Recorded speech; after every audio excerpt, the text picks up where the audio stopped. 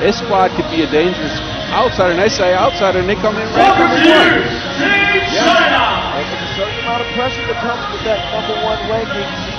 And their opponents for this first round battle, the champions of Asia, please welcome Australia. The number 4, Alex Wilson. Coming in with plenty of momentum. Winning the women's series stop here in Ulaanbaatar. And number 1, days ago. It has been a busy 3x3 week here, the busiest I think ever, with 3 events, women's series. Even a quest about a week ago, so I don't think we've ever done that before. We certainly have never had a 7-day World Cup event. And the Kangaroos trying to take their Asia Cup success to the World Cup stage. They did take a bronze medal at the previous edition of the World Cup. Also a squad that has Olympic dreams once again.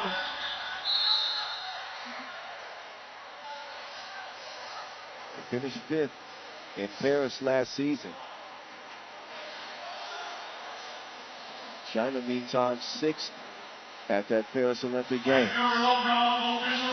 And those Olympics for Australia could have gone a whole different way if Lauren Mansfield wouldn't have gotten injured. They ended up playing with 3 players due to that injury in their final couple games. But I think this squad, we keep talking about outsiders. They should be considered one of the favorites in my book.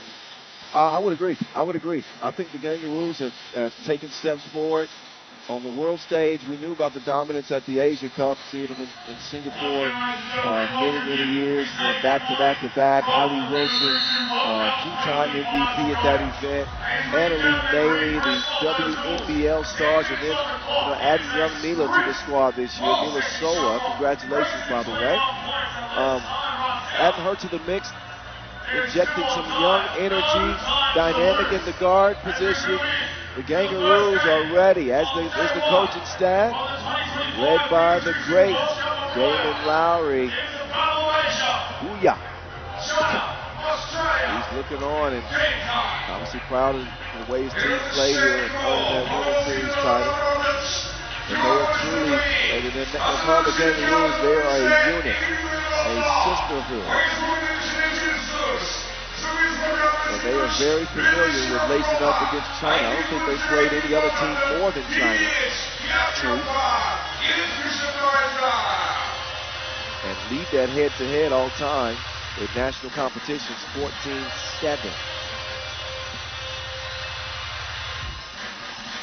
Lena Will also an MVP at the Asia Cup.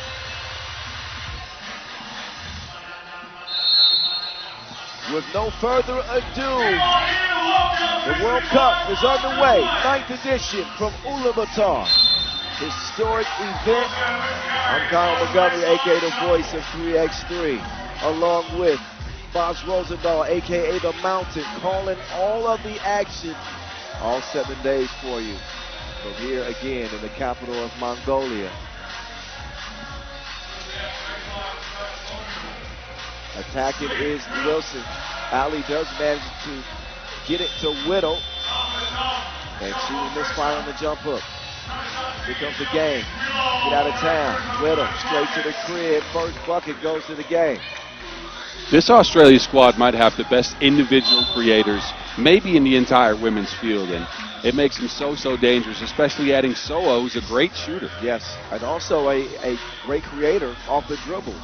Between her, Wilson, and Whittle, I mean, that's a heck of an offensive attack going downhill. Soa up top. Shout out to her sis, Brianna. Got a chance to chat with them in France, in Marseille. She's super proud of her sis. They're inseparable. Kind of like us. Boz didn't catch that. No, I did not. What? Free zip. I was so focused on the game. I was just showing you some love. That was all I was doing. Me? Oh, thank you. I said we're inseparable at the hip. Me and you. Boz and I got to do a great trip yesterday. Yes. Northeast of Ulaanbaatar, right? Beautiful area. flew over the countryside in a helicopter. Magical day. Shout out to Bot. Still gotta get you the pictures, by the way. Anyway, 3-zip. This is the opener. Here we go. Alley, straight, wet, left wing. Yes, indeed. This 5-zip. Kangaroos are bussing. China yet to get their first bucket. They will get that now as Yang corrals it. Goes up and in. So what? Over to Anna Lee Mei Lee. Yes, indeed. Australia pedal to the metal. Good position on the inside as China will respond. It's a 4-point lead as of now. Actually, add one more to that. Talika Sowa finishes on the drive. Out of position there defensively, and Lee can't convert it. Anna Lee up top. Here comes Mila. Up fake. Man, she got some speed boosts. That quick step going right hard to slow her down, but there's where she's vulnerable in the post. And China continue to feed it inside. They do trail by 5. The pace Australia is playing at right now is incredible. They are just running China off the floor in the first couple of minutes. And they got us the Wilson. Well, they get plenty of opportunities in front of the rim. It's been a layup line for Australia. All of their scores coming on drives. Mila with the last couple.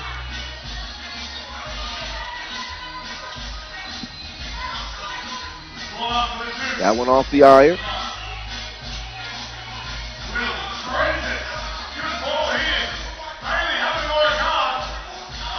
Two and a half minutes in to the opener.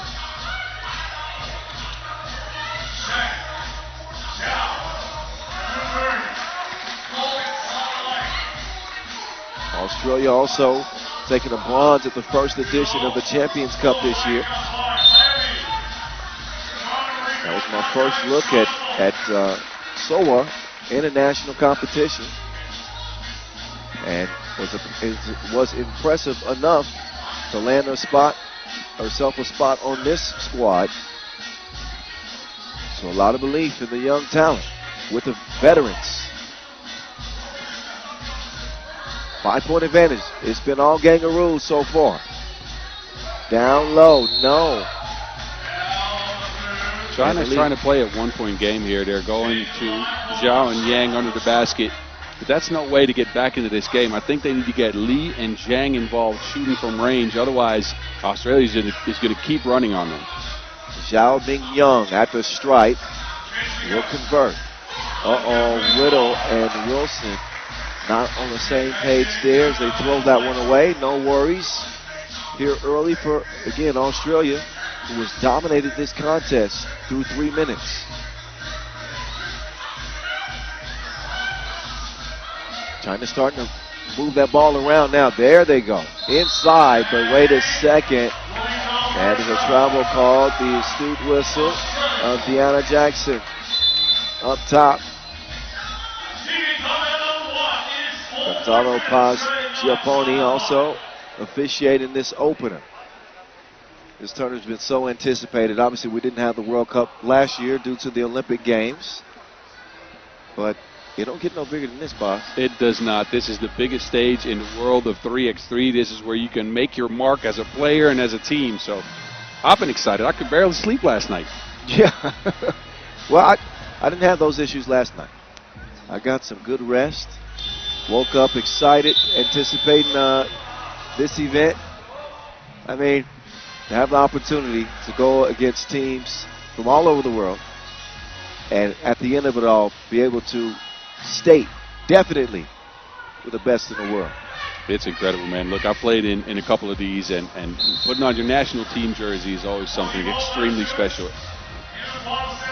There go Ali in the lane. Turnaround is no good, but Mila is there. Okay. She draws the foul on the tip attempt. So, top scorer at the Champions Cup. She can fill it up like the tanks on E. Plenty of gas left, it seems, for the game. Anna Lee will snag the rebound.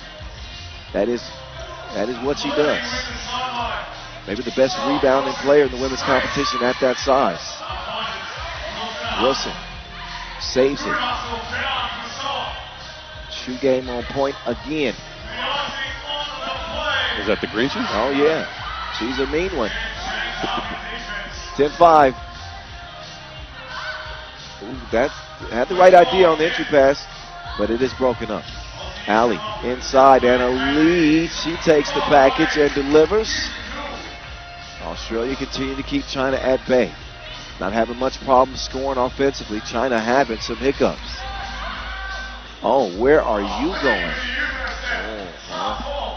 She sold the clip.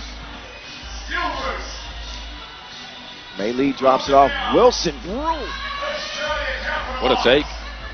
But look, Yes, China is looking sluggish to start this game. They are, again, just going inside the Yang, but mainly defensively, they are a step slow.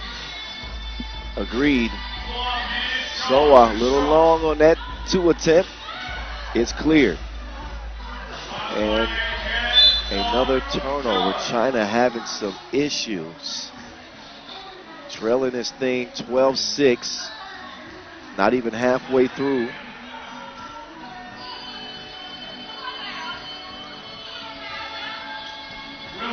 They're going to leave Allie with the Wilson. That is not a good idea defensively.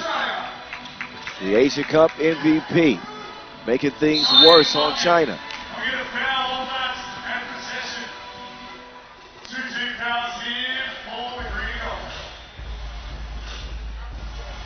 And again, 7-day event. I like the expansion, the extra day. So again, 4 days of pool play, then to the round of 16, then a day dedicated to the quarterfinals, and then the final day dedicated to the semis and the medal games. Look, it's not just extra 3x3, it gives us another day in this beautiful country, so that's 2 wins. There you go. Bob's trying to get another helicopter ride. That's what he's trying to do. 7-14. Oh, no. Well, just a little bit too much contact. Whittle trying to change direction in the paint, held up by the Chinese defense, but not legally. So that'll put Whittle on the line.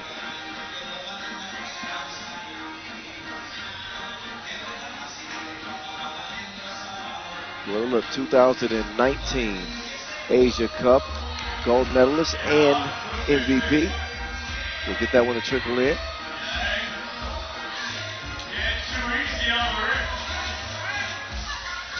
Allie.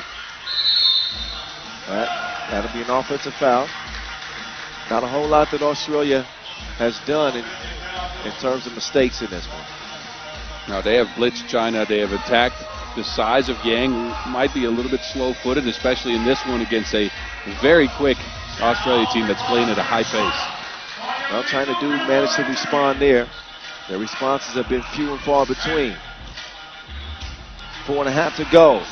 And a lead to the hole, but she lost the handle on it.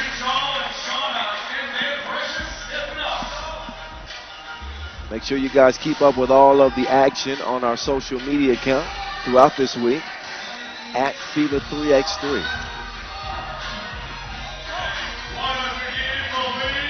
Two ball goes begging. M-Dub. No. Oh, Whittle's going to hit the deck.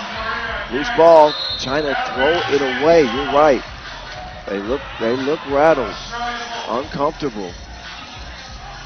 Yeah, playing from behind against this Australia with this much offensive firepower hasn't been easy for China.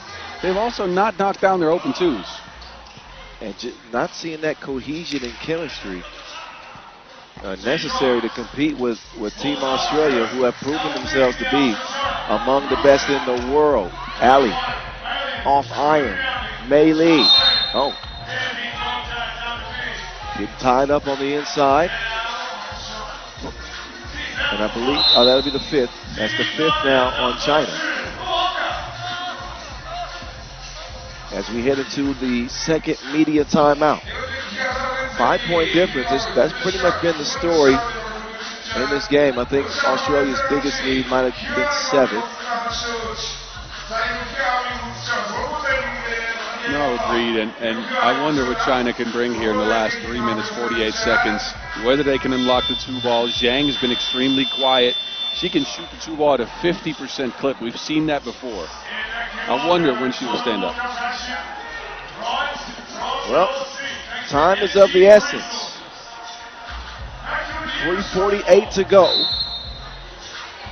China not out of this game, but they need a lot of things to go right. And they got to find some defensive stops, and they will not do it that time.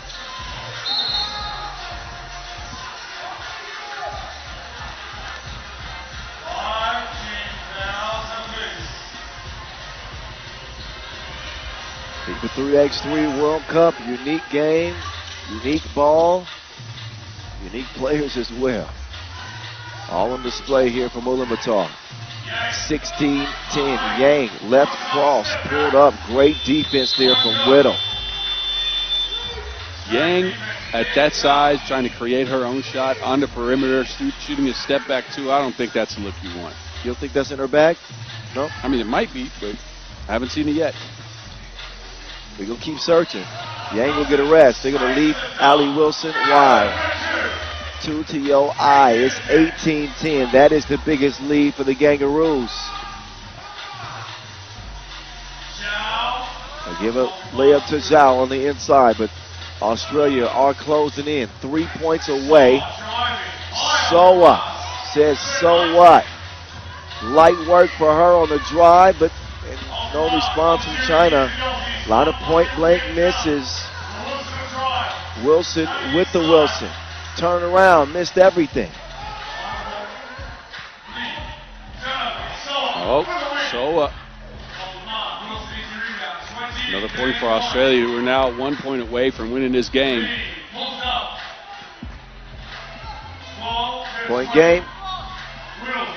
Whittle to the post office. Oh my goodness, left her high and dry with the spin move.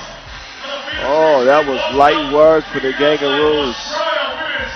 They have planted their flag here in Mongolia, setting the tone with a dominant opening win. Maybe it was nerves for China. Maybe they were outmatched. The final score certainly looks to be the story. 21-12. 9-point victory.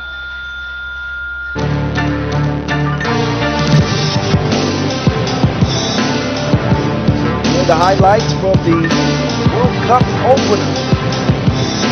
Asian power. Flash for a bit. Australia run away with it again. A 9-point W to start things off in Pool A's action. Coming up next, we'll stay in Pool A women's action. Madagascar, the African champs against former world champs Italy. That's coming your way here in about 5 minutes.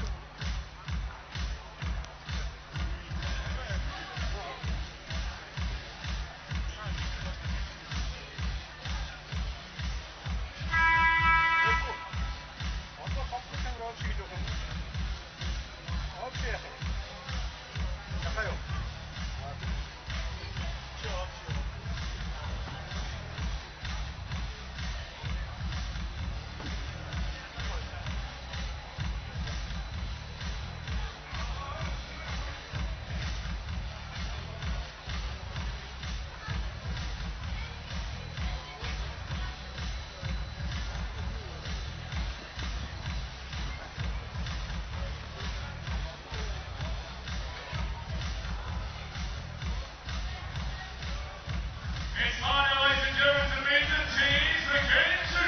Please welcome to the court, first and foremost, the champions of Africa, Madagascar. Please welcome their number 17, Lithuania. All right, let's get it going or continue the action from Ulaanbaatar. Just saw a dominant opening victory for the Kangaroos. Team Australia in women's Group A action setting the tone, but there could be a dark horse looming in this group, and it could be either of these teams. Madagascar, your Africa Cup champions, making their way to the floor.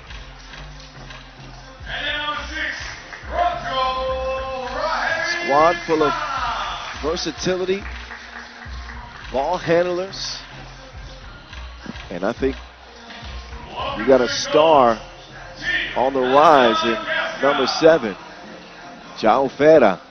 Watch her take MVP at the Africa Cup. Now she's trying to obviously make a name for herself on the world stage and Madagascar along the way. I'm curious at this Madagascar squad. We haven't seen too much of them on the international stage, right outside of the Africa Cup, that is. So I'm curious to see how they match up here. Well, big opportunity for them. But Madagascar's been on the rise in 3x3 for the past 3 seasons in particular. Italy, former powerhouse. People tend to forget 2018 world champions in the Philippines, and you know who took MVP? One of 3x3's favorites. Raylin Delia, representing Team Italia, coming out all smiles. She's the floor general. Future HOFer, in my opinion. Agreed. Not much of a discussion there. Ray's had some of the biggest shots in the lexicon of the game.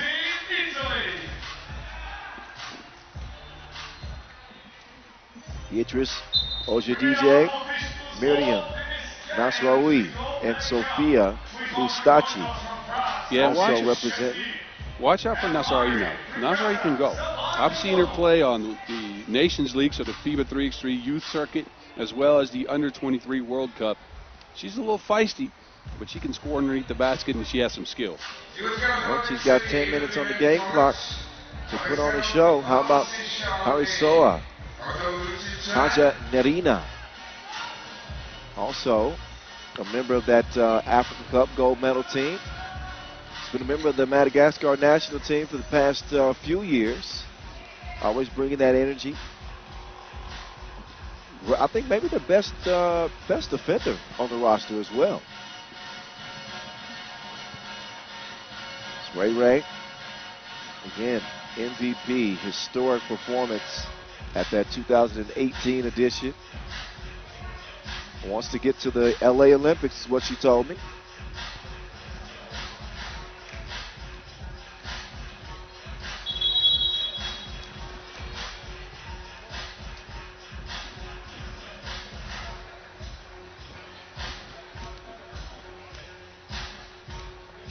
This one to be officiated by Najib Chajadine and Brigitte Chabai-Koshketu.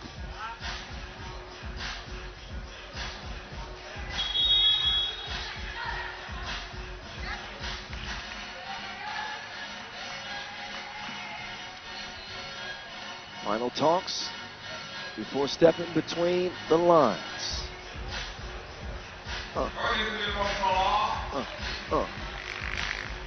That beat just makes me on the flow. Well, there you go. I'll save us all. I won't do it. DJ Mike Lewis on the spins. Ben Abbott on the mic. Game number 2 on the day. Coming up right now. Here we go. And we are off. Game number 2. Pool A action. Women's competition. Madagascar and Team Italia. Kyle Montgomery, a.k.a. The Voice. Boss Rosendahl, a.k.a. The Mountain. Got an early hip check. Foul call. Yeah, leaned into the screen there. Too much contact. Referees are making a point out of calling those early. So Madagascar with that gold at the African Cup last year. They took a silver in 2022. And a bronze in 2023. John Feder with the drive and the kick. 2-pointer. No. Very physical on the inside. And I think Beatrice gets called for the foul there. First on Italy.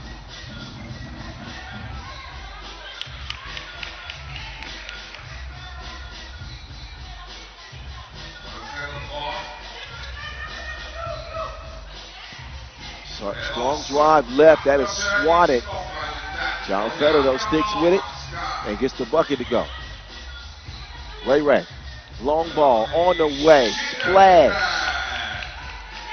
Ray Ray can still really hoop. I mean, she's been in 3x3 for a long time, and as you mentioned, she is a future Hall of Famer. But, man, she keeps getting better with age somehow. Ray Ray, 37 years young.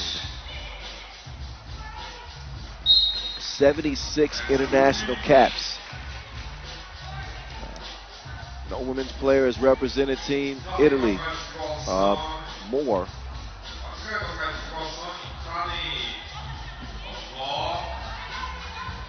Great ambassador for the game and the sport. Ray Ray. Who you faking like that? Inside.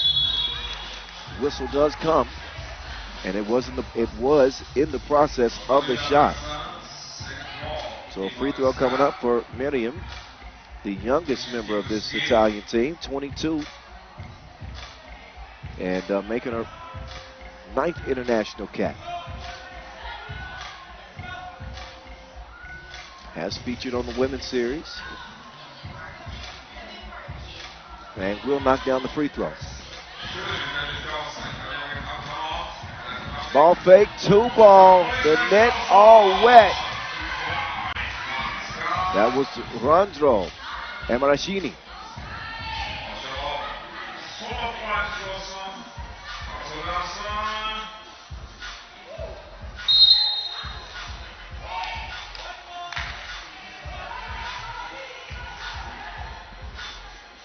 Minute and a half into the 10-minute sprint.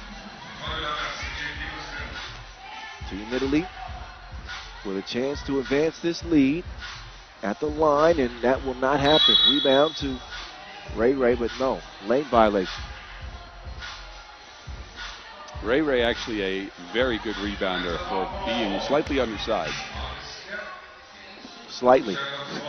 I'm trying to be nice about it. Ray fighting through the screen. Pesky defense. Fed underneath. Muriel to the counter. Back down low. Oh, stop playing with people.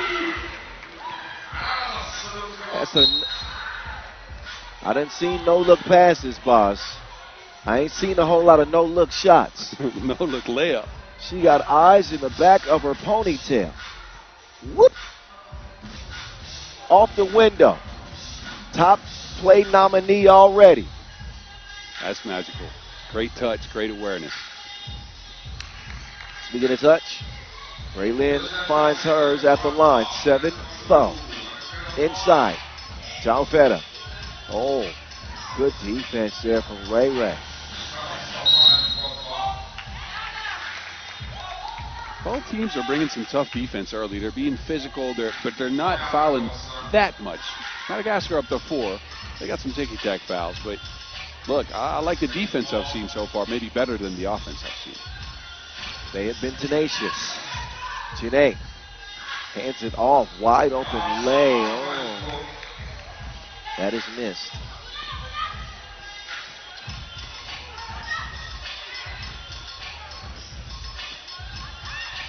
Gustachi to Ray. Didn't touch any iron. Shot clock violation.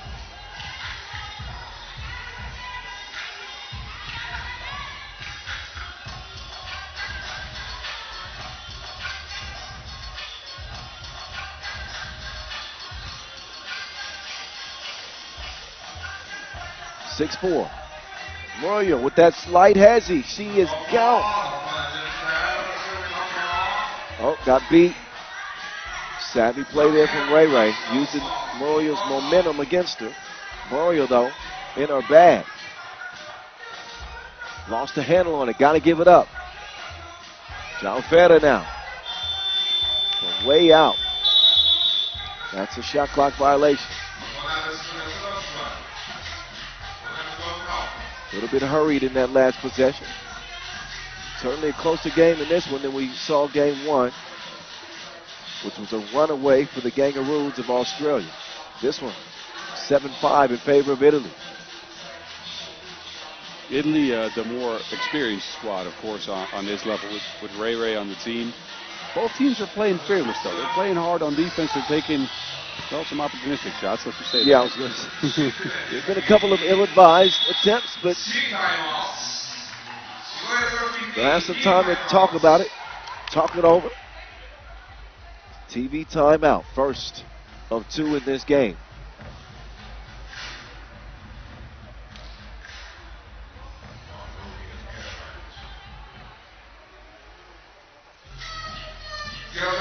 Use the hashtag 3x3WC only after you follow us on the gram at FIBA 3x3.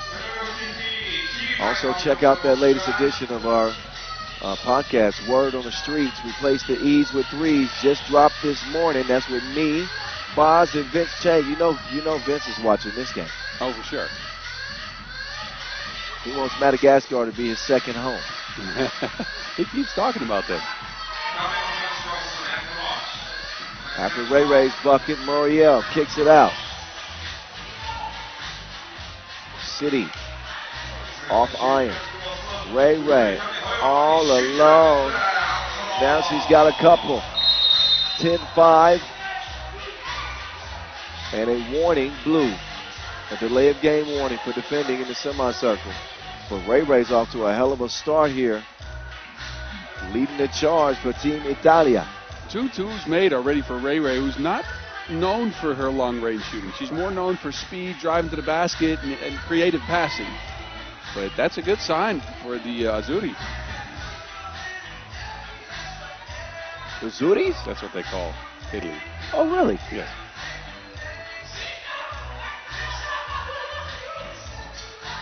Jalfetta. Tipped out. Crossover. Runner. Won't go.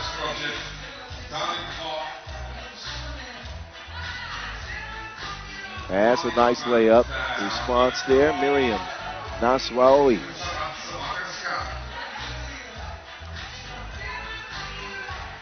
Oh, Muriel, she got an extra gear in this one. The intensity that she is playing with. It's the first step, man. She is off her feet quickly, bursts to the basket, and is getting layups as a result. See that intensity in her eyes. Madagascar want to prove themselves to be contenders against the world's best. The powerhouse nations, the name brand nations, if you will. Italy is one of them. Jalfetta off iron. Muriel, not that time.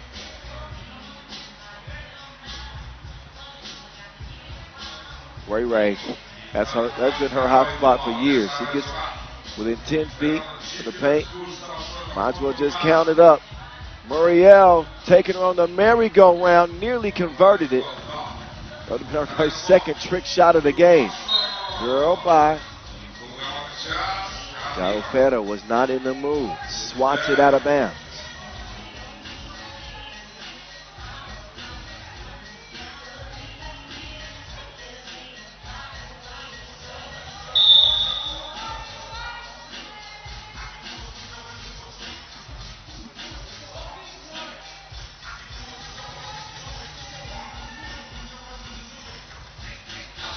(12-6).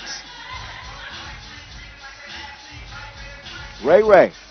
Yes, indeed. Another double. Maybe she's added that to her repertoire. She's always been able to shoot, but you're right. She's been more of a mid-range shooter, driver, facilitator than straight assassin from long range. Right now, she is emptying the clip for Italy. 14-6. Maybe she's added it, and she's a diligent worker on her craft, so I can imagine her working on that too, because it's hugely important in today's game of 3x3. 37, still in top physical condition. Maybe her best physical condition. Seems to be having no issues in this thin air.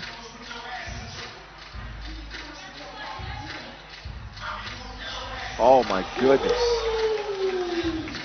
That was from the logo. Shanae. A much needed rain for Madagascar. Oh, Shanae, cha-ching. Back-to-back twos, and Madagascar are making some noise. 14-10, as I mentioned. A response on the inside, Miriam. Gets it back out to a 5-point distance. Jalfetta, pocket pass, disrupted with the good defense. That will go out of bounds, off of Blue, I believe. Actually, no, it was off of Madagascar. Touched it last.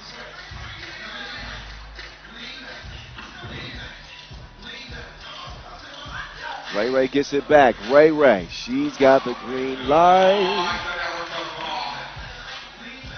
17-10.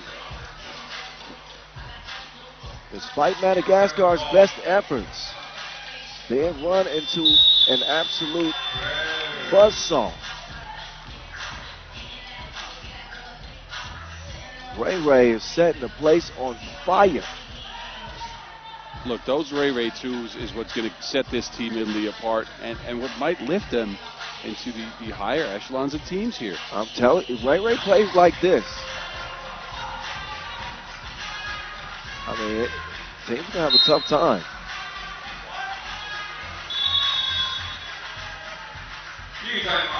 TV timeout. Madagascar showing some fight to get back in it. But as soon as they started to get some momentum, the Leahs just snatched hope from them. Not fully, but those are deflating twos after Madagascar hit back-to-back. They were playing some solid defense, and then mama, there go that ma'am. Okay, I like that. No, really don't. Madagascar brought it within 4, and all of a sudden it's back to a 7-point lead for Italy. And they are just outclassing them a little bit right now, based off of Ray's play alone. Got to be closing in on the double-digit performance with at least 3 twos. Scoring the inside, 4 twos. Okay. That one off iron.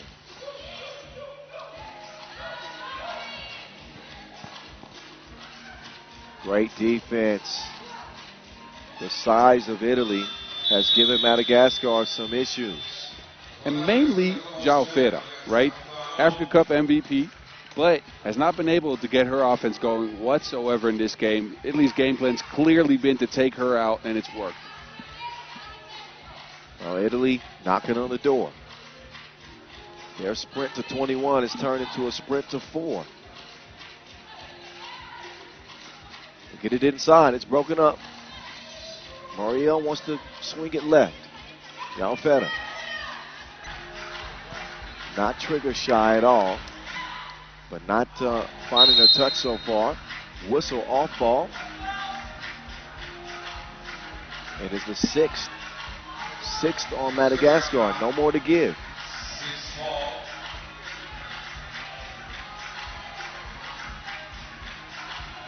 Yeah, teams both played disciplined defense, but Madagascar has ran into these kind of these ticky-tack fouls, right? Because I think their on-ball defense has been really good, but it's the off-ball stuff that's worrisome now, especially with that bonus coming up at 7 fouls. And you know that Ray Lynn is going to apply pressure, understanding that foul situation. That's exactly what she gets, is that 7th Madagascar foul to the line for 2. It's almost like you can predict the future, Kyle. I might have a crystal ball laying around here. Ray still being the general on this team, giving orders. You get over there. No, put a body on her. How many teams has she led for Italy? I mean, we can go down the line, but it must be up to about 8 different rosters now. Oh yeah, several different iterations. Like you think of the players that she's played with over the years, and she's been the constant. There's Ray. 19-10. This one not likely to go to limit with 3 minutes to play. Muriel misfires and a little bit reckless. Just trying to get that rebound, but got a little loose with that hand there. You could see some contact. So Ustachi is up to the line and appears to be okay.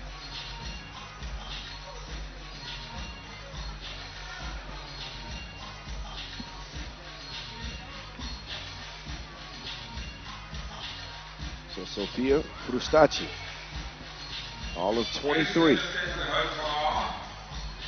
She wants 21. One more free throw will do that. Missed it. Ball white, lane violation.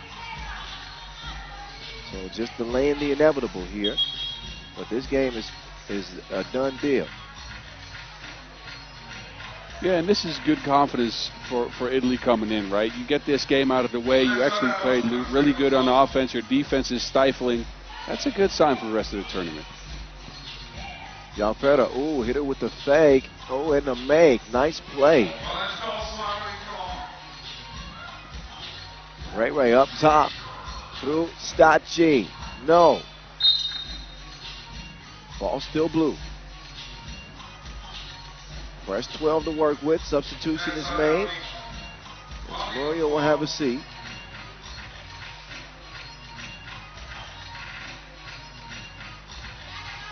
Ray. Lost inside. That should be the game. No choice but to foul. That's a smart foul. I mean, it's game point. You might as well put Nasraoui on the line to see if she can prove it and make it from there instead of give up a layup.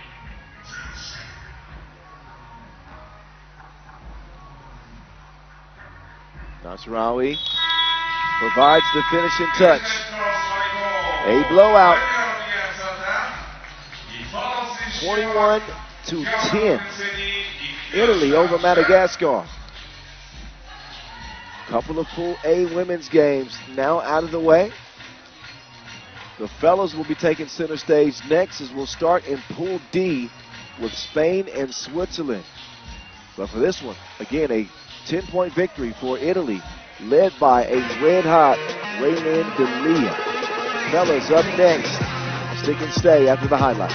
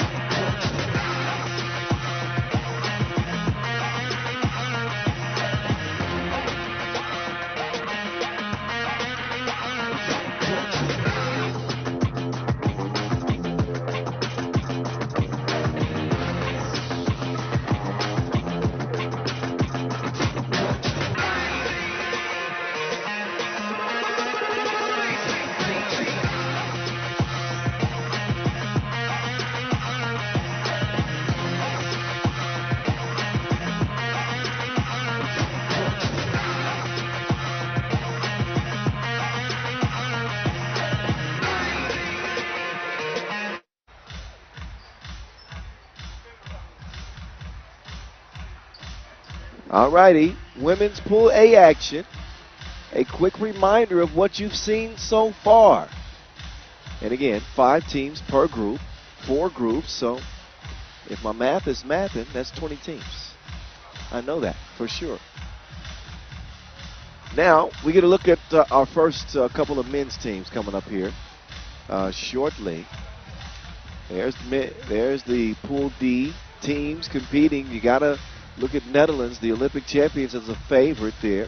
Lithuania probably considered to be the runners-up, but tough Spain team that have continued to add more and more talent, to their 3x3 program, and it's beginning to bear fruit. It's certainly beginning to catch the attention around the league, both on the Pro Tour and they're hoping in the national competitions as well. So out they come in the white. Team España. I know that you've been pretty high on Spain and what they're doing. The country of Spain in general has been active in 3x3 over the last few years. Obviously a very talented basketball country in general, but they've been working on the game. Several different parties in that country organizing, creating teams. And look, this national team, pretty good. Araquecha, a big guy. I like the way he plays. Luis Exposito, an up and coming, and I say a role player, but I don't know how to define what he does. He does a lot of stuff on the court. He can drive, find teammates, plays great defense, a great connective piece for this team España. Yeah, for me, Exposito, and watching him the last couple of years, he's an outstanding two-way player. They got a lot of talent and a lot of balance on this Spain team. It's been the women's Spanish team that has enjoyed the 3x3 success, obviously at the Olympic Games, but now the fellas are trying to stake their claim as well. We're going to find out how they fare against the guys coming out in all red. Team Switzerland, who have seen some major changes to the national team for this year's roster. Some of those familiar faces you will not see this year, including the great Gilles Martin, no Wes Montagny, but Nathan Jurkovic and his brother are both back. They play well together, but they've had more time together than anybody else since birth. Yeah, you're right. Okay. No, but this is more like the iteration for Switzerland we saw last year at the Europe Cup. No Lehmann, yes to Thomas Jurkovic in this one. I like Gazzotti. He is a crafty guard. He can create his own shot. He can score from range. And the combination between him, Jurkovic, and Jonathan Dubas, who actually always shines in this type of lineup, is scary to other teams. Agreed. I think they got a lot to like. Whether or not it comes together between the lines here, obviously we'll find out. But they look fresh, good shape. Djokovic has provided us some of the sickest highlights in 3x3 since his first year. When that had to be 2017 or 18. And he was out there catching oops in Lausanne. Yeah, I remember that. Swiss Khalifa. Yeah, he's a versatile player. He can shoot it from range. He can create his own shot going toward the basket. But the main thing is he's a huge lob threat. Long arms, can jump high, and the combination in the pick and roll between him and Kazadi might get us some real good highlights. Also, keep an eye on the silent assassin, Carlos Martinez. 21 international caps with Diego de Blas, Wim Exposito.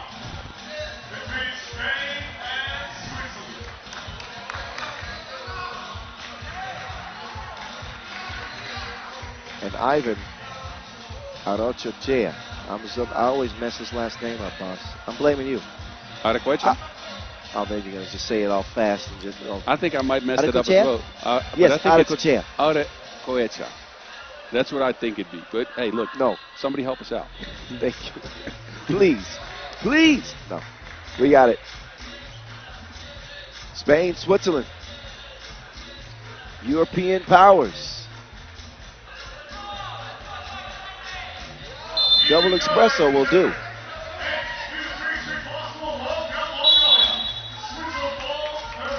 So, quick whistle on red.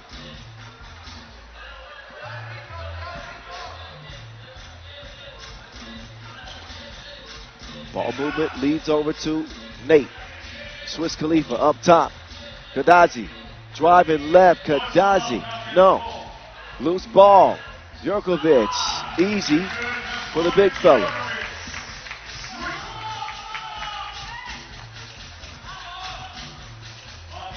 The runner, Martinez.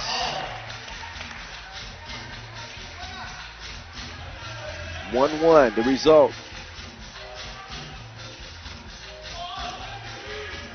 Kadazi, he won't get an opportunity for a shot because Jonathan Dubas gets called for the offensive foul. And now Thomas Djokovic comes in.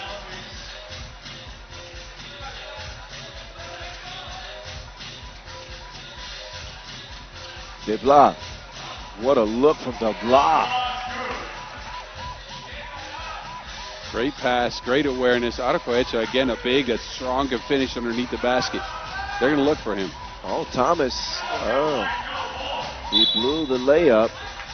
And for some reason, Martinez fell. Just lost his footing. So Los will get a breather. Just a minute in to our first men's game of the day. Oh, dime time, and he gets filthy with the reverse. Swiss Khalifa. So this iteration of Switzerland, don't forget, played together on FIBA 3x3's pro circuit as Team Freeboard last year. So a lot of chemistry on the squad, and what I saw from them there is that they used Jonathan Dubas as a hub offensively, not just a scorer, but also a creator for his teammates. Yeah, another look at that throwdown, reverse. That's vintage Swiss Khalifa. Not to forget about Exposito, he just hit a 2. Now he wants to set up a silent assassin for a bank deposit. His money's good here as well. Los to Queen. Exposito. Oh no, not that time.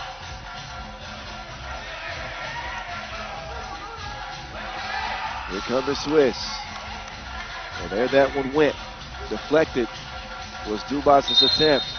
Now De Blas is shoved. Number 2 on the Swiss. Yeah, Kazadi just a little bit too physical there on the drive.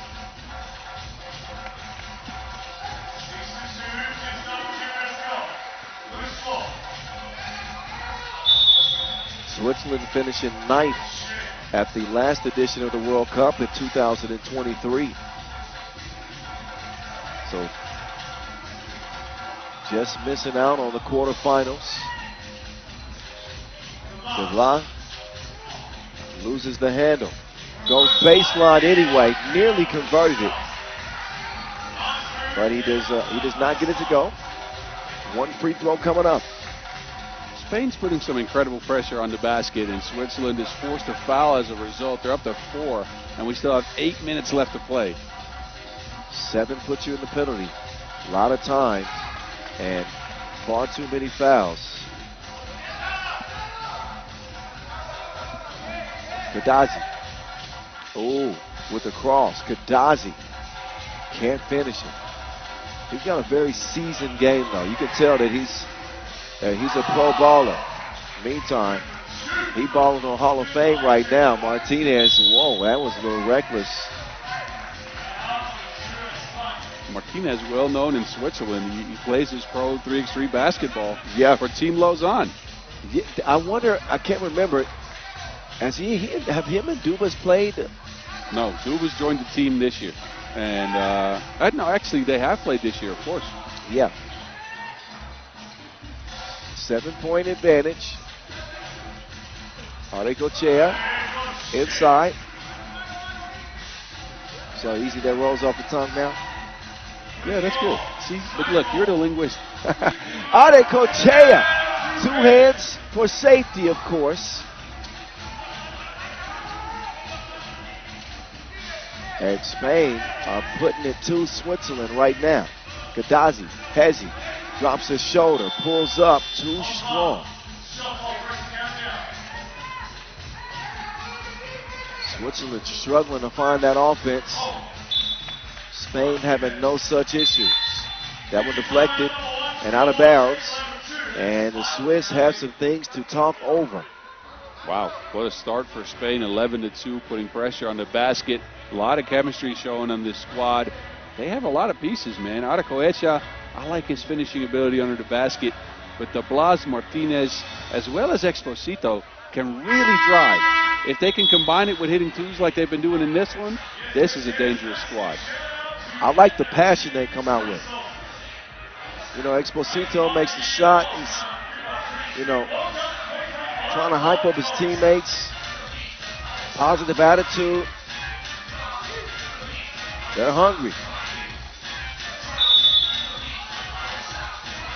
That time, Green. He gets whistled for the foul. That is just the third on Spain. Jerkovic to Dubas. Dubas, got to be stronger with the ball than that. Nate has it stolen. De Blas inside. Arecochea bumping, spinning. Got the hook up. And he's yelling at people. That's going to cost him. Technical. Settle down there, big fella. Yeah, you like their energy and their emotions that they came out with, but now emotion's going to start costing them. That's only their 4th foul, but referees are looking out for them. You don't want to go around roaring in people's face, especially this early in the morning. I mean, agreed. It's a little joke. Little jokey joke. Anyway, the technical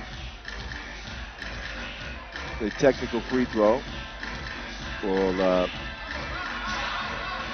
make it 12-2.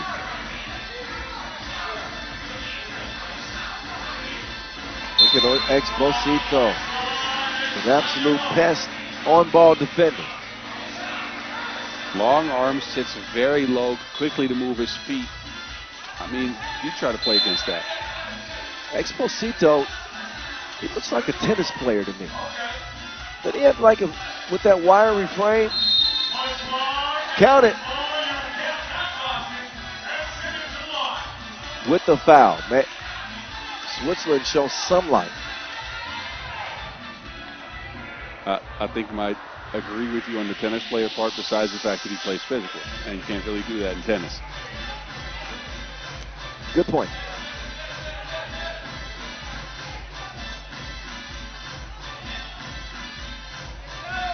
Oh, wait a minute. Is that score wiped away?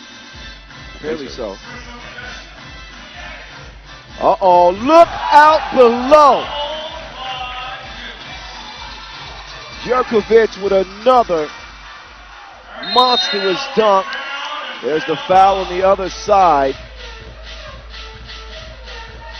But we had seen him run this action early in the game. Oops, they did it again. I think Switzerland should keep running this, though, because that is the one thing that's working against this Spain defense. It's the lob to Jurkovic. Spain doesn't have the athletic ability to contest that. All right, ain't a whole lot of players that can get up at that elevation. Jurkovic built different.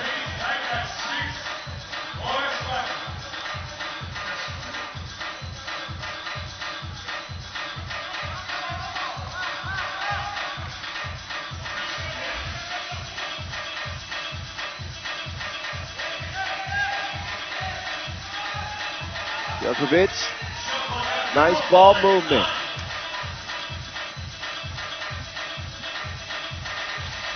So while Switzerland do have a couple of nice highlights, they only got a couple of points too. 4 to be exact. You wonder with this lineup for the Swiss who is going to shoot the 2-ball, and I don't think they've attempted one.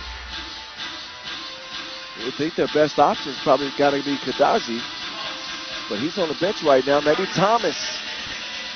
He can't knock it down. TJ. Martinez is undercut. And that is foul number 6 on Switzerland. That was great defense by Martinez. Jumped up in the air, straight up, hands up as well. Made the shot difficult, got the rebound, and then got a foul out of it as well. 6th foul, Switzerland, right at the bonus. Gotta love the motor on Los. A silent assassin. A narrow miss for him. Score stays where it's at. Almost exactly at the midway point of our first men's game of the day. Entry pass. But there's a foul. And that is going to be number 7.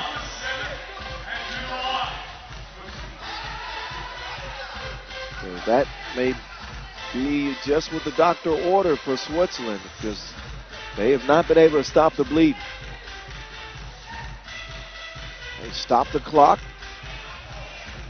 and Dubas will get 2 free throws. We know how important trips to the line are in this sport, and as it relates to chipping away at that deficit. Yeah, the free throw line might be life for the Swiss, right? They can't really get their scores going from range. They're struggling to create offense. But if they can keep going back to that line and knock down their free throws, that's 2 points every time.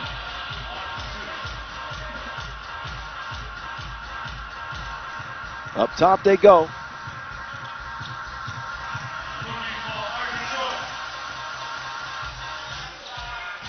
Oh, Ulaanbaatar, he ain't playing no games. Dubas holds his own that time.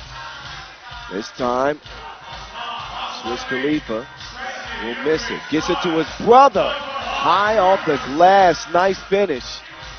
Might even had some help from the defender on that layup. I think Exposito might have touched that, but still, great touch from Thomas Jurkovic. 7th foul now on Switzerland. So that's how Spain can counterbalance the Swiss attack, or counterbalance what would have been a benefit, which is getting to the free throw line. Now as Spania find themselves on the strike. Wing. Nope.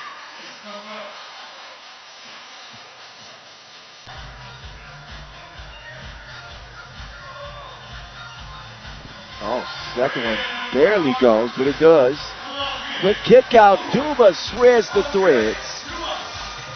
And Switzerland showing some life here. 6-point game.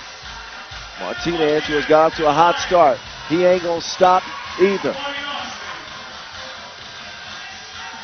Exposito lost his footing. Dubas will convert.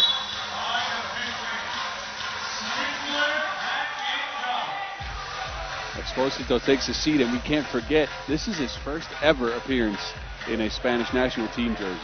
Special moment for him. So far, so good. Loose ball to Martinez. Los drops it off. De Blas. No. Got a shove. And Ulaanbaatar was the one shoved in the back. So this very well could be a free throw shooting competition the rest of the way.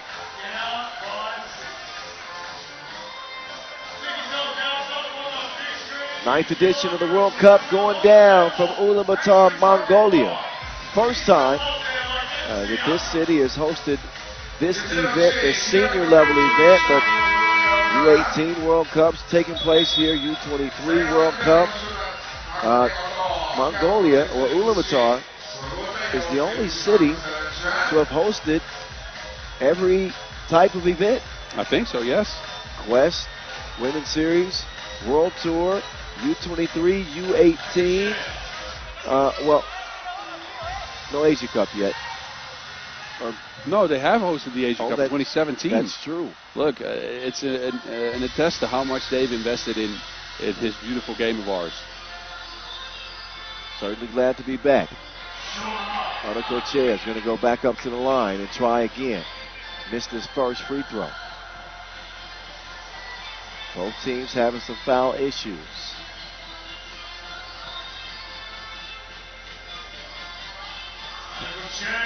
Second one will find its way home. Travel, Carlo Kadazi. He's been a little out of sorts in this one.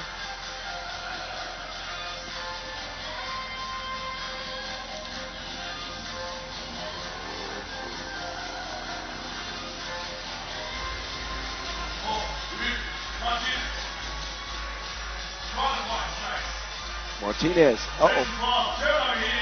that's broken up.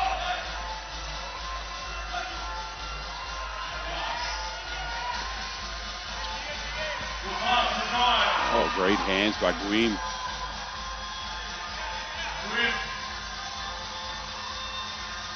Oh, what a pass. Right on the money. The Jokovic brothers trying to get their communication together. There's Jokovic. He tipped 3 times.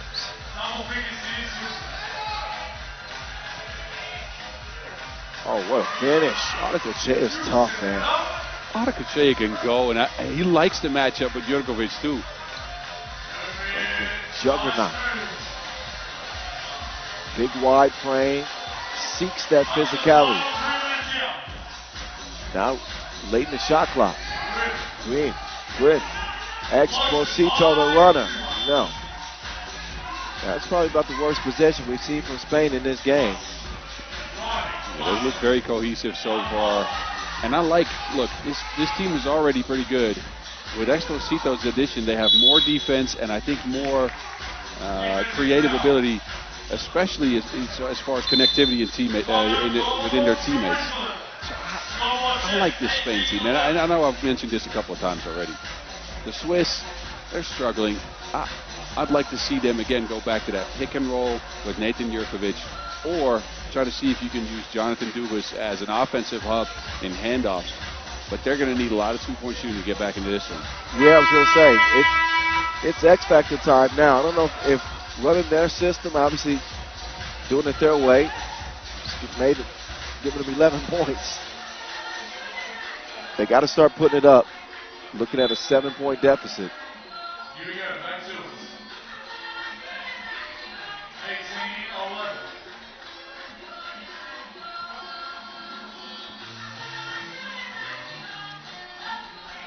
.224.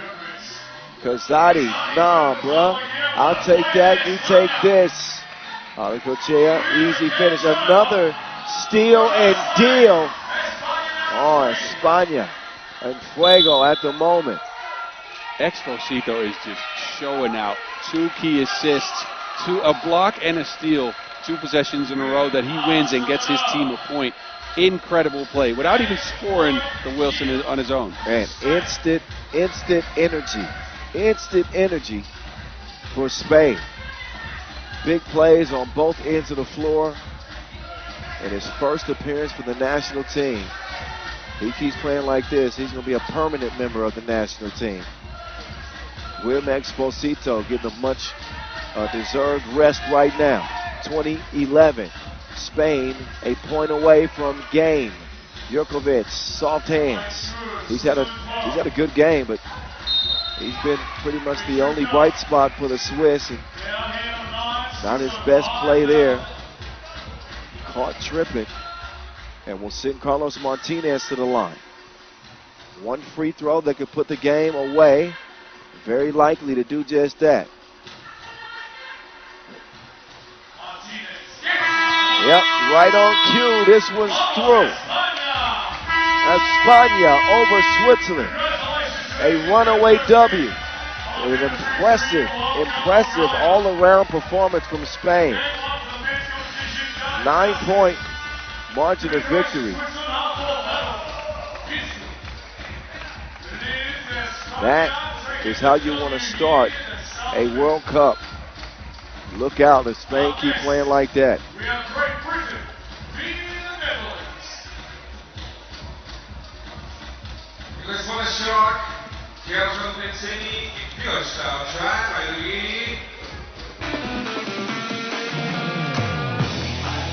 All right, enjoy the highlights. Coming up next on the slate, we got Great Britain and the Netherlands on the way from Ulaanbaatar.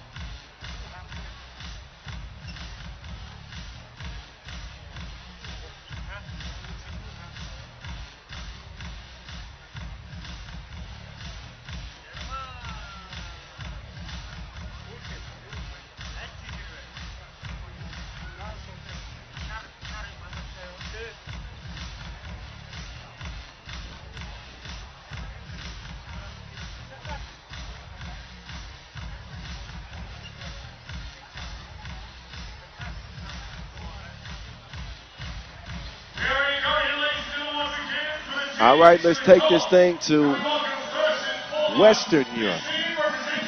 The UK, Great Britain, trying to put forth a great opening performance as they make their 2025 World Cup debut. Another one of the teams, we just saw Spain pick up a win, but another program, another country that has been invested heavily in 3x3 in recent years, have made some steps in the right direction. And as they enter the court on this stage, Bob, what are you expecting from Great Britain in this tournament? Look, this is a team that comes in without a lot of expectations, right? And that is actually the easiest position to play from. You're an underdog. You get to surprise people. And I think this squad has the firepower. We saw it last year at the Europe Cup. It's a surprise team. Yeah, at the Europe Cup last year, I think it was Latvia that they beat with a late game make. Of course, they got the man in the middle, Bash Hamilton, a.k.a. Megatron. Evan Walsh is back and healthy. Missed some time with an injured finger. So they will look to lead this Great Britain team. But hold on a second. Hold on. The Olympic champs are in the building. They the biggest, the largest. Perfect song. Hey, hey. Got a little dance in there. Yeah. They the Olympic team minus Arvid Slother, who retired this year. But the Mayo Fonder horse, Jan Driesen, they enjoyed that gold. Maybe nobody more than height-worthy De Jong, defending Olympic champions and Olympic MVP, the Orange Lions, against Great Britain. Obviously, nobody knows this Netherlands team better than you do. Well, The scouting report. the scouting report. And make no mistake, there are obviously the clear favorites in a matchup like this, but for both teams. So I think the Netherlands can score in a variety of ways, right? Like they have Di Maio van der Horst who can score from range, but mainly does his work in the paint with floaters and soft work around the basket. They have a lob threat in Jan Driesen, a mid-range assassin in Brian Alberts, and Worthy is the X factor. He can go off from anywhere on the court, right? But this Great Britain team, I think they're tough. I think they have physical defense. I think they're athletic. They might be able to stick with the Dutch, and then it's just going to come down to who has the best shot creator. That'll be either Worthy de Jong or Ashley Hamilton. Look out for D'Lo, the Great Britain. He's the one that hit that game winner against Latvia last year at the Europe Cup. They also have Hafiz Abdul representing this 19th seeded Great Britain team. Bruv? Nothing. I just threw a little UK reference. Bro. No, Oh, all right. I couldn't sneak that by you, could I? I skip out on those sometimes. All righty, 10 minutes on the game clock. Pool D action continuing. Let's get to it. What's good, good people? I'm the voice of 3x3, Kyle Montgomery. Boz Rosendahl, a.k.a. The Mountain, here with you. Game number 4 of day 1 of this 2025 World Cup. Just saw Spain pick up a dominant win. Megatron can't land it from long range. Tracked down by Big Drizzy over to Height Worthy. Where you going? A fake doesn't lead to a make. Hafiz, 2-piece. Oh, he draws the foul on Worthy. Yeah, a little bit too much of a contest. I think he hit him in the elbow. All it takes is a little bit of contact on that shooting arm. And that does get the whistle. Abdul.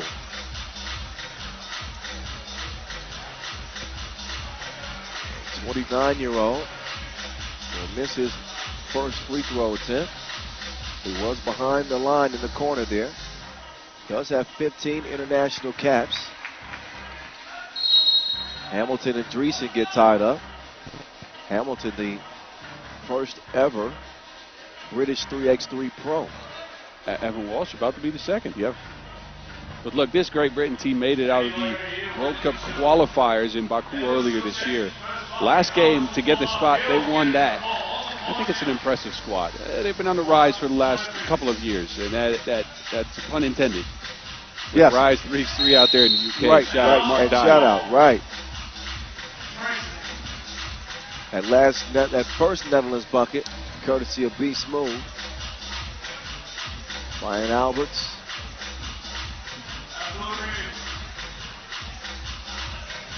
In charge of defending, Evan Walsh. Dimes is going to snuff that out. Van der Horst. Ball screen set. Dime nearly delivered. Just out of the reach of Van der Horst. Yeah, Di Maio on his pro circuit Team Utrecht, more of a creator, more of a ball handler. In this version of Team Netherlands, he'll be more of a screener. I think he's perfectly willing to accept that role at this stage. Ooh, get these buckets. D-Lo to the crib. Driesen being pestered.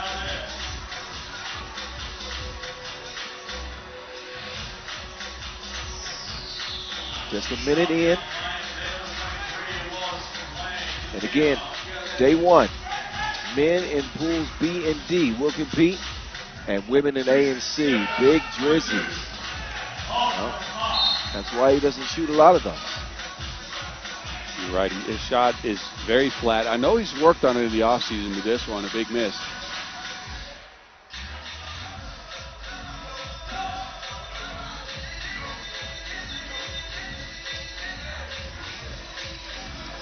D-Lo, rocket a 2-3. Can't hit it from D. Dimes with the hezzy, baseline, floaty. No, sir. Oh, Hamilton. Couldn't squeeze it. Just lost concentration on that rebound. That looked like an easy rebound, but it slipped out of his hands. Did you see the way Dimes moved him, though? I like the matchup between those two. Two very strong, skilled players. Oh, DeYoung met by Hamilton. And too physical is the big fella. He's claiming he went straight up.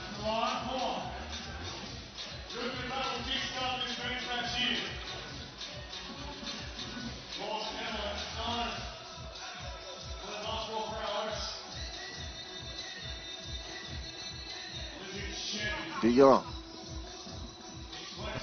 Free throw, yes. 2-2 tie through nearly 2 minutes. And Worthy, whistle for that foul. Yeah, that's definitely a take foul. Worthy got passed up, opted to foul instead of give up a score. You'll see a lot of teams do this in 3x3. Expend some of their team fouls to stop scores early. D'Lo assessing the defense. Won't get the score, but Bash. Oh, he's actually on the bench. Who got that last bucket? Couldn't see. Abdul. Ball swings it left.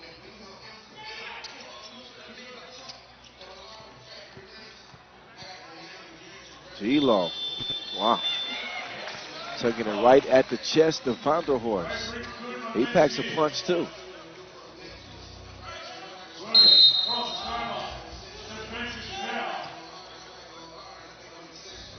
Dreesen is down.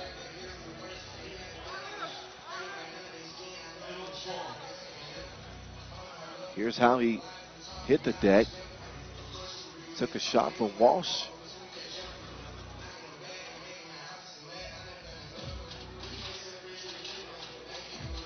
Dreesen's tough as they come, though.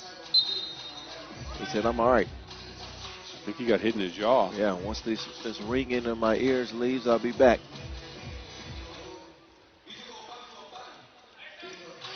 Here we go.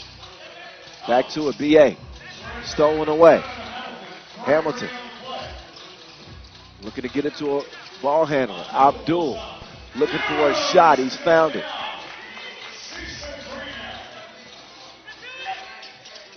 Oh, Worthy. B and B Smooth will share it. B Smooth. Butter. Having Brian Alberts as a shot creator on this Netherlands team is incredible because he's good from mid-range and from long range. D'Lo looking like Bobby Valentino. Slow down.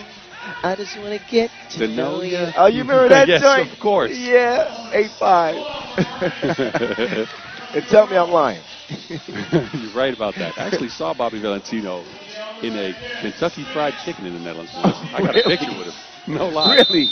I'll show it to you. See, I didn't even know that ref was going to lead to all that. 3-point game. Great Britain in front of the Olympic champions. Yeah, and I like the way they've come out to play here. Again, they're strong, they're tough, they're physical. Not just on defense, but on offense, too. D'Lo, quite sturdy for a guard, right? So he will bump you and then get a bucket underneath. That's a great word to describe him. He is sturdy. He's got luxurious hair. Sturdy frame. D'Lo back up top. Now trying to convert over Dreesen. He will not, but Walsh, he will get it done. D'Lo trying to make Worthy uncomfortable. And He and Dimes not on the same page on that play.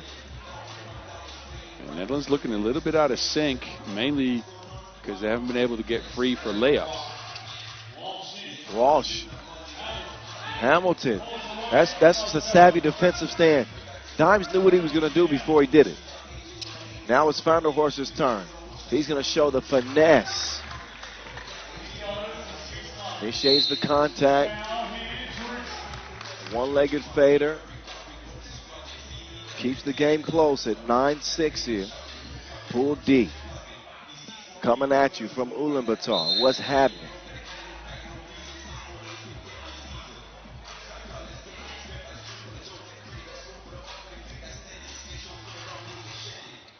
Mike Lewis got that, what do they call that kind of rap in the UK? Ain't it grime? Or how? Is it house? No. No. I think it's grime. It's called grime? Yeah, but I think the Netherlands going to have a talk with Mike Lou later on. yeah, you better start playing some Dutch raps. Dutch DJ Mike Lewis. Right.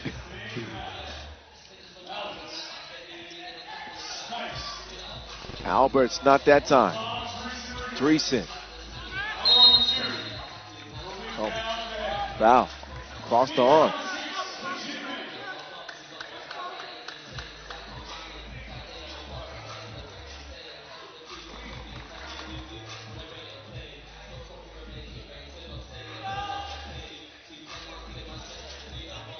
.5:30 to play. Height trying to get in his bag. He's still reaching.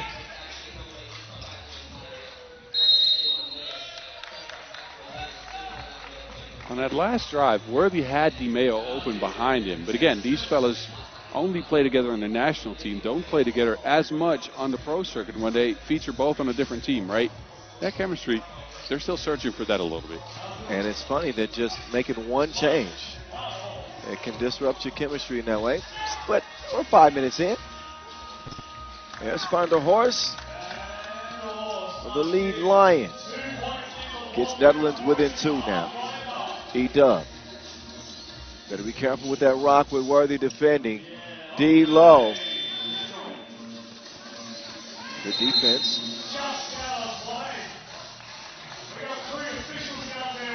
The whistles have been active. Trying to keep this one nice and clean. With a 5th on the Netherlands. Gives the ball up top to Great Britain. D-Low. Up top.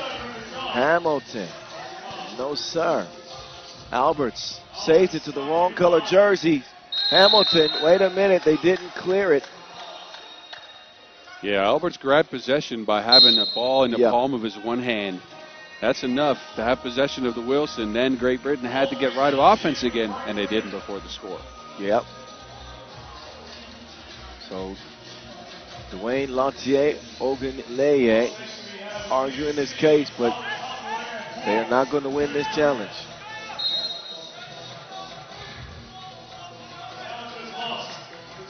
Challenge is lost. There's the possession by Alberts, and that's just them still. There's a little bit of a learning curve still in 3x3. Yeah, very new to this sport, right? As a national team, that is. They've been active in the Commonwealth Games, but this is their, I think, second big tournament on the national team level in a couple of years. Well, their first World Cup appearance since 2012 for Great Britain. They played at the 2012 World Championships. But that was ages ago now.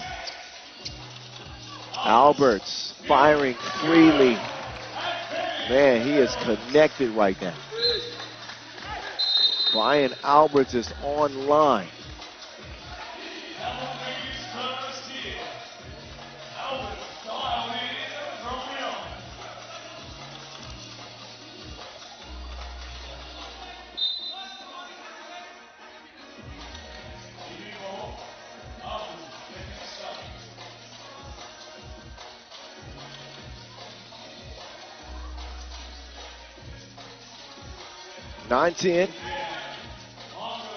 D-Low So no go.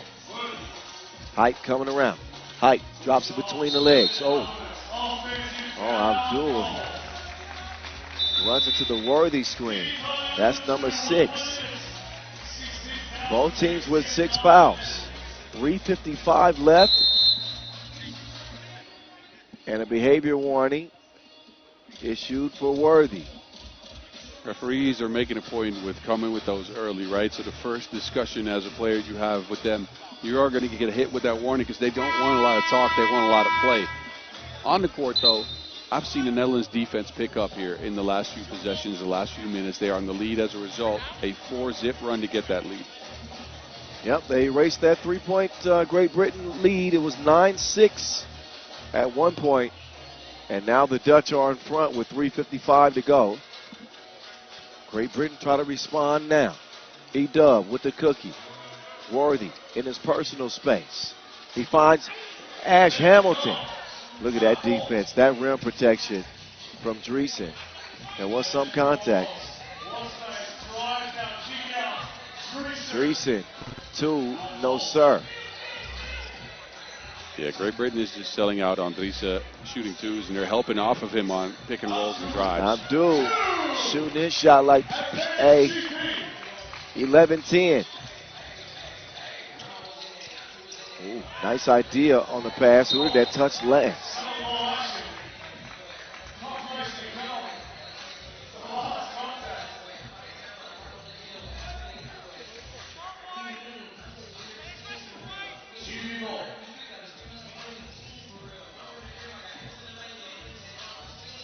Oh, good defense there. Albert's preventing D'Lo from getting a rock. Abdul's proven himself to be a capable scorer. Can he do it over Drizzy? Not that time. Shot clock violation. Yeah, another good defensive possession from the Dutch, disrupting the screening action for the British and then challenging them at the rim. No easy looks in this one. Either side, though. No, looks like this is going to be a tight contest. Worthy with the quickie and the poke. Tied up again, 11 apiece. D'Lo, quick step on Worthy. Height, no good. Alberts, yes, nobody got a body on him. And that'll cost Great Britain a bucket. Worthy with the crafty defensive play. Contact on the wrist, apparently. That's the 7th.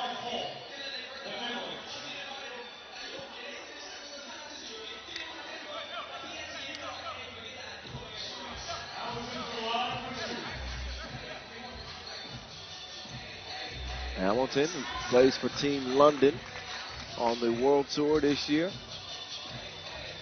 Evan Walsh will be joining that squad pretty soon. Team London, one of the emerging teams, have raised some eyebrows this year. Vanderhorst gets tripped up, not a high IQ defensive mistake right there. That'll put Vanderhorst on the line.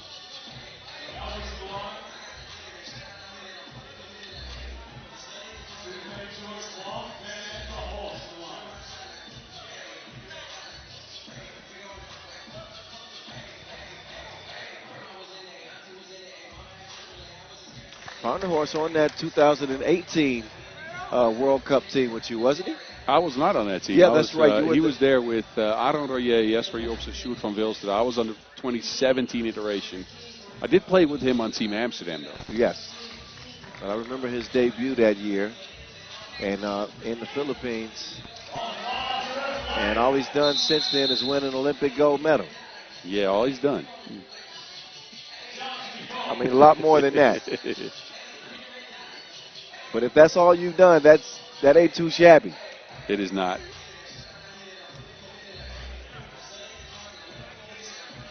Got a ball clearing challenge. A great opportunity in front of Great Britain. You got the Olympic champions in front of you. And got off to a great start in this game. Netherlands have not played their best brand of 3x3, especially defensively in this one. 2:25 left. anybody's game. Great Britain in front by 1. Hezzy, Dimes. We'll try to find Alberts. Did he step on the line? He did.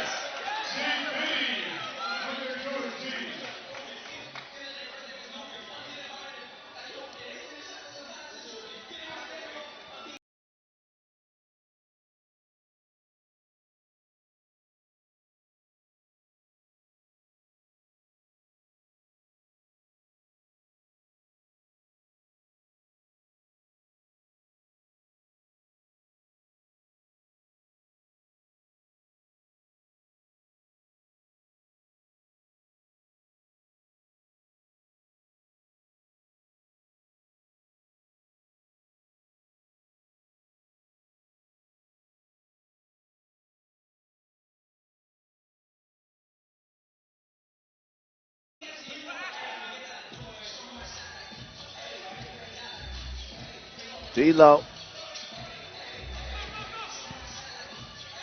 Oh, that's certainly a foul. Clever little move there to get Drizzy off his feet. Yeah, quick stop, got him off his feet, jumped in the air to get the foul. Big trip to the strike. Wayne Lantier Ogunleye.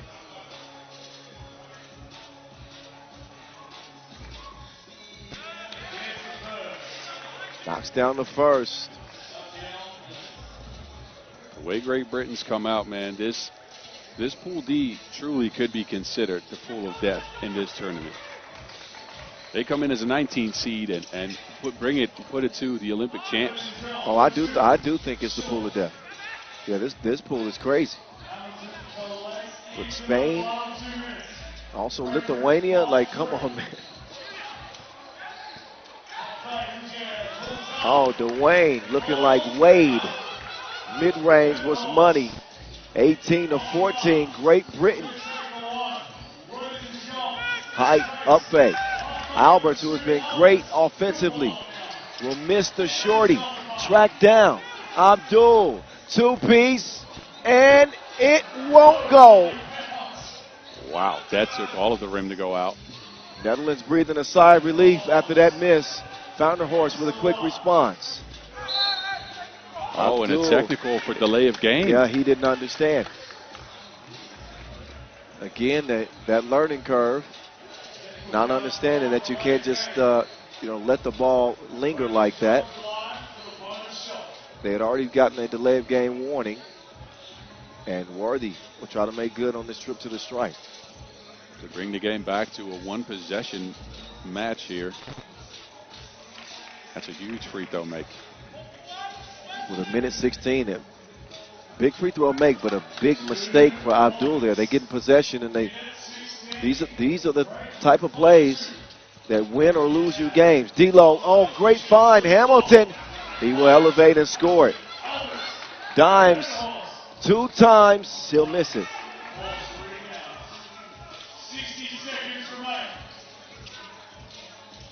How good has D'Lo been in this game? Kind of an ill-advised, inopportune attempt there. And Worthy will miss everything on his 2 attempts. 46 ticks left in this Pool D confrontation. Great Britain and the Netherlands.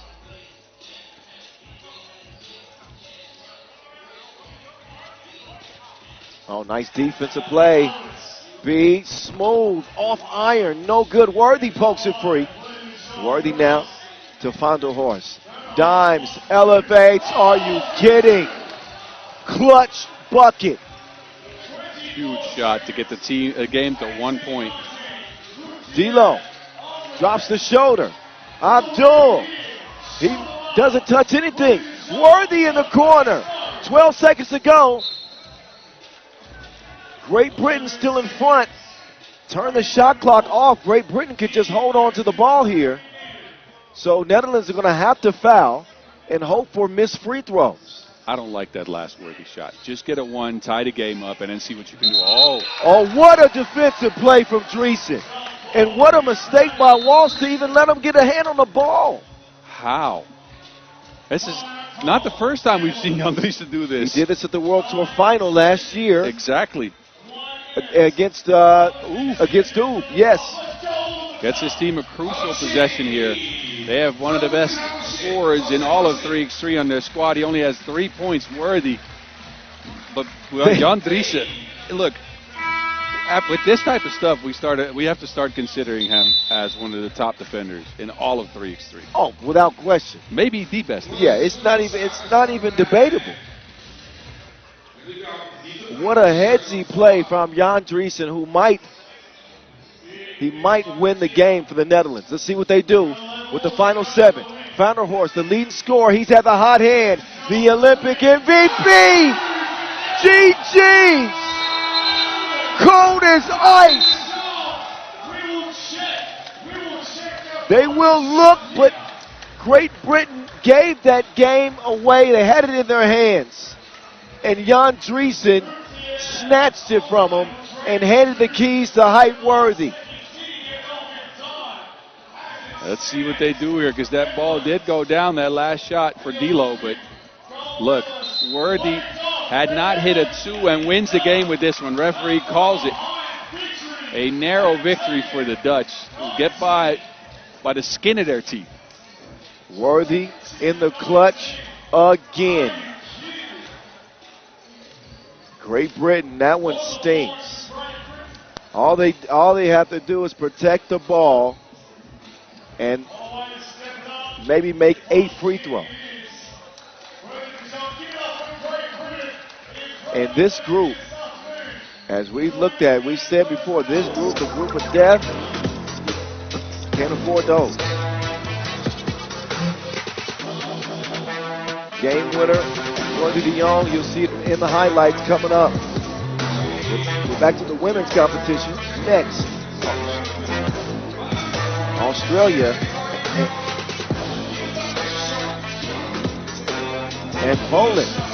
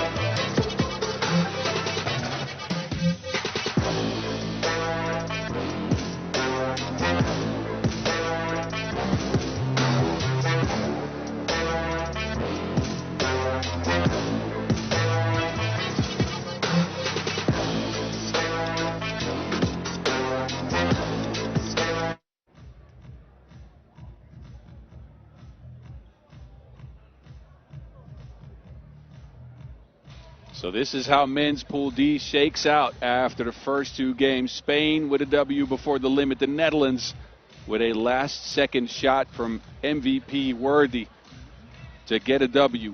We will shift our attention back over to the women's. Look at Pool A right now. Italy and Australia both pick up a W before the limit. China and Madagascar left in the dust.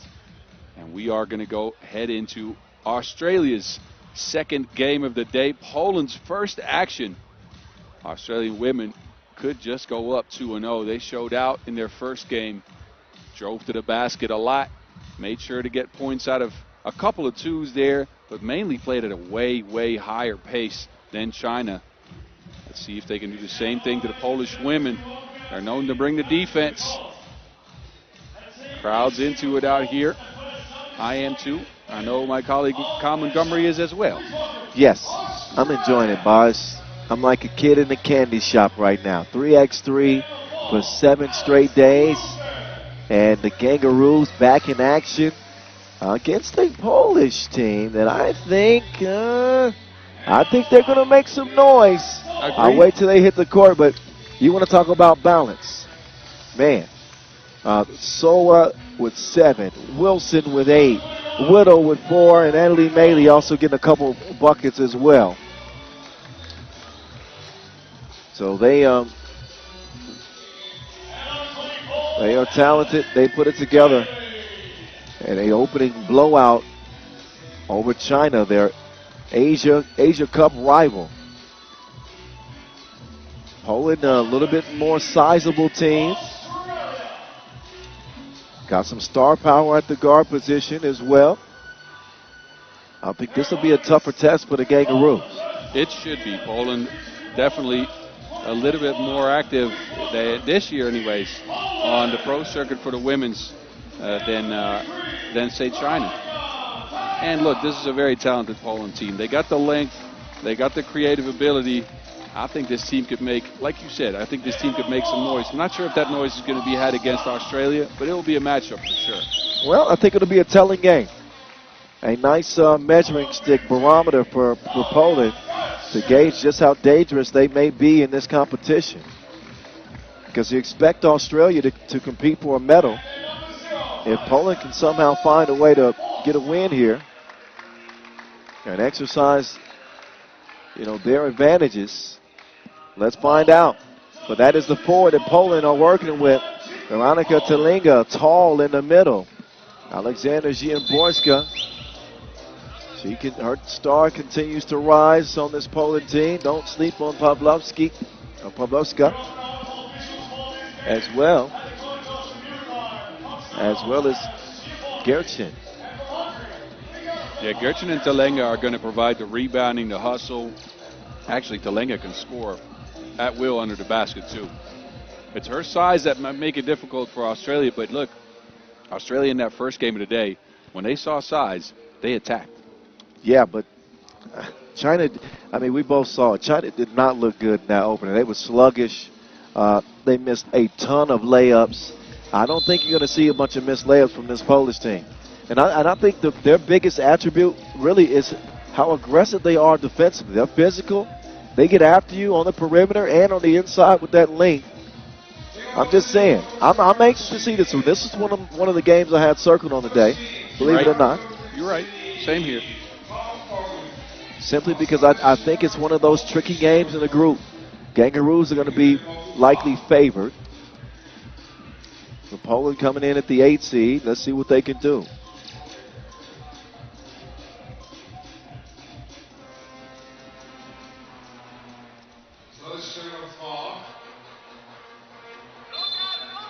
Here we go. It's back on from Ulaanbaatar, the voice of 3x3. Kyle Montgomery here with you. Nobody there with Marina Whittle. Why? Defensive breakdown by Team Poland.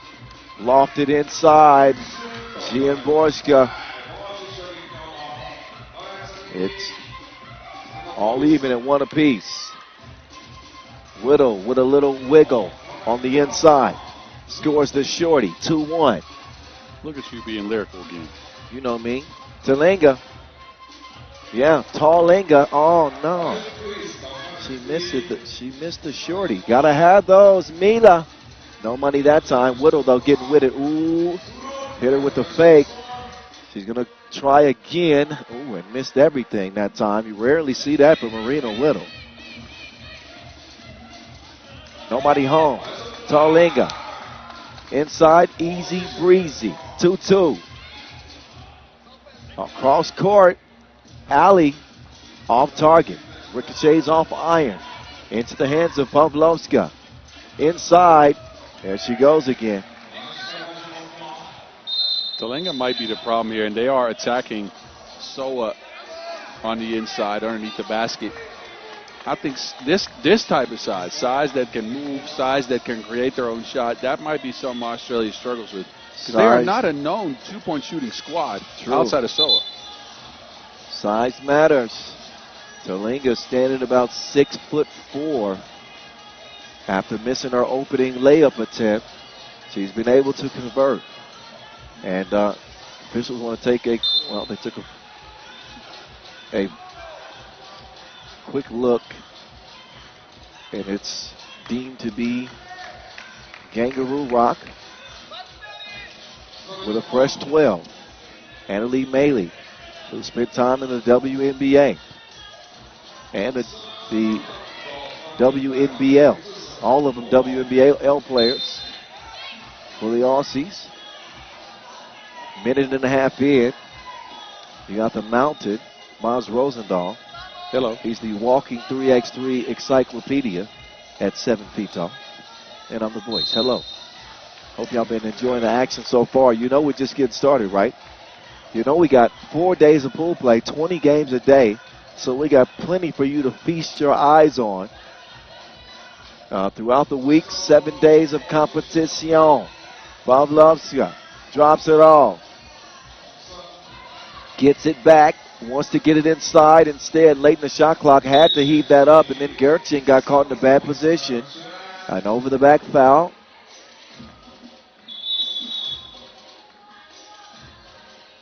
Accidentally. Did they give Poland an extra point accidentally? Instead of a foul, yes. Yeah, so they're going to have to take that point off and add the foul. Yeah. Okay. I think we're all set. All right now, Alley Cat. Inside, Whittle. Muscles it up. Whittle, give it back to me. She draws the foul on Ziemborska. Ziemborska usually the one that's the most physical, the most athletic. In this case, I'm not sure Whittle's more athletic, but she definitely used her physicality to get to the bucket a ton. Well, Whittle does a great job using her body, right? She's got a great feel in the post. Also can handle the ball, mid-range game. When she won that MVP at the Asia Cup, I watched her score almost 11 points a game that tournament. That was ridiculous. She's a bucket. Allie now, I think, is the most dangerous offensive weapon for the Kangaroos. Girl, take that somewhere else. Anna Lee staying with it, but they come up empty. Oh, but we couldn't hear the whistle, or I couldn't because it was so loud. Actually, a foul called on the play. So Annalie Maley up to the line.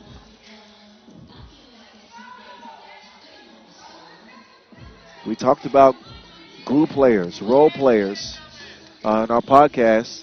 Word on the streets, by the way. Replace the E's with threes. Check that out. We spoke about Annalie Maley. Yes. She's kind of an unsung hero on this Kangaroo team. Yeah, and we say unsung, but she does role-playing so well that it sometimes gets her an MVP. Won the MVP at the Ulaanbaatar Women's Series stop. Yes, indeed. A little less than a week ago. Just a few days back.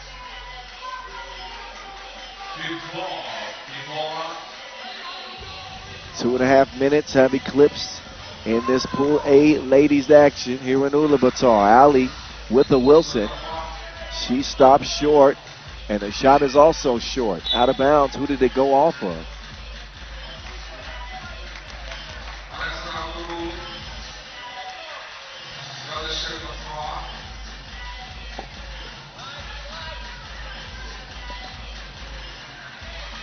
Whittle strong to the cup. She will get nothing that time. Pavlovska around. Ooh, dangerous pass. Somehow Talinga will get it, and she absorbs the foul.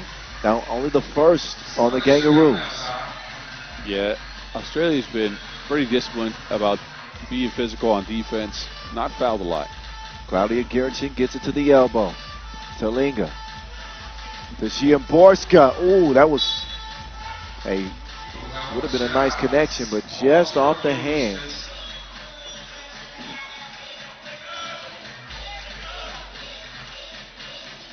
Now get restarted. The ladies in red. Oh, a forced shot. I guess a smart play because she's able to draw the whistle. Anna Pavlovska out to the line. A tenacious guard on this Poland team. She certainly had her moments this year, too. Seen these Polish players a bunch on the women's series. And wait a minute. A lane violation.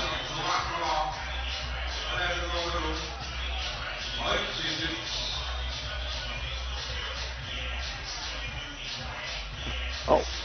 She tried to pull a Steph Curry at the free throw line. Yeah, she turned around before that shot even hit the rim. It only works if you make that. Oh, Gertchen got caught reaching in the cookie jar. Who, me? Yes, you. Could be. Then who? Did y'all? We said that when we were young. Y'all didn't say that? Reaching the cookie jar? Yes. Yeah, in Dutch, that's a little weird. Oh man.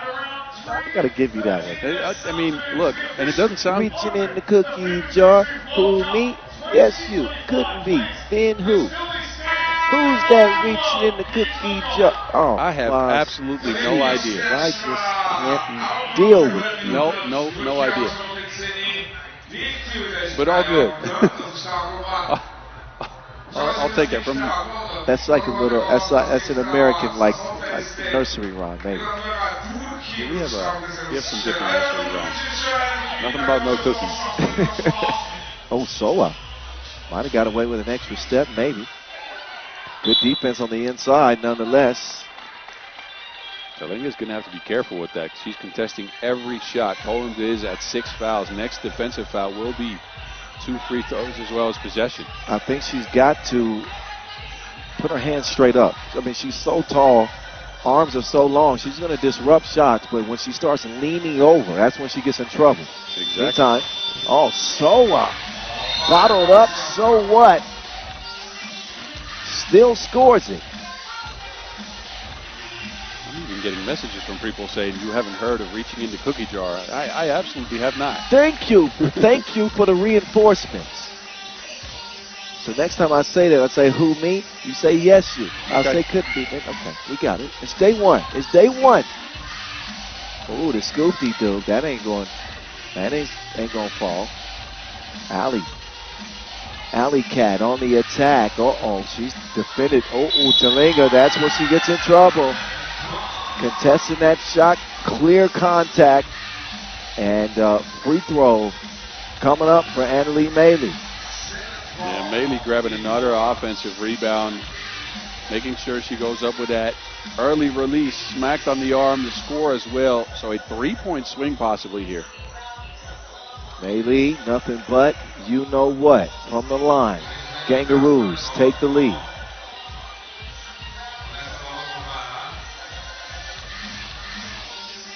Second one, good as well. 2-point advantage. The Aussies trying to make things difficult here on Pavlovska and company. That pass broken up. And I believe Poland even touched it last. So turnover. Back over to Australia.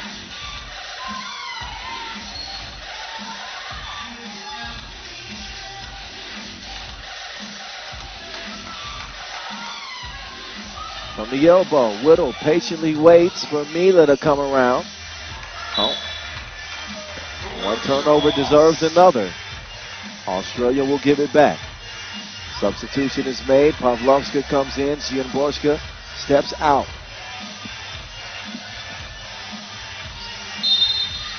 Travel.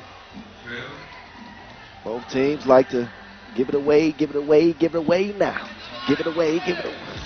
Give it away. I know that one. You're trying to bait me into singing with you all the time. I don't have the singing voice. Mila inside. No. It'll come back out.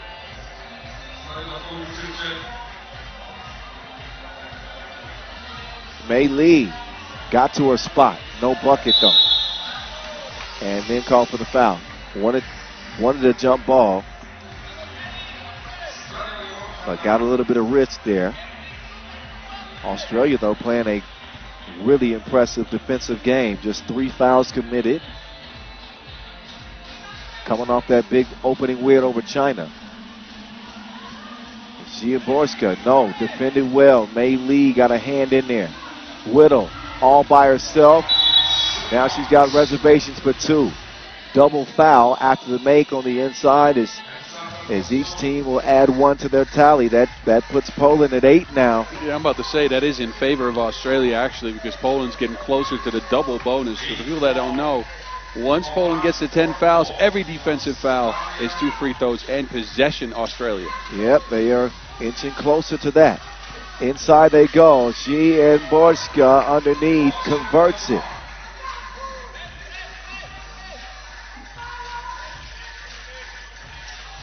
Whittle.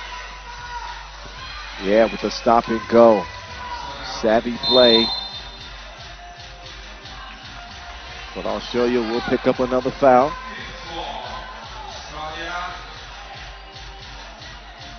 I've liked the pace in this game. We saw a couple of pro events, women's and men's, earlier this week, and we saw usually teams in their second game of the day slow down, have less energy. Not seeing that from Australia this week. Oh, I could see that one go right between the eyes. Gianborska with the two-piece, but then a foul on the drive. That's 4 counts. Yeah. It's another possible 3-point swing for Australia. That not a smart foul. Well, there he goes. That's the 9th. I got it right now. Oh, the score didn't count. I thought you got continuation. Little few bugs in the scoreboard. They got to work them out. Whittle at the stripe. Conditions are sticky. It is humid today. It's more humid than it has been all week, and I think actually that's in favor of level of play because you don't get as dry a mouth, as dry a throat. You don't get out of breath as fast. Yeah. I know it's hot, Boz, but put your shirt back on. Oh, come on now. Please. It's making me uncomfortable. I can't sit here in my shirts and skins. All these skins. 12-9. See, back when I was doing my push-ups, I didn't mind playing skins, but now I don't. Yeah, not just a shirt. I'm playing in turtleneck now. I want everything. Yeah, I might have to skip that one. I'm on dad bod mode.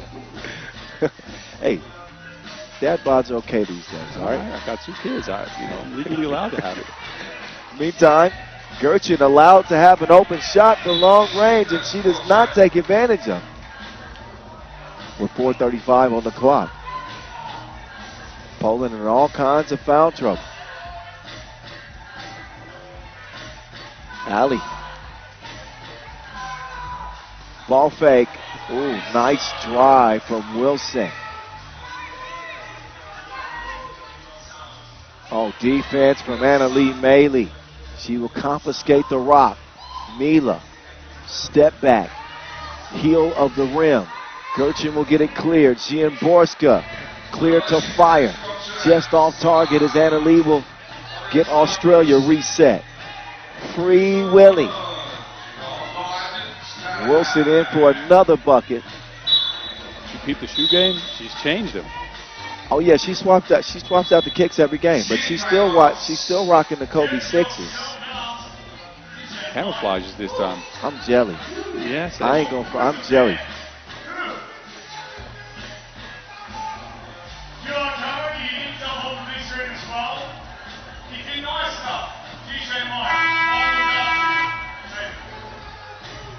Teams from all over the world colliding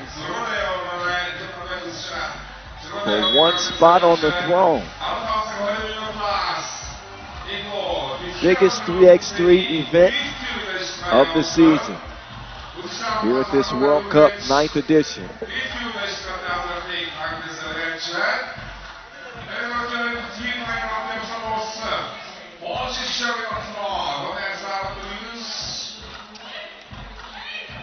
Gertchen swings it over. Gianborska making the move on Whittle. To the crib she goes. Good child. Cross court. Here comes Whittle. Marina. Oh my goodness. Nice move. Couldn't finish it off, but it comes right back to her. And no. Oh, Whittle nearly forced a jump ball. Gianborska looking at a 4-point deficit. That ball is kicked. Fresh 12 for the Poles to work with. Ali Wilson will come back in. Whittle will step out, as will Gianborska. Pavlovska is in. Gertchen gets them started up top.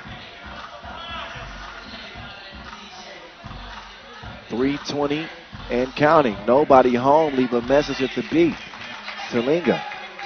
Yeah, I think, again, that's where Poland's no clear. But I was going to say, I think that's where Poland's advantage lies, right? Keep feeding Terlinga down there. Try to see if you can get Gianborska some seals down there instead of having to create off the dribble, where Australia's athleticism is a real problem for them. Agreed. If they could only hear your coaching right now. Well, it's not allowed. I know, and employed that on the floor. In case you didn't know, there is no coaching in 3x3. No coaches, at least during the game. They get their instructions prior to and conversations afterwards, but no coaching during 3x3 games. I think that's what makes a 3x3 coach the hardest job in the world. I did it for a couple of years. During games, you age about 5 years. Because you're like, we went over this. Yep. What are y'all doing? You have absolutely no control. Any contact with your player is an automatic technical foul. I don't think there's a team sport where you have to trust more than 3x3. Yeah, but I think that's beautiful, though, because it comes from that ownership that's always there, going back to the days of street ball even, right? It's player-driven. You have a lot of ownership. You get to determine who you play with, what kind of stuff you play. Yeah. Now, look, coaches, of course, will have input on that. But as a player on the court, you get to make the calls. No one's telling you what to do in a timeout. No one's telling you who to sub out for. Yeah. No one's telling you what offense to run. Yeah. That's your choice. And it's up to each player to stay sharp on, situational awareness, teamwork in, stressful situations, and problem solving, all important facets of this 3x3 game. Whittle misses the technical free throw.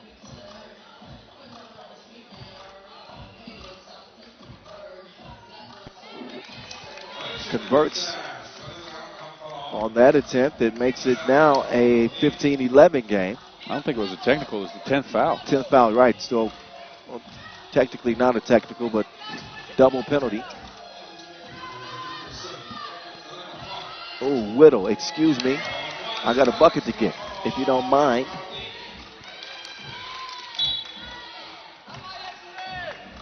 Whittle's so crafty underneath the basket, man. Just the ups, the unders, the fakes. She has the little fadeaway in her back. She can bump a little bit. It's little things, but it gets her a lot of open looks. That's a good look, but Alley Cat only scratches the iron. Oh, the hustle from Wilson. I think she collides with Pavlovska. Pavlovska apparently likes it. She gets up grinning.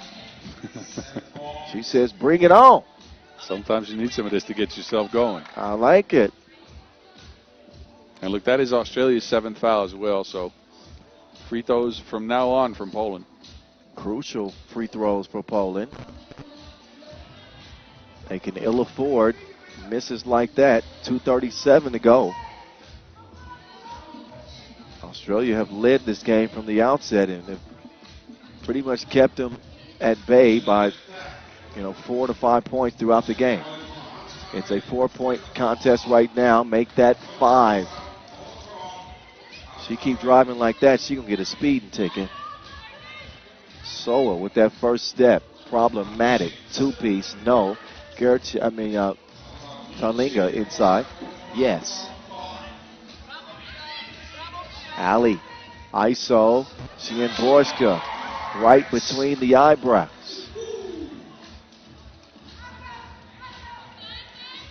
Shienborska now. Fading, missing. Pavlovska will go off the window, but Australia can end it. Ali, not that time. Long rebound to Poland. Shienborska, 2-piece, no biscuit. And then Ali steps on the line, so Poland with a chance here to give themselves a real chance to win it. I like the last shot from Wilson, but I also don't like it in the sense that she's open. She just hit it too. You want to try it another one, but Australia is so good at driving to the basket, and Poland's at 10 fouls. Yeah, true. Why not take your chances, go get a layup, maybe get smacked on the arm, get a couple free throws, possession back as well. That's why this possession for Poland is so critical. They certainly need a score because anytime that Australia gets that ball, they've been attacking the basket all game long, and they are not going to, stop what's worked for them. And they're almost guaranteed to pick up a foul sooner or later. We'll see. Talinga from the elbow. Shienborska lining another one up. She'll get the offensive rebound. Whips it down low. Talinga against Mei Lee. Scores it. One possession game. Can Poland defend without fouling? Can the Kangaroos put them away. Whittle nearly answered that question, but she misses a couple of early shots. A great defensive play there from Whittle. Ties it up. That's as good as a steal. Kangaroo possession. Yeah, that's a great defensive play. Whittle, a couple of misses underneath the basket. We haven't seen her do that much in this game.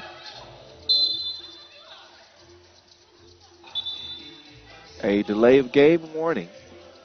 Oh no, it's technical. That was the second delay of game warning on Poland. Uh-oh. So this will be one free throw, which could lift the score to 20 for Australia, and then they get possession. And they can end it on either a 1 or a 2-point make. Just a little lapse there. Got to bounce past it to the offense and don't get tricky with it. Give them a clean pass and let them start the possession. Any funny business it costs you. That's what we see. Game point after the free throw conversion. Offensive foul though. Gives it back over to Poland. Same position there for them. You think they look for a 2 here or just look for a score? You need to stop regardless. Yeah. I'd look for a score and maybe try to create contact driving to the basket.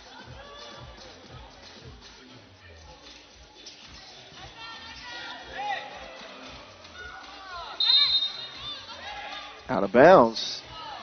Another mismanaged possession.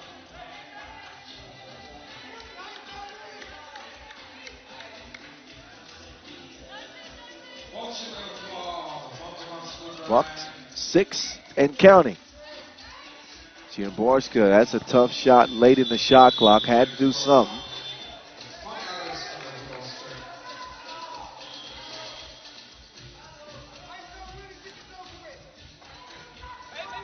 You can hear Coach Damon Lowry behind us saying, hey, come on, let's get it over with.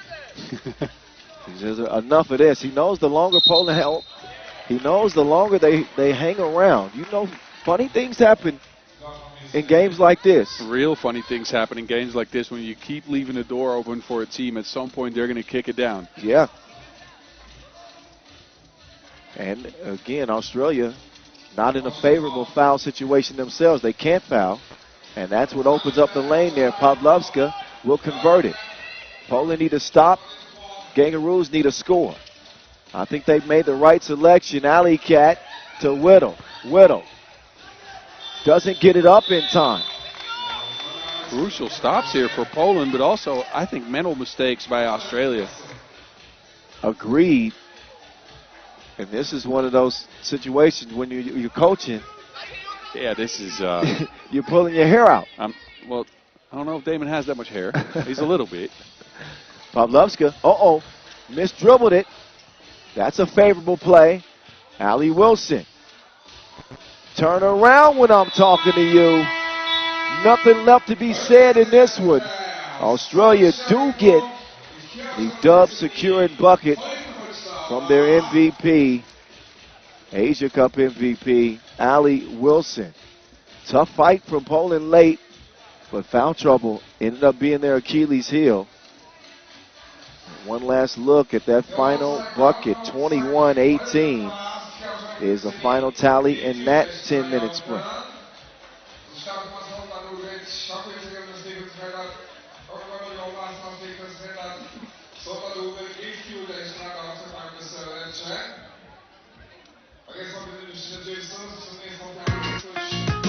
So a 2-0 start for the Kangaroos in Group A play. Here is how they got it done. Highlights for ya.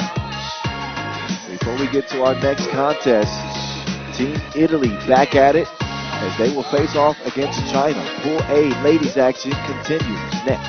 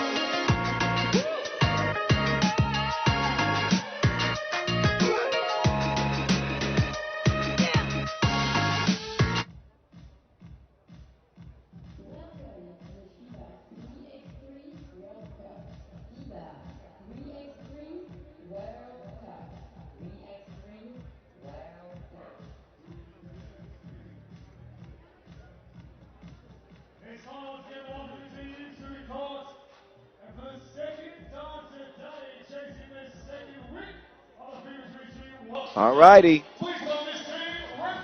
Two countries that have won it all at this event before.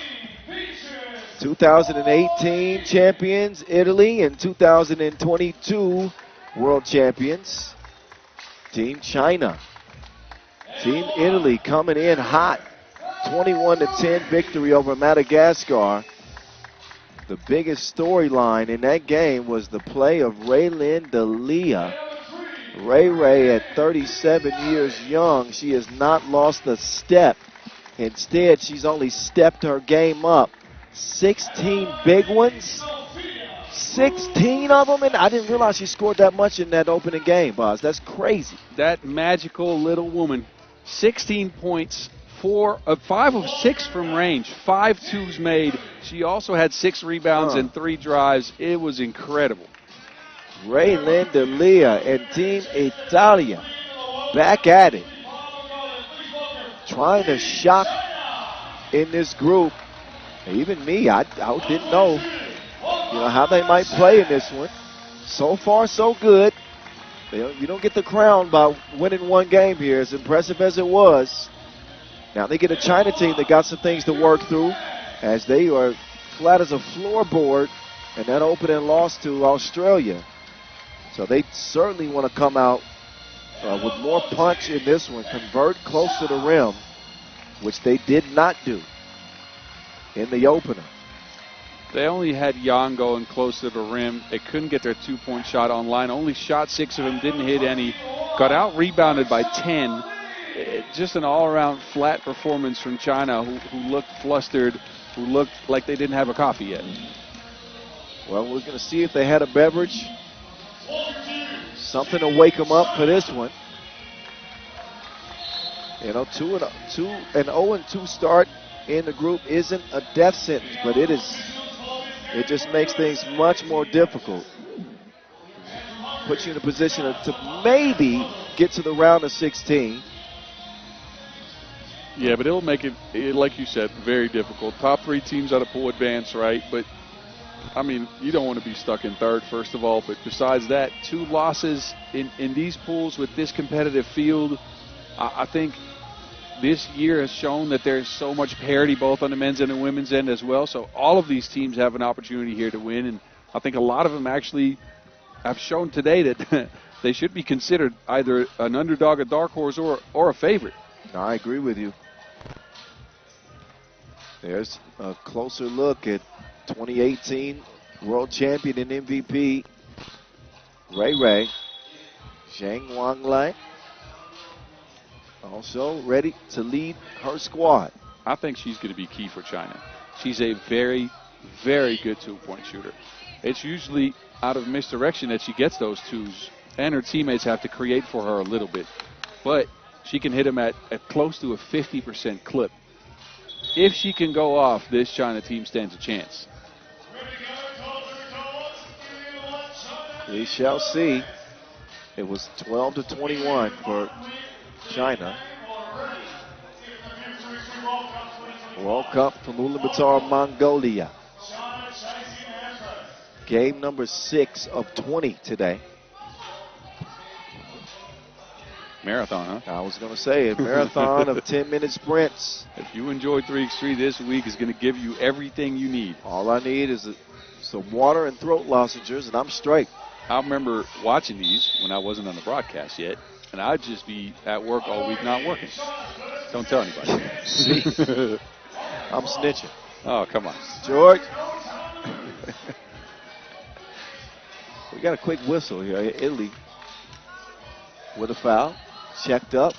Back to it. Uh-oh. Italy need to settle down. Yes, 2 early fouls. They got 2 fouls in 5 seconds. Here go China. Zhao. Sidesteps. Will misfire from 2. I'm not sure that's their forte. Delia. No.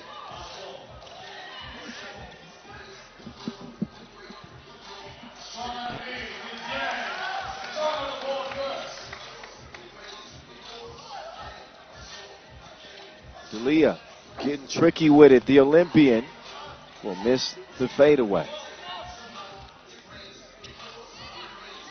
Up top, ball screen. Zhang swung back out to Yang. Yang, she will leave it short.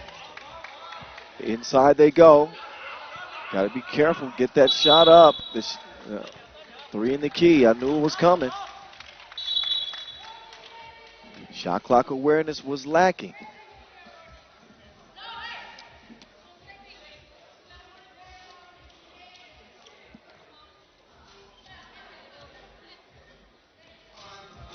Lee will get the possession started for the Chinese.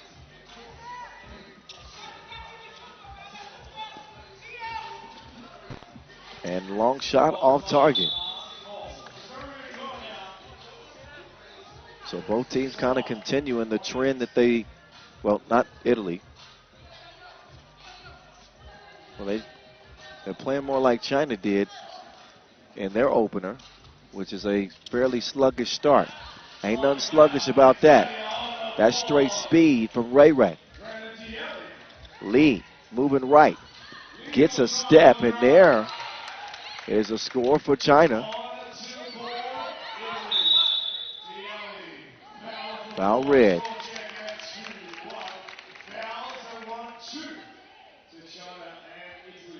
Ray trying to tell her teammates just exactly what to do to get her an open look. But she's out here driving faster than Fiat 500. Yeah. Yeah. 2-1. Got to bring some bars early. Ray. Right back to her. Ray up top. Couple of fakes. Three in the key. Nobody knew what to do with it on that possession. Olajide will actually stay in.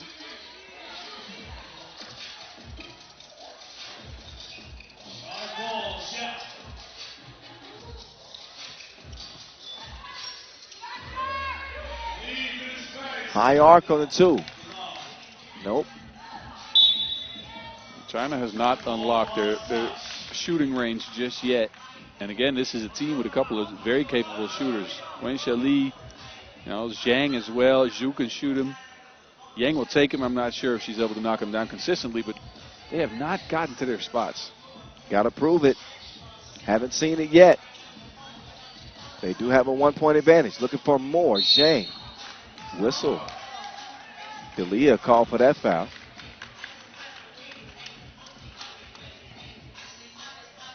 One thing that you'll never see from Ray is her arguing with the officials.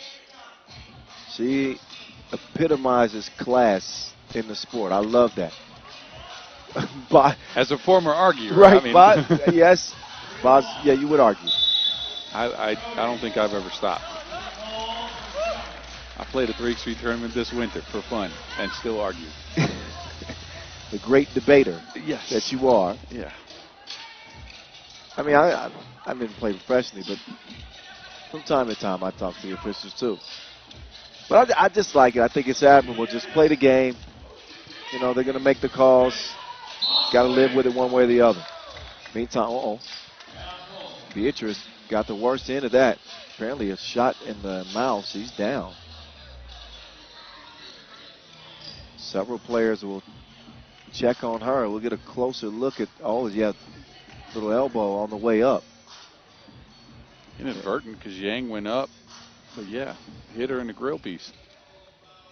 She's still grimacing, but she's also still on the court, so she's all right.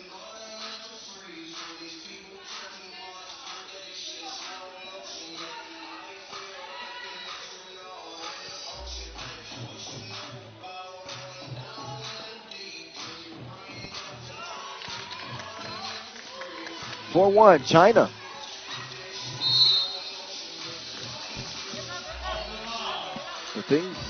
The thing that I would be concerned about with this Italy team is if they can't get Ray going or get Ray some good looks, who else is going to provide some offensive punch. I think it could be Miriam Nasraoui. I think she has some individual shot creation. She has some touch around the basket, but it's her first time on the senior national team. There's Ray getting the steal and then dropping a dime, a collector's coin from Ray. Coach on the floor, Olympian. Delia trying to will her team to victory after a sluggish start in this Pool A contest.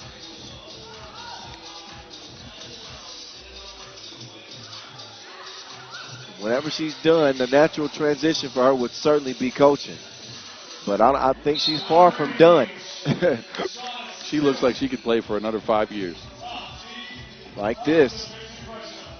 China, though, again, 4-2 advantage.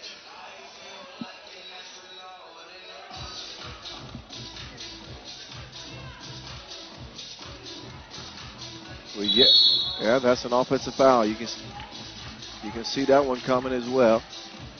Got that elbow up. And that's a big hook. Not a chicken wing, but more like an ostrich wing. That's an ostrich sound? I tried my best there. Okay. I just jumped in with you. Okay, I like it. Now I feel alone. Apologies. Oh, wait. Touched the line. And a behavior warning issued to Italia. This is right after I said that Ray never talks to the officials. Announcers, Jinx? I guess so. Zhang will let it fly. Back on. Kicked out.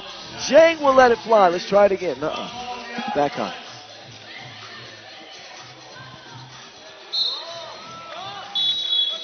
Nasraoui misdribbled it. And not a whole lot of scoring in this one. Bit of a slow burner. A little bit of it's an ugly start. It ain't good. Nope. China has gotten Zhang some open looks, but she has not been able to knock them down. Italy, it's been Ray or nothing, and it's mostly been nothing. Outside of a lot of fouls, that is.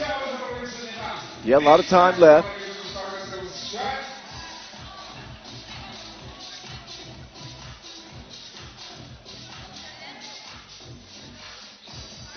But neither team have been able to manufacture any easy offense. Certainly not consistently. A lot of two-point heaves from China and a lot of fouls on Italy. Remember, they picked up 2 fouls in the first 5 seconds of the game. They now pick up their 6th. And they are in the penalty with the next defensive foul. And with this offensive drought, it might as well, this game, be won from the free throw strike. These players need to be watered. He said drought. Hey, right. I'll show myself out. Don't worry about it. No, I liked it. I smiled slightly. You couldn't see it through those sunglasses. 2-point game. Oh, that's a big battle and a big bucket. Shake on the interior.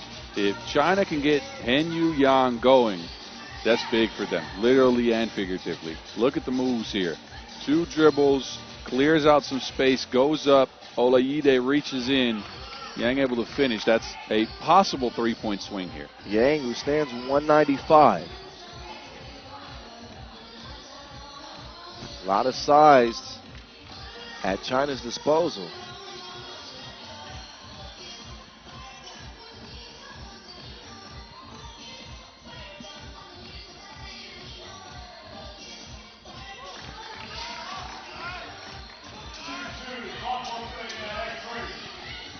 Dropped off and missed point-blank range.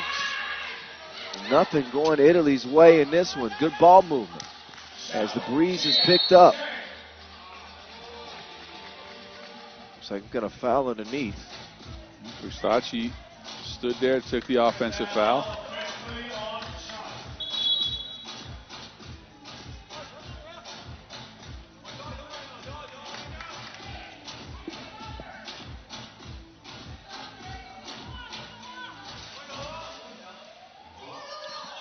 Ray Ray coming off 16 points in the opener.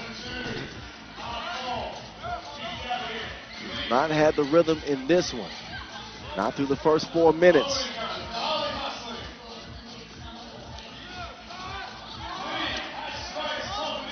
Trying to fight around the screen. No make anyway.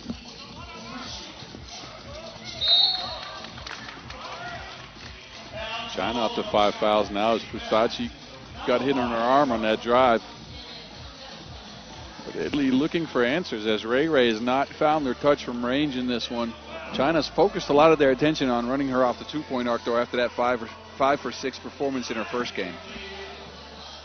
So good defensive strategy, this bearing fruit. Pusachi. Red foul. Now China have caught up to Italy.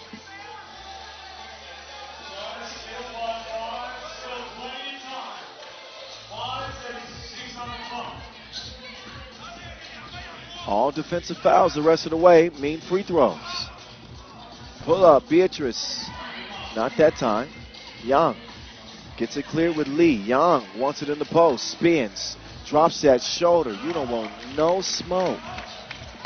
She actually has some skill showing off with the spin move there. Real tough. Real tough. But China do pick up a 7th foul quickly.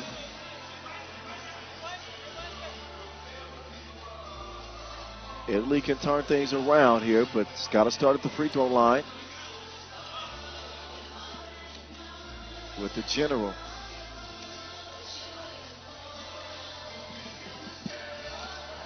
Ray.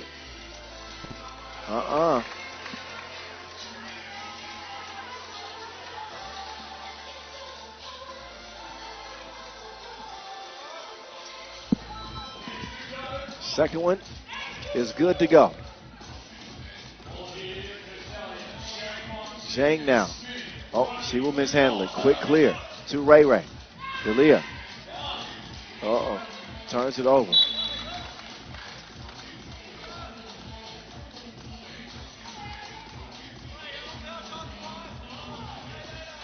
Delia trying to coach him up. Wants to get her teammates in the right spot. Been very vocal on this opening day. Comes back around. Can she let her game do the talking? That answer is yes. How do you say yes in Italian? No, that's Spanish. I don't know. Look, don't look at me for languages. I know Dutch, I know English. 11-6.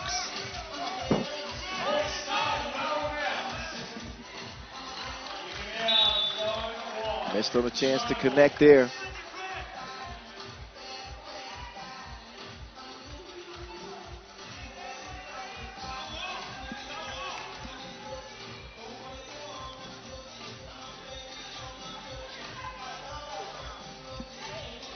Zhao to the corner. That's a good look from 2. And a good looking result from Lee. She wets the nets and extends China's lead to 7. And then an offensive foul. Yeah, Matter's only getting worse. It's C. It's C. So I had it correct then. Yeah, I'll take that. 13-6.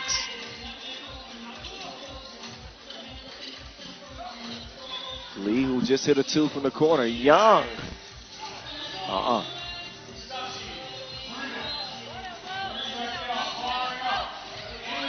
nice ball fake. Nasrali. Clear lane. Still a 3-possession lead. And another foul on Italia. That's no bueno. They keep hacking, and China's going to go to the free throw line. Add that to the fact that they've now found their 2-point range, and after a sluggish start to the tournament, China is starting to heat up. Well, a stark contrast for both teams. Italy win big. Ray Ray's going cray-cray. All of a sudden, Italy looks like a real threat. And then they come out ice cold in this one. And China have been the opposite. It hasn't been a perfect game. No, but they've shown signs of improvement after that. That bad game to start off that run here.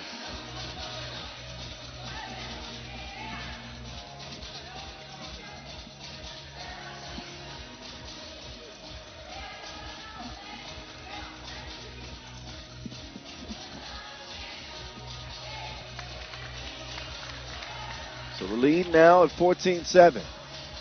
That's a cool notepad you got there, boss. What is that, digital? Yes, it is.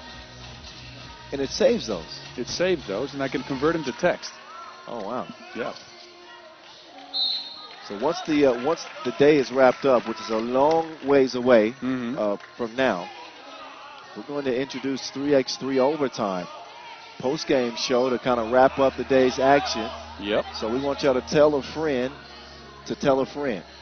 And Agreed. tell that friend to keep doing the same thing, right? Everybody just come and watch. Check it out. Go over some of the top players and top scorers, best teams, surprise team.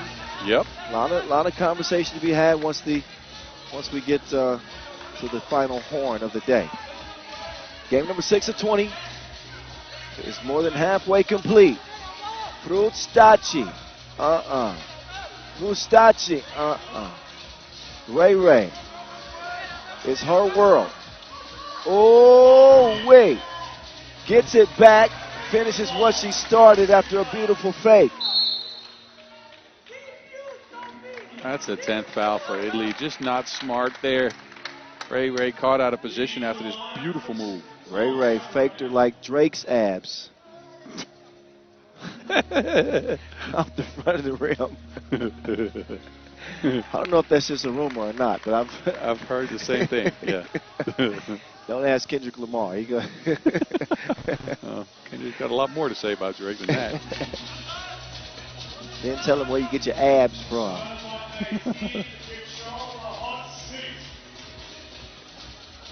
Here we go. 3:23. It's been a sluggish one. This certainly will not be game of the day. But China likely to get a win here. And point margins matter. So when you look at Italy sitting right now with just 8 points in the game. You need to score as many points in a 5-team pool because there's going to be a lot of ties. First tiebreaker is points scored. Actually, individual result first. Right. Then points scored. And then if all's tied after that, we go to ranking coming in. Right. That obviously in favor of this China team coming in as a number one rank. Yeah. What a bounce back game for China. If they can hold off Italy, I don't think anybody's questioning their ability to do that right now. Italy can't find any offense, and for sure not, and they're in heavy foul trouble. If I was China right now, though, I would try to go to Yang underneath the basket. Who's going to stop her, especially with the foul situation as is?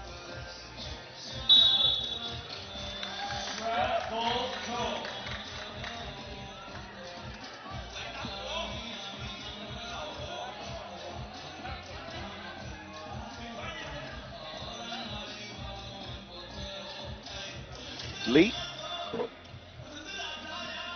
Right back. Oh. Italy looking to make a furious charge. Ray throws it away. Oh yeah, this one's a done dilly. Rebound to Italy anyway. This ball's going up. Ray from the free throw line cannot buy a bucket right now, no matter the price. Young. Oh, she's going to bring the heat.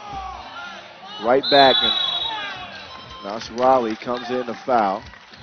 That's just a frustration foul from Nasrawi. Just came down with two hands, prevented the score, but now gives up 2 free throws and possession to China, who can end the game.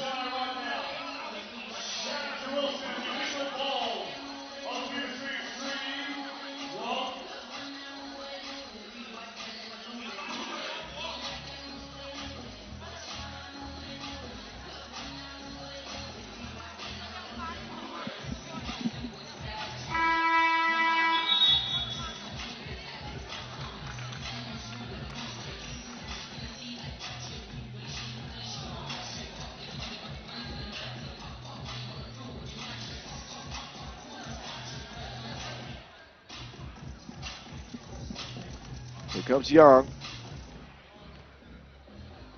2 free throws and possession.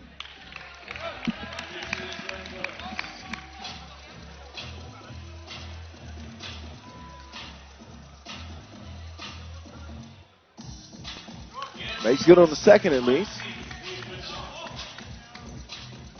China looking to end it before the horn.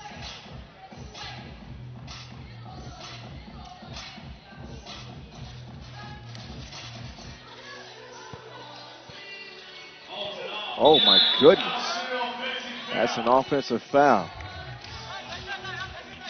Big collision. Young laughing it off. I doubt that Beatrice is laughing. That looked like it hurt.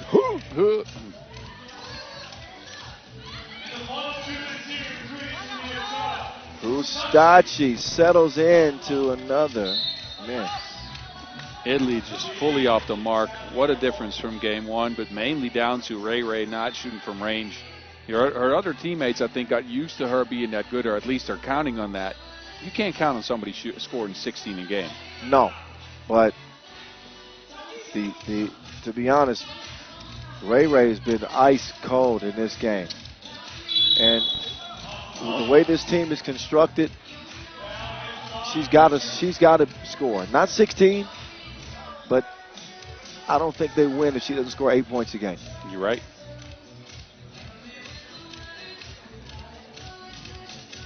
They got 8 total points in this game. 2 free throws in possession, though, will at least lift Italy up to double digits. Hey, look, it's all about point scoring at this point, because I think this game's a loss for Italy, but you want to get as many points on the board as possible just in case you get tied with some other teams in pool play.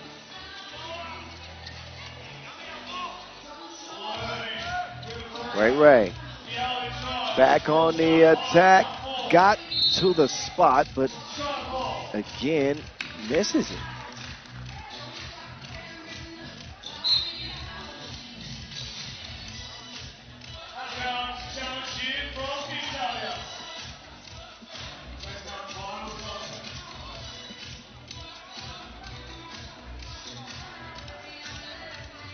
Minute 30 to go. This one, you know, they all can't be blockbusters. They cannot. In a week like this, 4 days, 20 games a day, there are going to be some of these blockbusters. Some of these 10-minute movies end up being like Barbie. Terrible. You see that movie? I did not. I thought everybody said it was good. It was not. Okay. All right. I'll take your word for it. Please. Ray,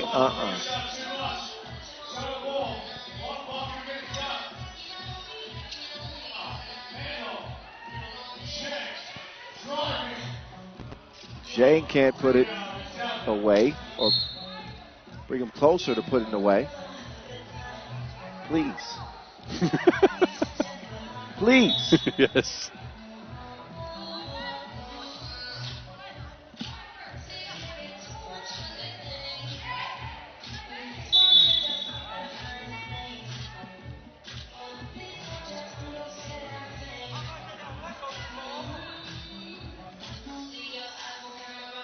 Olajide hands it off, and Delia probably looking for a 2 here.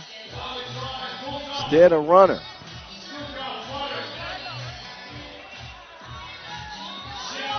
Zhao, that would have won it. Young kicks it out. Lee, can she get?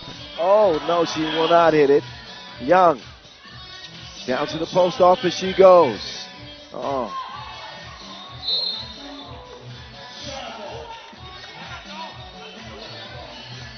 Yeah. Kyle, it's one of those games where even though China has played at a decent level, Italy's just been bad all around. Now China can't finish out the game. They have 42 seconds left, so we'll see if they can manage. Well, hell, we've come this far. We might as well just stick it out. Go to distance, huh?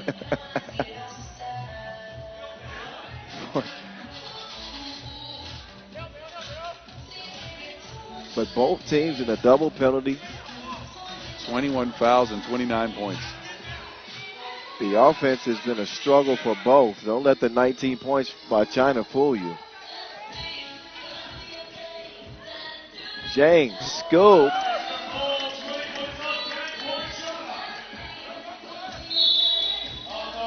That one kicked.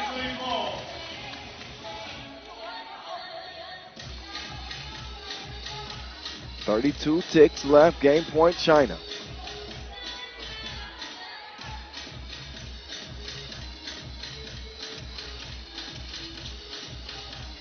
D'Elia passes up the screen. That's a well-designed play, but it's led to yet another miss. And you know, Prostashi has had a frustrating performance. All of her open looks have not gone from distance. This game will not go the. Never mind. Maybe it will. Young. Who left the door open? What is going on? Every shot is a miss. Even Young at 195 under the basket with no one around. I thought for certain that was going to put the game away. Yes. Things ain't always what they seem. Beautiful. D'Elia gives Italy their 11th and final score. Not nearly enough to be competitive in this contest. 20-11. China bounced back in a big way as Italy fall flat.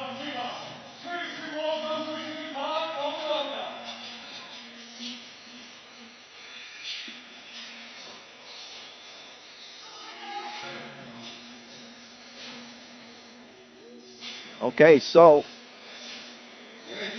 with that final, we'll show you the highlights, and we will have a brief entertainment break, but not long at all. We'll get to men's competition, Pool D action next. Lithuania and Spain. Not too far from now. Don't move a muscle. Step right back.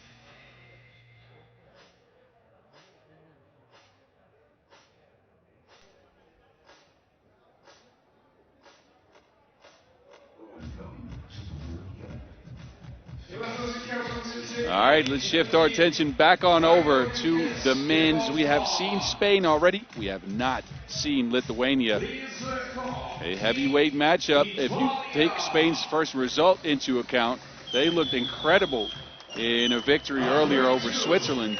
Lithuania, of course, a mainstay at the top of 3x3. They bring out Tainis Yanisavicius. He was a part of that bronze medal run last year at the Europe Cup. An explosive guard. He can hit shots from the outside, create his own. I think Yanishevicius is the X factor. He's one of those players, let's be honest, he's not really a system player. No. He's a game breaker, but he's that individually talented. A lethal weapon on this Lithuanian team.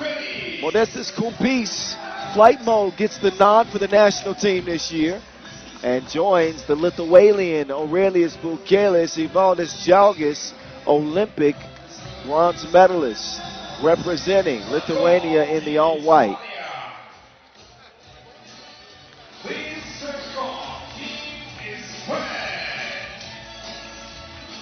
So they will lace up with a Spain team that ain't nothing to turn your nose at. These dudes can play. And their first contest was proof of that, as Spain outdueled Switzerland, like Boz said. And they come into this one as confident as can be. Curious to see how they fare against this Lithuanian team, who we both consider to be a real medal contender this year. Maybe even a squad that could contend for gold. Lithuania has won a silver at the World Cup before, but have yet to snag gold for the men. Do you know this song, by the way? I do not. Me either. Do you? Kind of like it, though.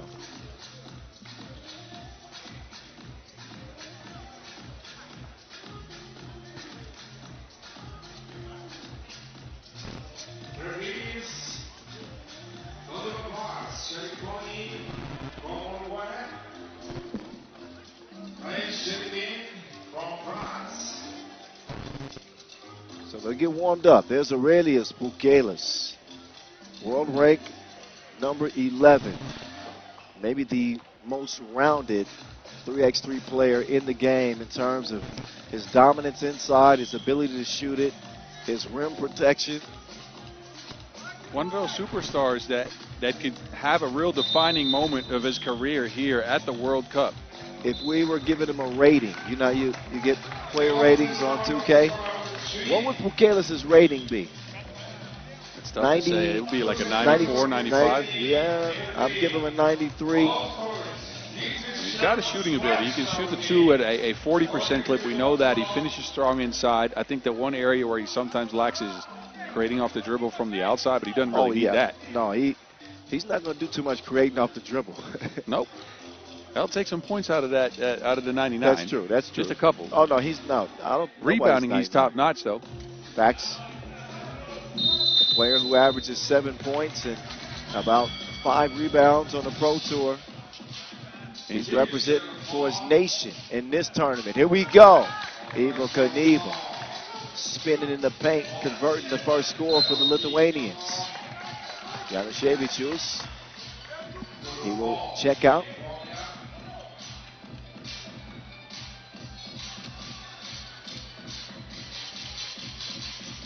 Queen Exposito runs into the tough defense of flight mode. Kumpis will draw the foul, yeah? Yeah, we talked about the role players on our podcast earlier in the week, and Modestas Kumpis, one of the best role players in the game, right? He will get you drives, he will get you dunks, but he will mainly get you defensive stops and rebounds. Obviously, the coaching staff recognized that. I mean, a lot of what he does gets, I think, undervalued to the average fan. But Kumpis is the glue that holds it together. The rebounding, and he'll catch a body too. Oh yes. Or a body or two. He's not called flight. He's called flight mode for a reason. By the way, did you know Adekoecha had 10 points in that game against Switzerland? That matchup between him and Bukelis is going to be spicy. Oh yeah. Battle of the bigs in this one. I'd be shocked if he got 10 in this one. I think that Bukelis is going to bring him outside and try to spread the defense out, right? And right on cue, he doesn't hit it, but Bukelis, he's comfortable operating outside the arc. And yeah, Jalgis gets called for the travel. But when you get when you get Autocochea out of the paint, right? Yes. You take away a rebounder and you take away a rim protector. He's Agreed. got to step out and defend Pukelis. I think that's going to be the strategy. I agree, but they're still going to feature him heavy in pick and rolls, just like we saw in Spain's first score. So we'll see if he can get to 10. At least the matchup will be very interesting with those dynamics you just added to it.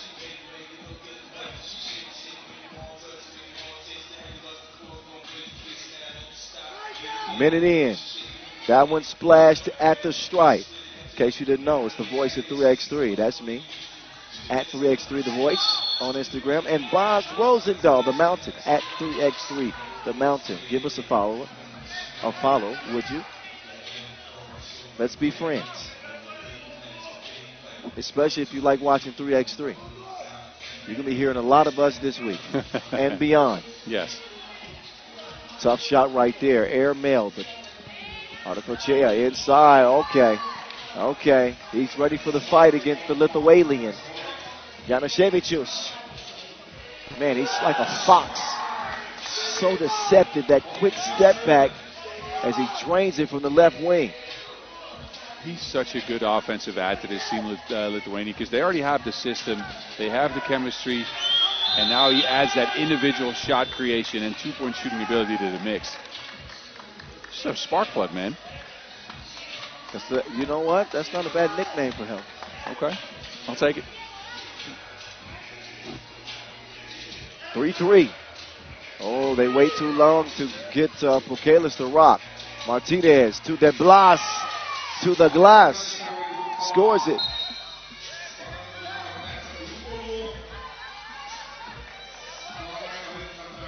So another look at De Blas getting to the glass with Jalgis defending. Couldn't do nothing about it.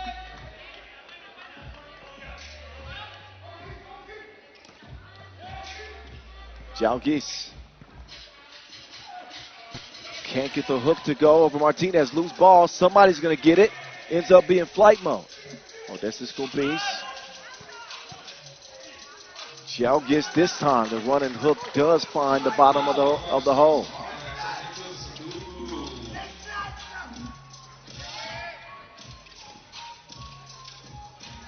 And Martinez. Indeed. Spanish pick and roll is working really well here. Oh, Jalgis. Too strong, too mean. Evel Knievel evens the game at 5 apiece. Look at this with the quick clear.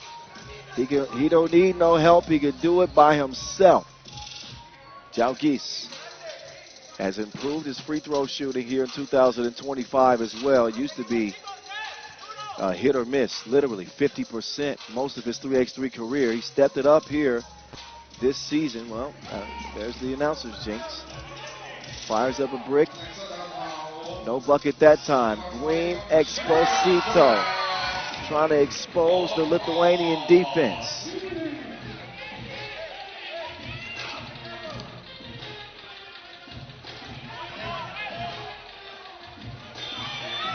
Tough attempt there from Jalgis. Martinez, no. Exposito, C. And then Martinez called for the block on the baseline. That's foul number 4 on España. Lithuania also with 4 fouls, trailing by 3 in this Pool D contest from Ulaanbaatar, Mongolia.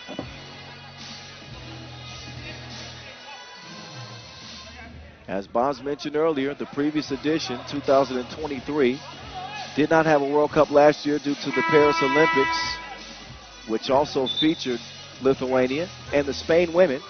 Spain women take silver. Lithuanian men take a bronze in that competition. And they also took bronze at the last World Cup. That's what I was getting to in a roundabout way.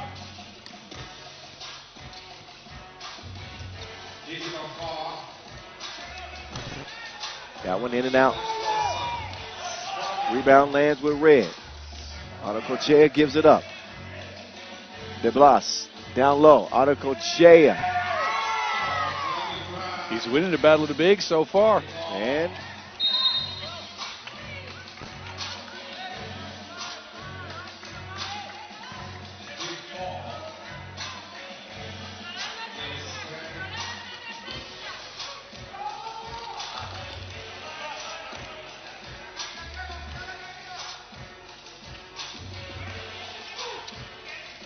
Kumpis.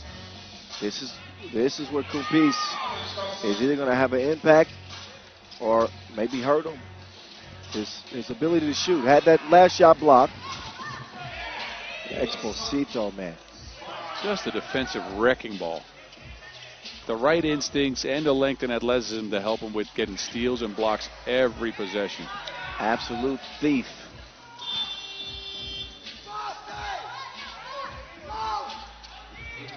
Four-point lead, Spain. Tell you what, if Spain win this one, I don't think they're going to have many more doubters on if they're the real deal or not. You're right about that. Lithuania are a powerhouse, a true powerhouse. Now, this is the first time they're playing with this lineup.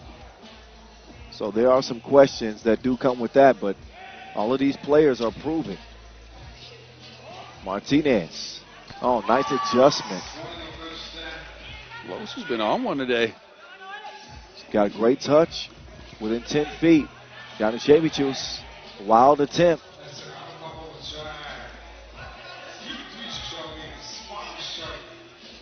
Martinez, not that time. Rebound.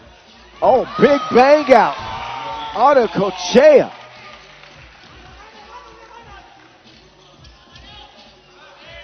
Januszewicz. What range? He can shoot it from anywhere, B. You're right. That was from the end, Leo. Offensive foul call.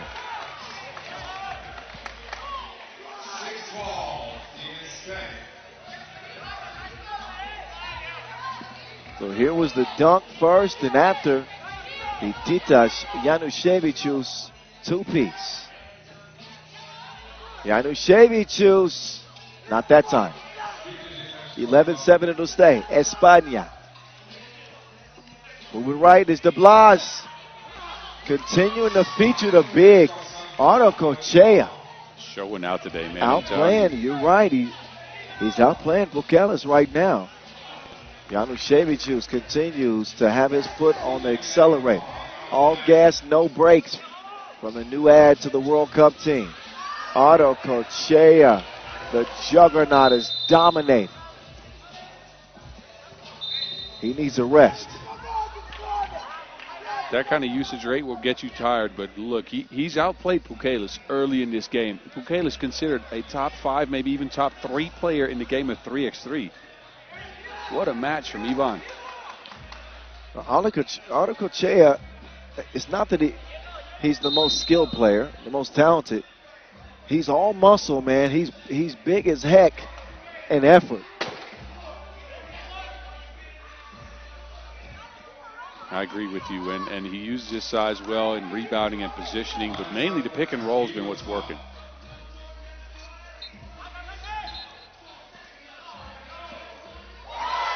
Oh, wow, De Blas slapped that into the first row.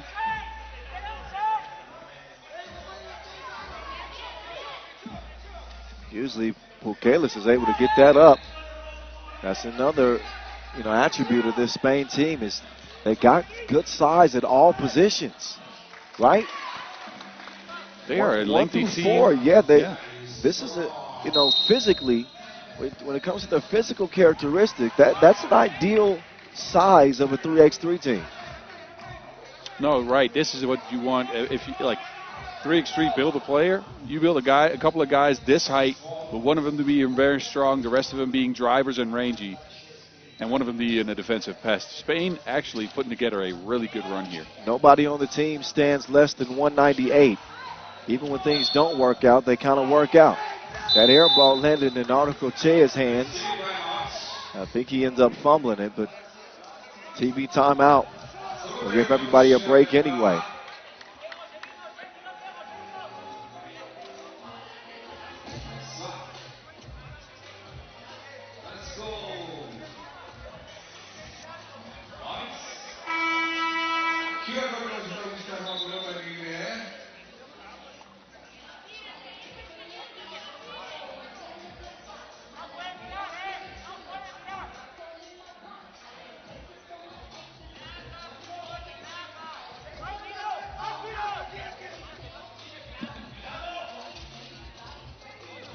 13-9. Oh. Foul red.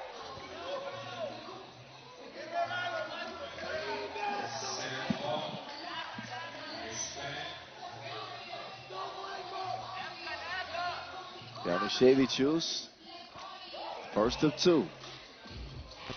Indeed, Januszewicz has delivered. The dude is as good as advertised. 24 years old. Januszewicz no good on the second.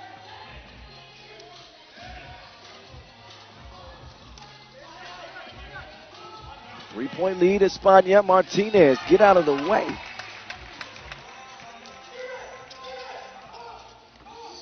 Compis to Pukelis, yes.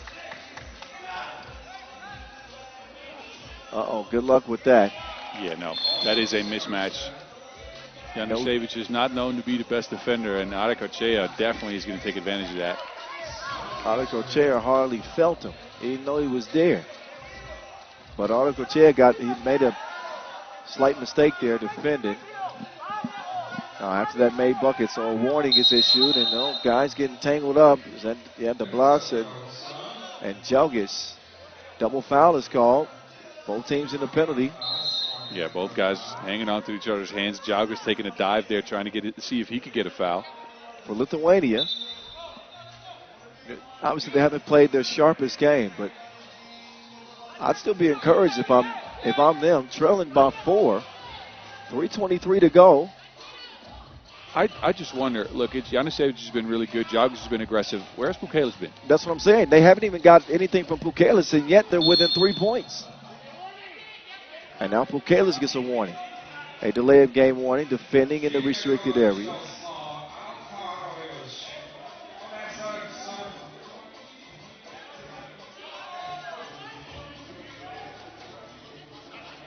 .317 on the game clock.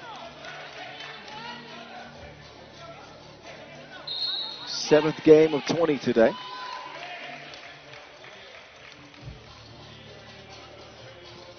Where are the 2 free throws coming at? I thought there was a double foul. Did they actually attribute that to Jelgis? I think maybe a technical foul. Yeah, because Lithuania got the 7 with that double foul. I think they may have got hit with a technical after.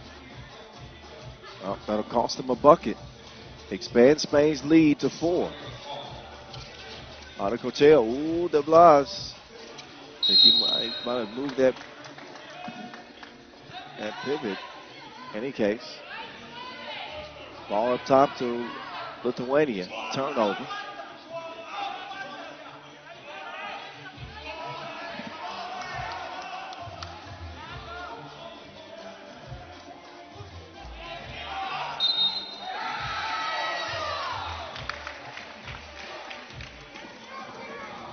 So another foul fest.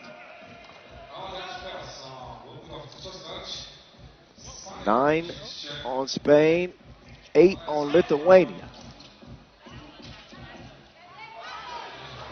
Point blank missed by Martinez. He'll get another chance. De Blas came up bashful. A little bit shy on that attempt, and now unnecessary. You like Exposito's aggression. Yeah, but at this point, you have to kind of stay off of Lithuania. You want to tune down the aggression slightly because this is 10 fouls now. It took them a minute to get from 7 to 10. A minute of actual play time, of course.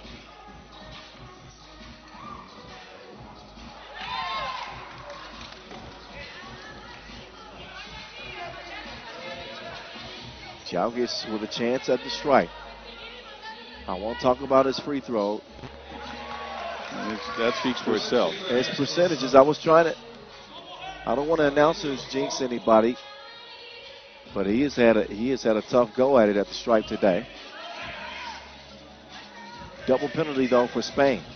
And you know that Jelgis is going to try to take advantage.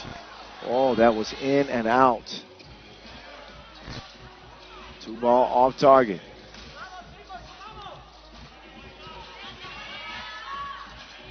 Jelgis, no good on the hook.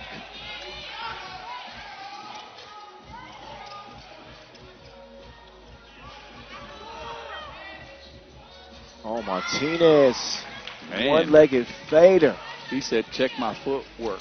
You ain't Check got my footwork. these. You ain't got these. Martinez trying to put together a nice sequence. That time he'll miss the runner. Loose ball. Down low. Arto Kochea draws the foul. 9th on Lithuania. This Spain team is just, I'm not saying they're coming out of nowhere, but I haven't seen them play this well. Well, they haven't won this game, obviously, but they're winning games in different ways, right? Yes. To me, that's always impressive. You got a heavy offensive game, runaway win. They can win those. They can win the fights with teams like Lithuania if they win. Yeah, and this is a team, again, they don't come in with a ton of expectations, right? This is a relatively dark horse type of team. And I think that's a wonderful position for these guys to play from. Arto Kochea wants the ball. That is how you use your pivot. That was a clinic, kids. Oh, wow, the passion.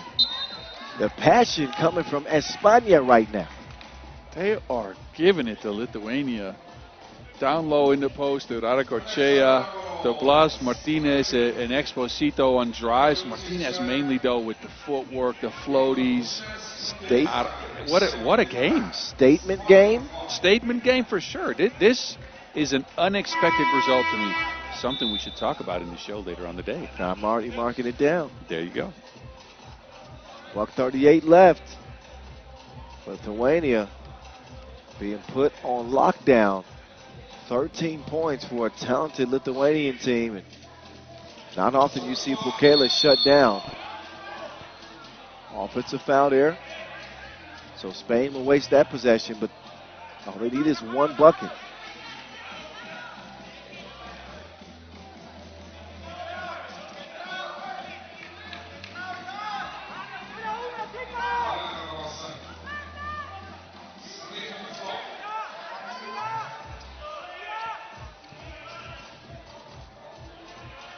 Kalis makes easy work.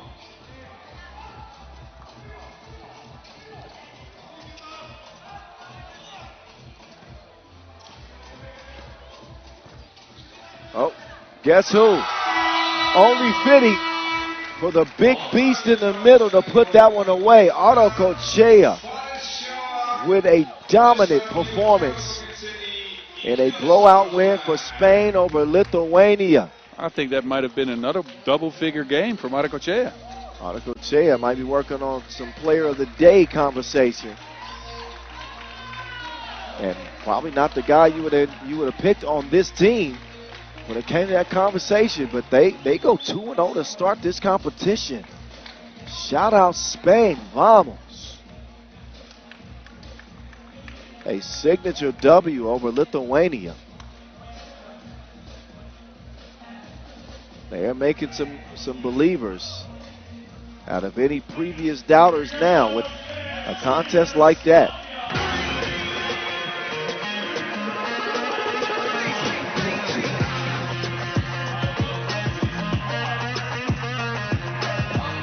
All right, that's that for that one. They ain't feeling good, as they should. Their day's work is done. Next up, we get Switzerland and Great Britain. In a contest that should be entertaining, Great Britain. And they got to do some soul searching after letting one slip through their fingers. More on that in a bit, but for now, enjoy the remainder of the moving pictures of a dangerous, red-hot Spain team getting the dub.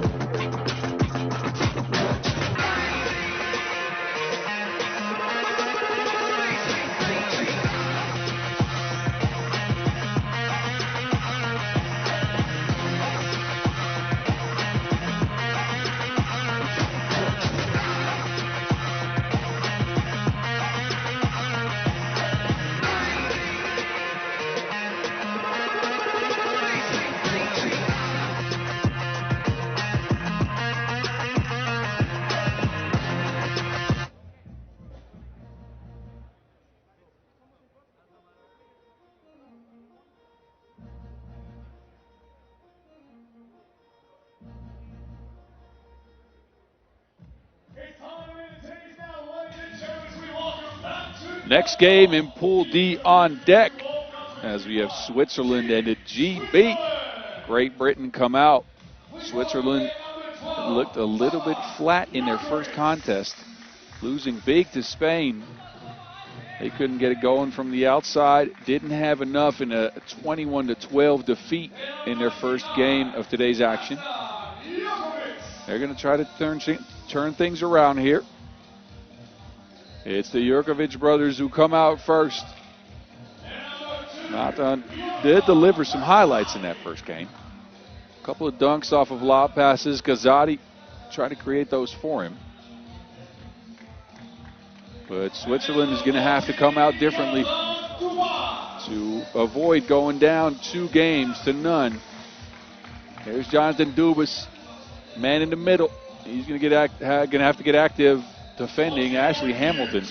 That's a big matchup in this one. Either Jurkovic or Dubas is going to have to try to stick with Megatron. Yeah, but I actually think that Dwayne Lautier-Oguleye, I think he's going to present the biggest problem for the Swiss defenders. I expect Gazzotti to draw that assignment, but he's, what you say his frame was last game? You said he's sturdy? Sturdy, yeah. He's sturdy. He's a big guard. And then they have to worry about Big Ash Hamilton. Not to forget about Abdul, his ability to shoot it. He's not a dude I would want to get too many open looks. He can knock them down. Evan Walsh, again, has missed some time this year with a broken finger. But he's also a dangerous weapon on this Great Britain team. Guess Martin and them know what they're doing out there with this 3x3 stuff, huh? They're on the rise. Yeah.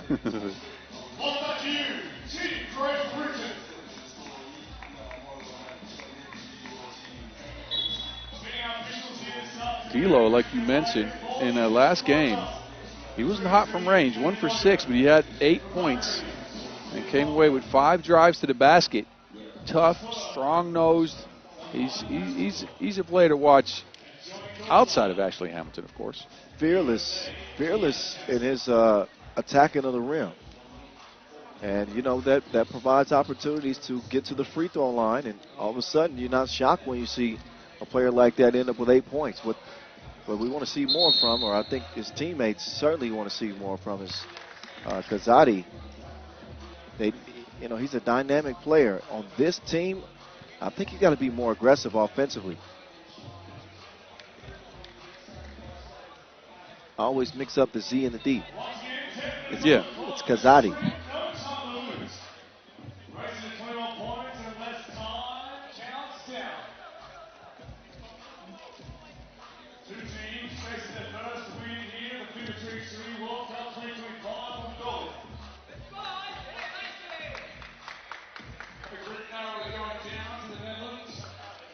Pool D, men's competition.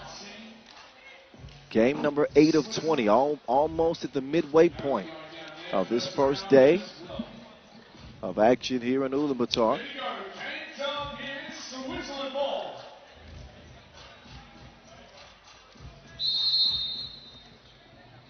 And it's on. Gazzotti up top. Swiss with the peel.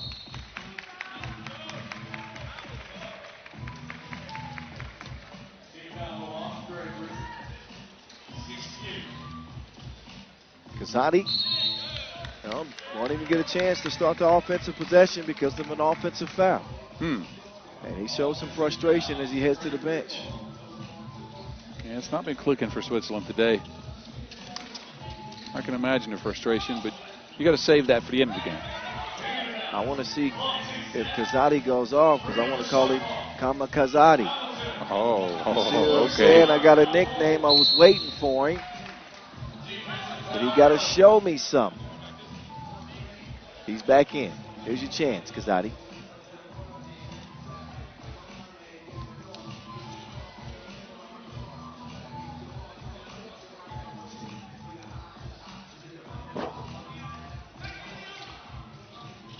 Inside, Dubas will miss the layup attempt. Evan Walsh clears it up top. D'Lo. Jab step. D'Lo, crafty to the basket.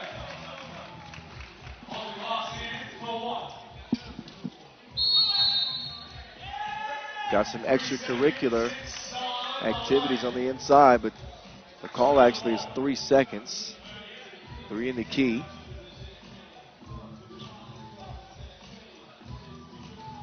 Hamilton gets a rest, as does Dubas. So both the bigs off the floor. Still some rim protection for Switzerland with Jurkovic. They got, D'Lo's got the keys. Misses the shorty. Yeah, they're going to let him operate because he's good at stopping in the paint as well, using his footwork to get some separation after getting deep down low with that physicality of his. Who do you think has the edge in this one? I'd say based on the way they played earlier, that's definitely Great Britain. I think Switzerland was flat in their first game. I don't think they showed a lot. They couldn't figure it out on offense. I think Great Britain had that game against the Netherlands won. It was a 3-point swing late with that Abdul 2 rimming out and then a technical foul after. And then they, of course, in the last 11 seconds, they turn it over to the Netherlands and then give Worthy an open look. Yeah. But if not, they had that game won. I hate to rub salt in the wound, but I'm those type of losses, they have a way of haunting you. Somehow, some way, they end up haunting you. You just got to be more savvy. You got to protect that ball at all costs. When you open the door for somebody like Worthy with one final shot, there's nobody more clutch. Him and Antonio a lot. Anyway, that was then. This is now. 2-2 game in front of us. Hamilton being harassed by Jurkovic. And a warning behavior for White.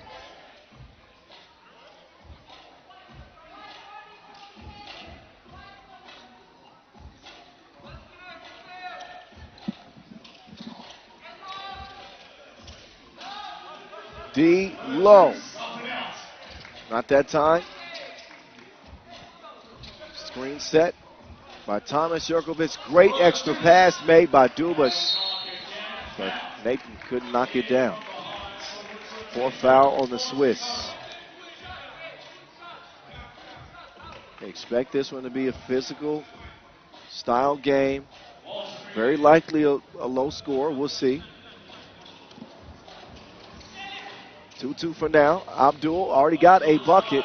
He no longer has the Wilson. And now, out of position, Dubas is going to take advantage.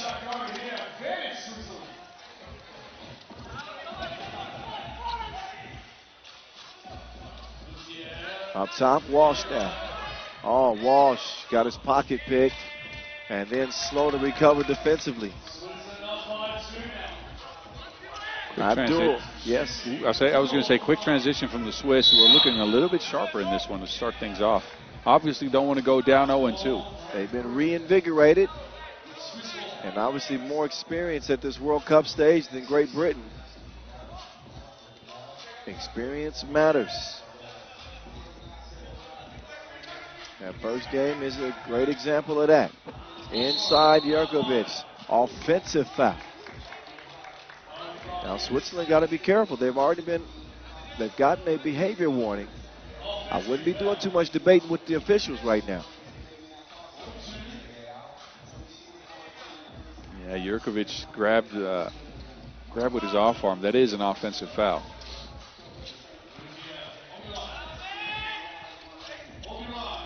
D'Lo.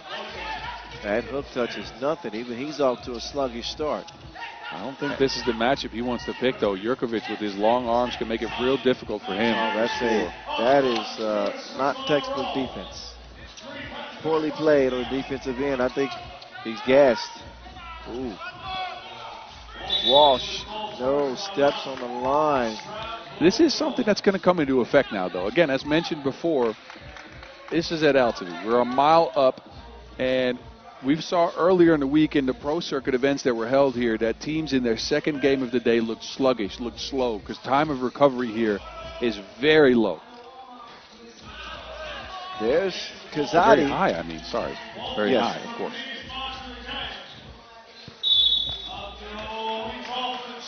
And then Abdul. So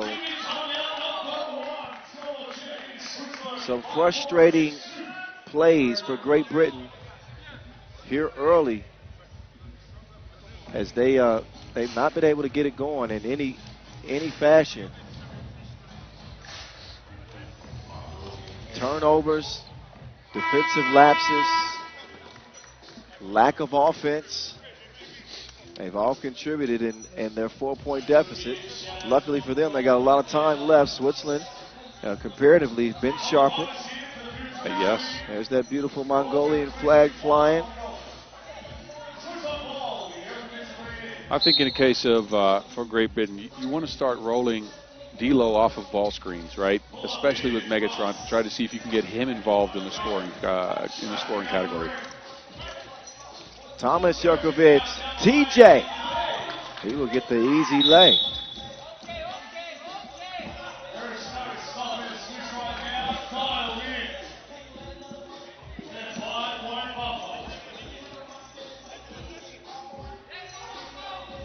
Up top to E-Dub.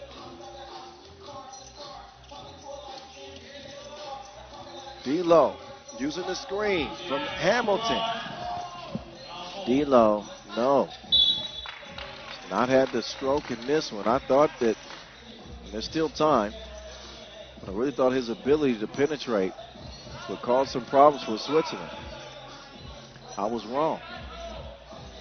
So far. There's time left. About 6.5 minutes. See what they can do here with Megatron on the bench. Walls to the cup. Draws the foul. That's one way. And then a technical foul added. So this is a way for Great Britain to maybe get their offense going. The free throw line for 2 tries. D'Lo will step up, take the first. Wow, see, Switzerland with 8 and still 6 minutes to play. So as good as they started off, Boz, that's how fouling can come back to bite you in the butt. You're right. They have expended some fouls to stop Great Britain from scoring, but they've also picked up a technical for complaining, some random offensive fouls. Not smart game planning by the Swiss on defense here. Walsh can bring Great Britain within a possession. He does just that. Was that 2 technicals? Because he hit 2 free throws, didn't he? You know I was leaning down biting my chicken and rice. Okay.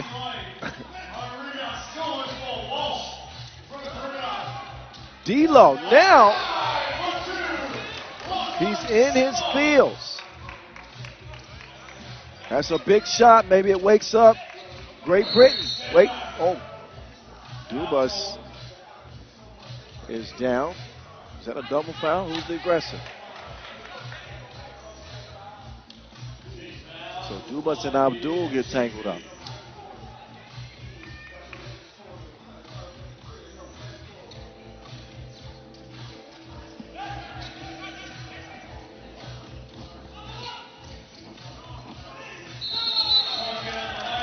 Oh, that's a travel, and Jurkovic is grabbing onto his leg. Yeah, hopefully Jurkovic is okay. Had surgery on his knee a couple years back. He's made a hell of a comeback to 3x3, but he was out for more than a year with, I believe it was an ACL.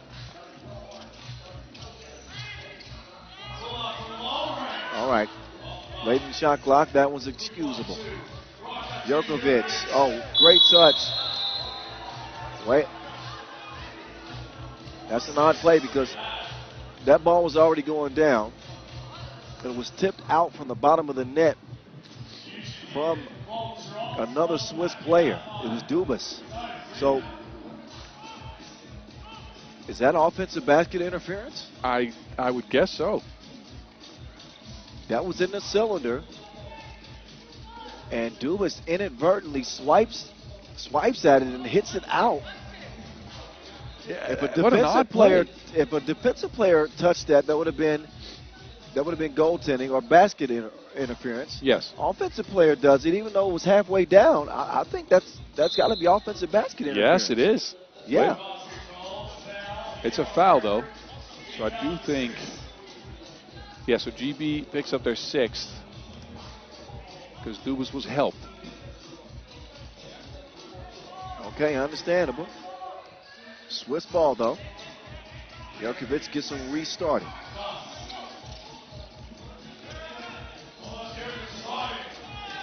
Thomas tips it out. Hamilton being met with physicality today.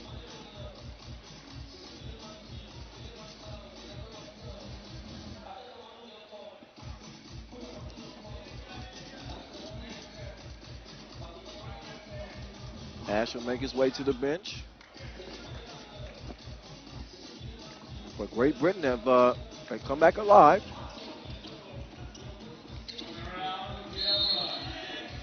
Seven ties. Just over 5 minutes to go in it.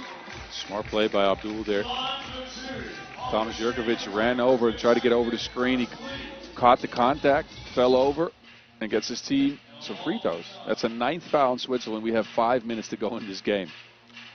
That could be trouble. Trouble. Abdul can't make them pay for it. At least not on the first try.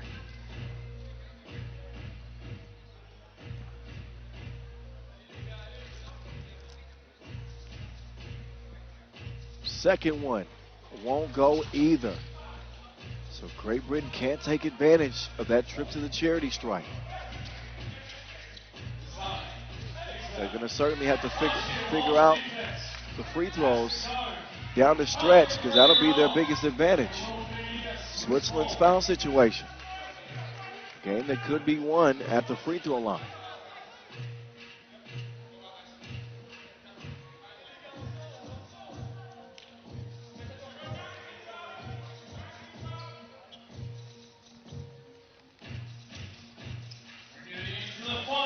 Dubas taking his time, looking off the defense. Dubas can do that.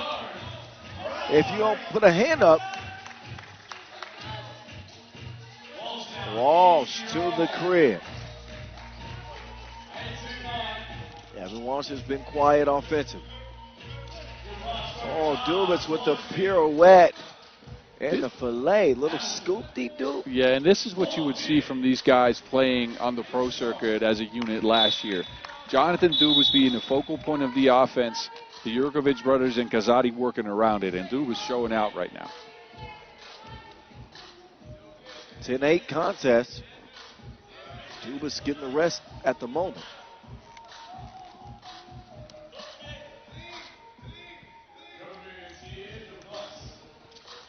Kazadi now. Man, that was like slow motion, turning the corner. Yeah, he played at his own speed, but just the right speed for this bucket. Bash Hamilton banging his way to a bucket. One possession contest. Dubas is back in. And that is a luxury that this Swiss team does have is, you know, when Jerkovic goes or Dubas goes, they don't miss any size. They got rim protection with either substitute. And that way the bigs can get spells. Kazadi trying to get free. Kazadi up top to Dubas. Dubas collects it, and here we go. This is the good side of Jonathan Dubas. In this game for the Swiss, 3-point lead. Walsh getting to a spot but not converting.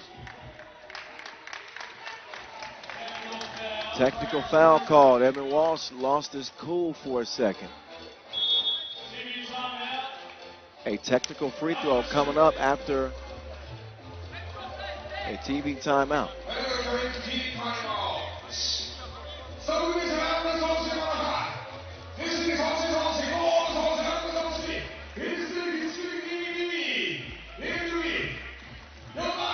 This has been a slugfest, right?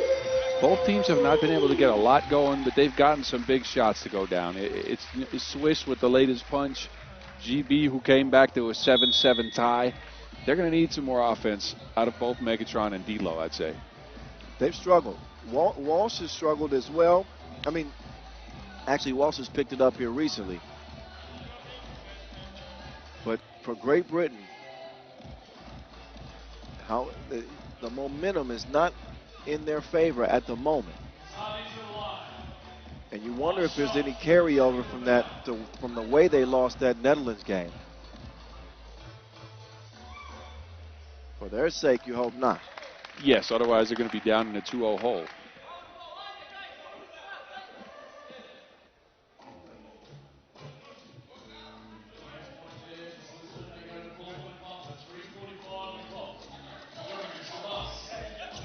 Gazzotti still yet to unlock that jumper. I might have to put that nickname on ice. Gazzotti to Dubas. Dubas. There's Gazzotti. It's the friendly bounce and the bucket. 5-point lead, Switzerland. D'Lo. Good with the angles.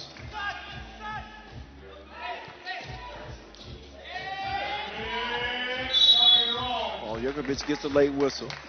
Apparently fouled on his way up on that layup. Team foul number 8 on Great Britain. Yeah, they got Switzerland in foul trouble, but now they're stuck in that bonus as well, approaching a double bonus. Playing from behind, no offensive options that are working very good. Curious to see what they can bring in these last 3 minutes, though, because, again, against the Netherlands, we saw a fully different-looking GB. Well, if he gets to hitting, that would help. Hit a big 2 earlier, but that one goes begging. Dubas. Off target. They'll reverse it. Dubas heads to the corner. Jurkovic will find him. The defense fell asleep on Dubas.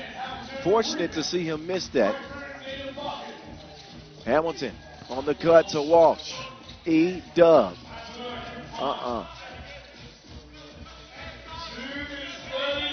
TJ. To his bro. To Dubas. Sharon is Karen. Approaching 2 minutes left. Hamilton breaks him down with the crossover, but Dubas does the job. Prevents the score on the inside. 16-10, it'll stay, but Swiss, actually Great Britain ball.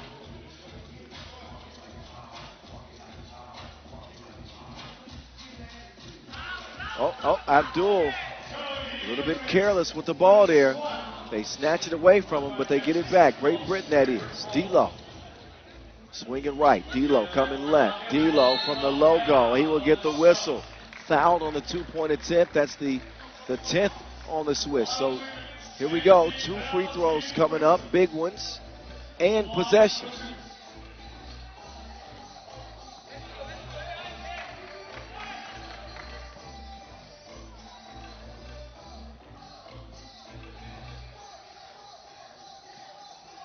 And Gautier Oguleye.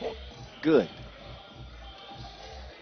I'm just going to stick with D'Lo. D'Lo, keep it simple. Yep, that's a difficult name to me. I took the challenge and I failed. He fails on the second free throw attempt. Now we're even. 16-11. D'Lo on the go. Oh my God, we didn't finish it. That was about to be crazy. Yep.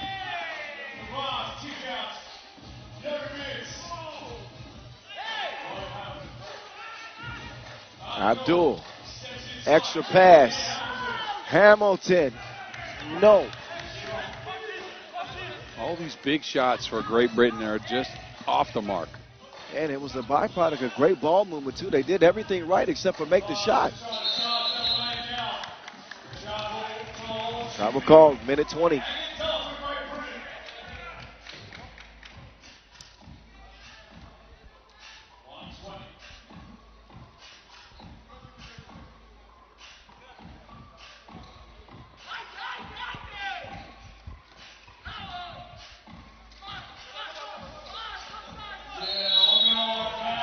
And that is a foul. Called on Thomas Jurkovic. Doesn't like it, but we'll have to deal with it. So Great Britain with another chance. A great opportunity at the free throw line. Once again, they hope to chip away at this lead. It's not insurmountable. After these free throws, it could be a two-possession game. And they get possession back. Right. That'll be the case the rest of the game. What a great advantage to have if you're Great Britain.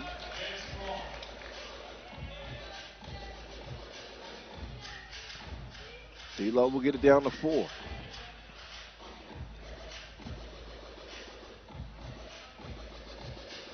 Now make that 3 with the rock. Minute 12.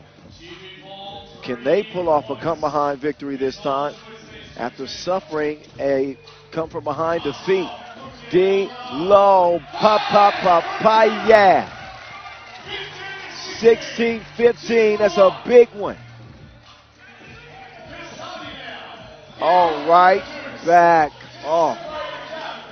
They bust and then they bust back. It's getting dangerous on this court. D'Lo, he's got 3 straight for Great Britain.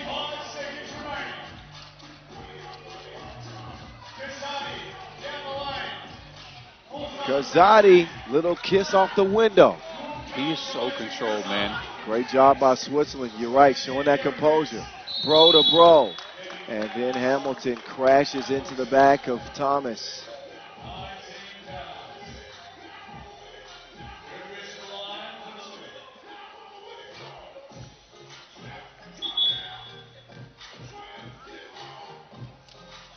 Two free throws for Thomas Jerkovic that can end this game.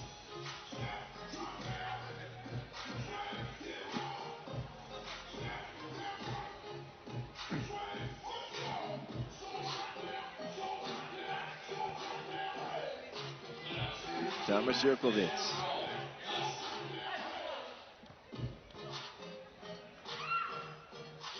Knocks down the first. One more will send Great Britain to an 0-2 start. And Switzerland will pick up their first win of the competition. And they do it. 21-16. Nice way to bounce back if you're Switzerland. And for Great Britain, it started with a game that they should have won against the Netherlands. They come out flat, made a charge late, but ultimately not enough to hang around with Switzerland, who again beat them by 5 points here.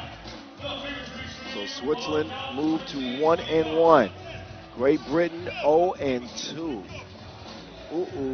Way to turn things around for Switzerland, though. We saw more of this stuff we've seen from these 4 players, both on the national team as well as on the pro circuit. Togetherness, Dubas as a focal point, Kazadi, decisive with his movement, right? He's not the fastest guy, but his footwork is really good. He's patient with it, and he gets the best looks on the team, I'd say. Well, things looking pretty good right now for Switzerland. Getting that W, you can see the confidence, and now you can see the highlights. Enjoy the moving pictures from that last contest. A 6-point Swiss win. We'll get back to the women's competition coming up next. How about Poland and Madagascar, followed by Canada and Latvia. Women's Pool A action is up next.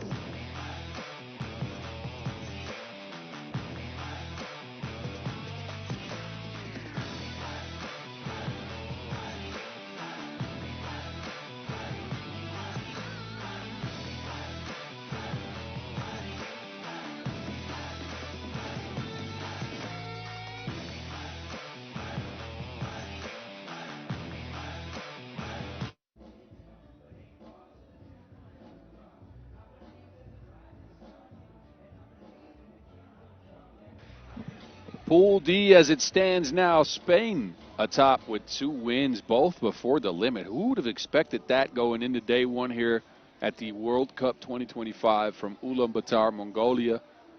Next up, we shifted on over to the women's Pool A. We saw Australia pick up 2 victories. Italy and China split a pair. Poland and Madagascar, we'll see them next, and we'll see who can get to that split, a 1-1 result for the winner of this one. Poland saw them face Australia, came up just short. They were hacking like the dark web. 11 fouls in that game. And couldn't be physical to end it. They will come out first. And it's number 33, Veronica Zelenga. 5.6 rebounds, 3 blocked shots, but a lot of fouls because she contested a lot of shots. I'm sure Poland has talked about that during the break for her to keep her hands out straight. Against this Madagascar squad, she's joined by Paulovska and Garchin. And last to the floor, Ola Jimborska led the squad with 9 points. Shot 3 of 6 from 2. Not a bad game for Jimborska at all. But Poland come in with that 21-18 loss on their konto and are going to look to turn things around here. A similar story for Madagascar, but they did not get close against Italy. They gave up 16 points to Raylin Dalia alone. Scored 11 themselves. Sidi comes out first. But this team did not shoot a great percentage either from 1 or from 2. They were pressured into taking a lot of forced shots, and they looked rushed against an Italy that, again, got a magical performance out of Ray Ray. Madagascar is going to have to turn up the defense, and they're going to have to be more decisive on offense if they want to get close to this Poland team. And they are giving up quite a bit of size, let's just say that. Yeah, just slightly. A tiny bit. Yes, Madagascar not known to have sizable players, but known to have skilled players that give 100% from the opening check ball to the final horn. Against this Poland team, they are heavy underdogs. I'm not sure this is going to go the distance. I think the only chance that Madagascar would have, which they have the ability to do it, is catch flames from long range, get Poland out of their comfort zone. Yeah. But I think they need 4 to 5 twos. And then they got to deal with Ziemborska, who also is a 2-point shooter. She could match some of that firepower. I'd go as far as to say they probably need 6 to 7 twos. Because against the length of Poland, I'm not sure Madagascar is going to be able to finish unless they attack Talenga from outside the paint. But if she's waiting down there, forget about it. Well, let's see. Let's see.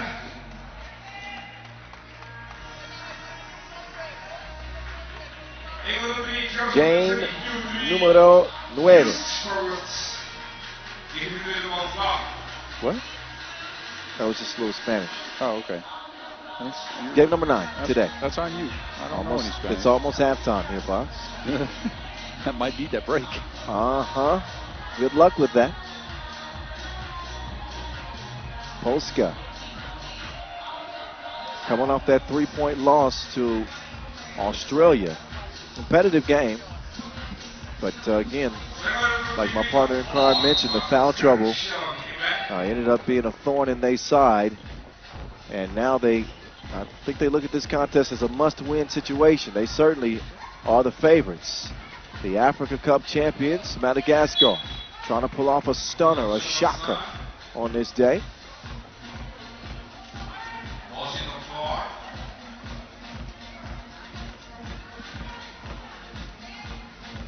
Use that hashtag 3x3WC. If you get active with us on social media. Ziemborska trying to get active from deep. It's not happening. Off iron and over the red. Oh, nice passing. Oh, Muriel, she smoked it. Got to convert those. Margin of error for Madagascar is slim against a more polished Poland team.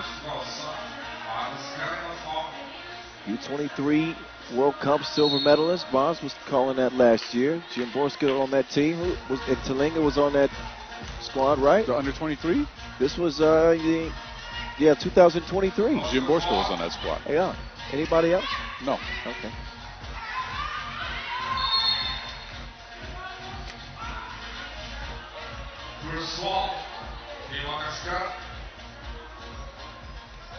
Pool A action going down. The voice in your ear. Boz Rosendahl, the mountain here too. Pavlovska with the cookie. She'll try to deliver down low. It's tipped away from Talinga.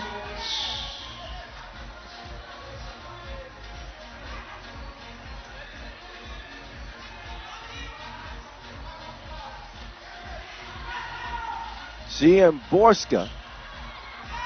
That one back iron. Long rebound. Muriel spinning in the paint. Muriel, beautiful use of the pivot. Cannot convert it. Leads to a wide open look though. Cha-ching. Great money from the left wing. Chine doing the job. Chine was good from range in Madagascar's first game too, leading them with 6 points, 3 of 5 from 2. Get her some more looks. That's a shooter, if I ever seen one.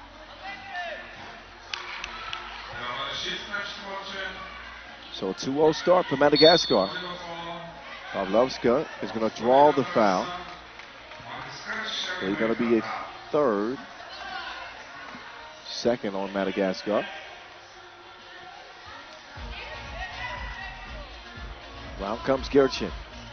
She will receive the package and deliver it right at the front door.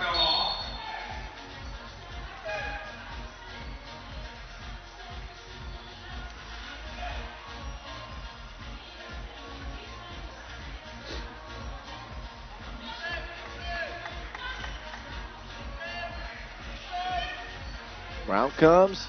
Oh, Joe Feta. Oh, blew the crib though. Oh, that is most certainly a travel. Yeah, you can't hop off your 1 foot and land on the same foot. That's an automatic travel.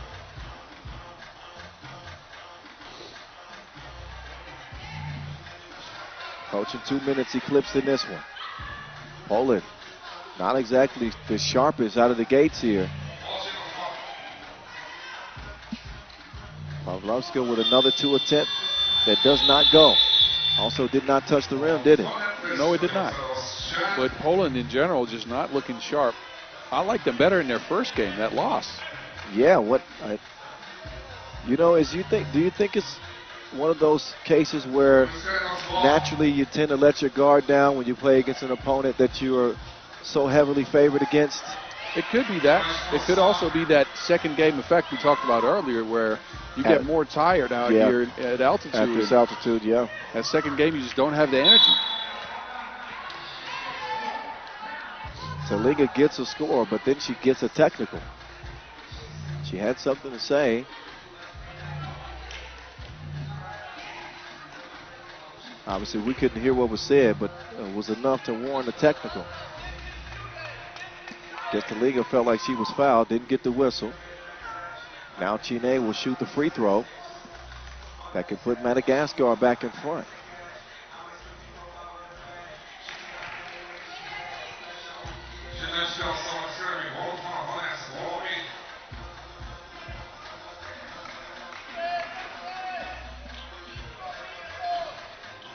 Screen set.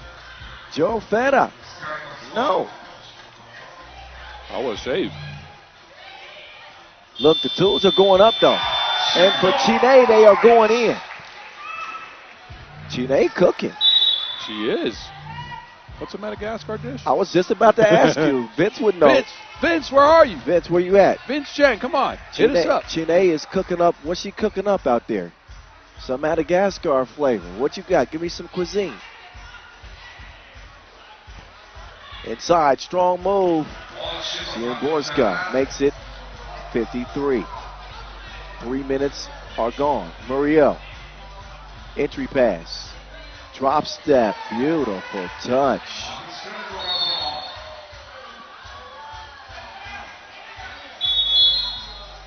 Time for a media timeout. But Madagascar has just come out with more energy. They've gotten their hands on loose balls. They've gotten offensive rebounds.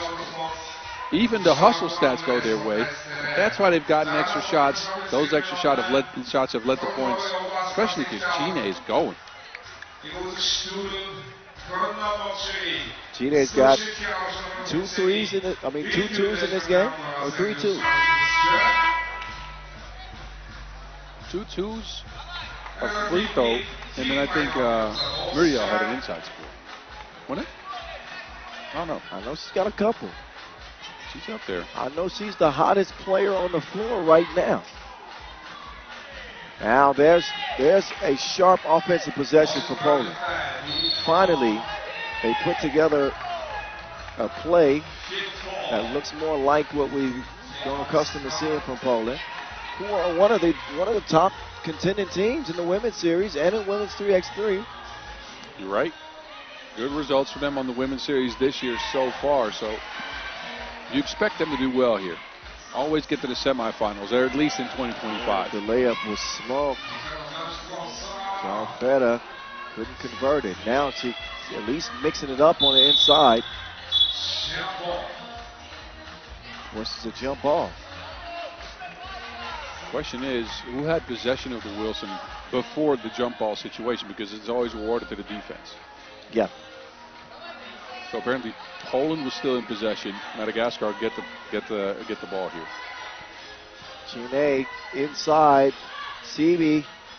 Or is it Saibai? Borska misfires. Telinga will convert. Crowd starting to fill up here as we got some cloud cover. A little bit of humid earlier, but feels pretty good now. Perfect conditions. It's nice. I don't think any rain is in the forecast. Knock on wood. You never know here. It surprised us yesterday too. Indeed.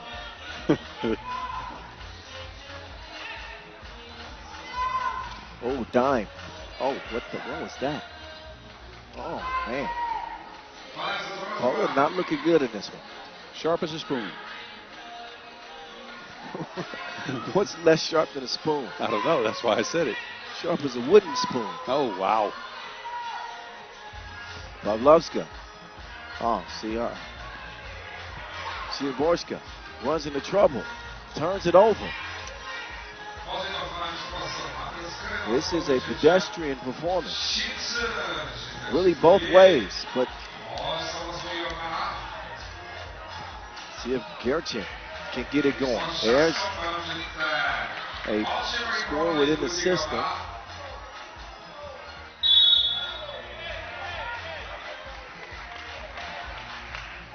A 1-point lead for the Poles.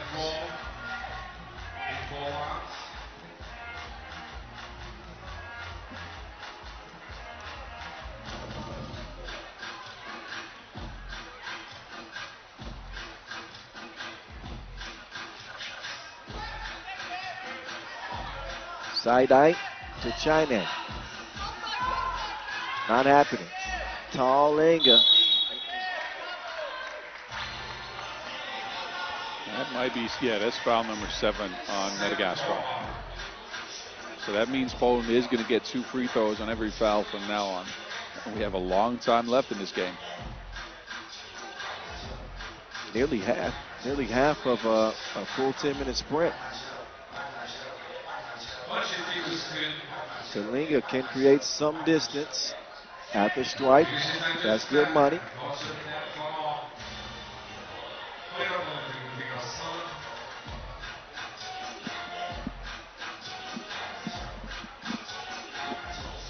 Second, no. Rebound stays with Poland. Borska is hacked.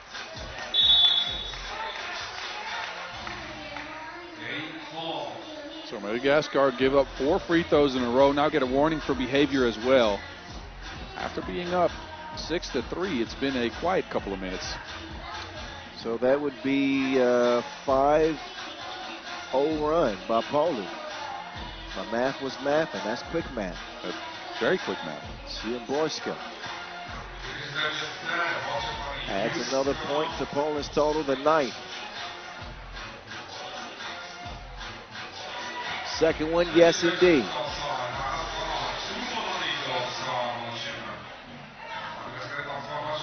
Oh, side-by. Says bye-bye. Drop step makes it 10-7, but not for long. Gertsen should convert. 4-point lead for the Poles. China brought all the fakes, but none of the makes.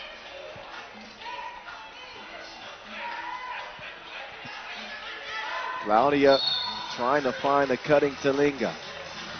Pass is broken up. And Gertsen getting to her feet. A little bit shaken up, but looks like she's all right. Talinga will meantime get a breather.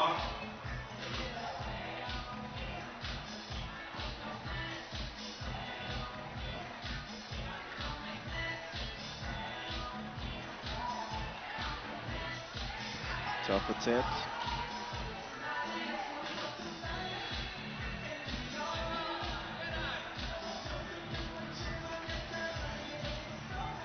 Gertsen, that's one way to make up for it. 12-7 the result, approaching the 4-minute mark. Ulaanbaatar, drop step, cannot get any space. No soup for you. Pavlovska, far too high on that entry pass. That's wasted. Media timeout. So Poland took them a little while to wake up, but now they seem to be hitting on all cylinders. Finding the mismatches and exploiting them. The defense is tightened up. Forcing Madagascar into fouls. I still think there's room for improvement. They have not looked as sharp as I'd like them to be, especially for a team that could be a dark horse contender for a top 3, right? But at least signs of improvement from that early part of this game that looked very bad. They needed some energy. It took them a while to get there, but now they got it. Doesn't mean they're safe. Couple of buckets here or there. Madagascar are right back in it. That's what I'm talking about. Ulaanbaatar with a bomb.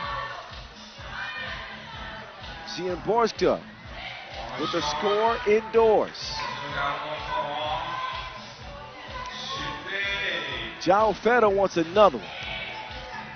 Oh, Muriel, nowhere to go but up. Gets it back, fakes it again. Rebound goes to who?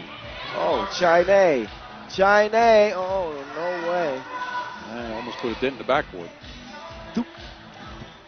Pavlovsky. Oh, nice sneaky link. She's going to find Talinga on the interior.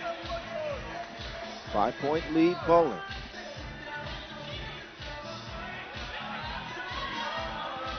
China. Oh, nice fake. China showing no fear getting in the paint. Doesn't convert it. And that stroke was broke from Ulaanbaatar. She will have a seat. Some shooting woes for the Poles. 2:50 left to go in this Pool A contest. Right now, the arrow favors Poland. Yeah. Poland on the up and up. Madagascar, though, they've been getting the right movements. They've been getting the right shots. They just haven't been able to convert those shots. Last couple of twos missed. Gina with a nice drive. Faked, but didn't make it.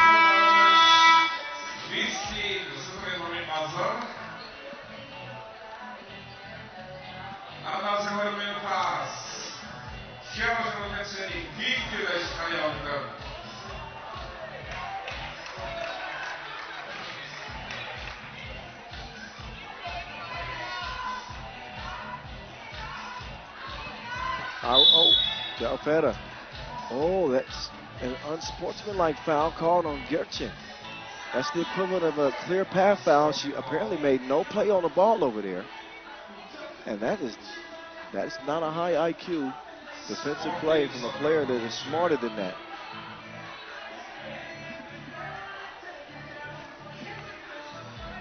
There's no need for that type of foul. No, not when you at lead this by stage 5 of the game. and you finally start to get some things going. Just opening the door to give Madagascar a chance to keep hanging in here. You cannot underestimate this Madagascar team.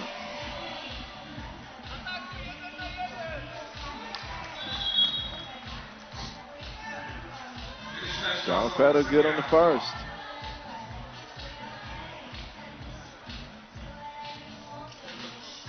And the second. Only a 3-point game. A lot can happen here. Oh, Madagascar. That's our 10. Oh, that's it. Yep. Well, forget about anything I just said the last 30 seconds. No, but honestly, it's a difficult position to be in. Even down 3, just 3 points, but with 10 fouls, that means 2 free throws and possession for the rest of the game in Poland's favor. And with a Gertchen free throw make right here, we'd be looking at a 5-point game again. So Madagascar's chances now are slim and shady. I like that. That's when you're supposed to come in with that. Really? No. Jim Borska. Soft hands on the catch and the score. 17-11, and nice hustle from John Feder. Ball's tipped. Muriel, faker, maker. Nice sequence for Muriel. Offensive foul on Poland. This game just cannot get away from Madagascar. Poland can't put it down. Every time you think they have a decisive lead, they commit a turnover, make a foul, give Madagascar an opportunity to come back. And credit to Madagascar for keeping the fight up. Yeah. But you remember I said that they're a team that very much is an energy team. Things start to fall their way just from that extra effort. They're going to play you from the opening check ball to the last horn. And she hits that shot. Just imagine that swing and momentum. All of a sudden, Poland's feeling a little bit more pressure. And the confidence continues to rise for Madagascar. It's only a 2-possession game, Kyle, and anything can happen in this 4-3x3. A minute 41 is still a long, long ways to go. Madagascar has the shooters, and Poland has not looked as sharp as they can look. That one, well, I'm guessing she's going to want it at that back. Bit of a wild attempt by China, and it hits nothing. Well, can't blame her. She has been the catalyst for this team. And nobody there to stop Tanina on an uncontested layup. Expected twos to go up. Chine inside. Side eye. Shot clock violation. Buck 15 left.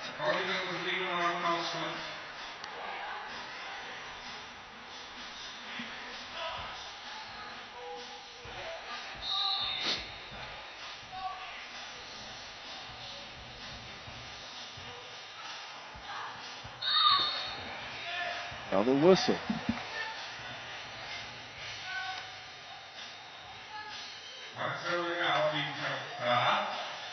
Foul number 11. 2 free throws and possession. Gertchen could bring Poland to the doorstep of game point. The name of the game is 21. Still stuck at 18 after that miss.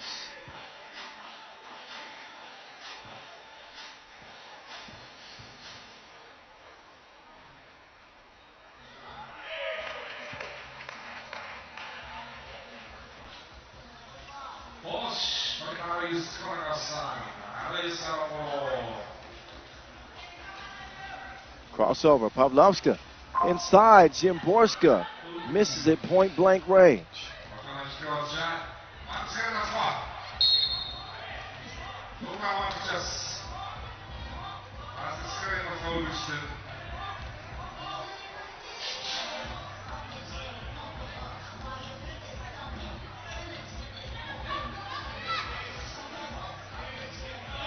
Up fake, Mario.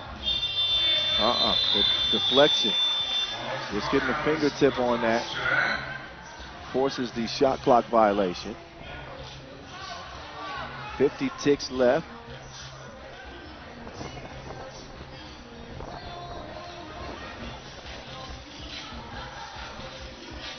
Telinga makes the extra pass, wide open. Claudia Gertchen. CG says, see you later. Poland finally wake up. Took them a while, but they wake up and they get the job done. They pick up a bounce-back win after falling to Australia.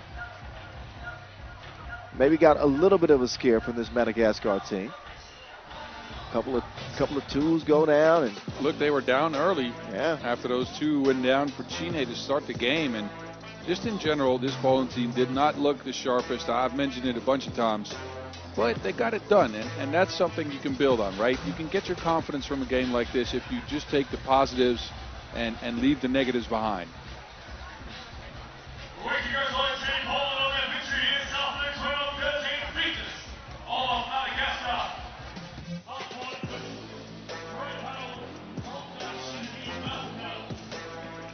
all right, what we got next? Well, highlights first.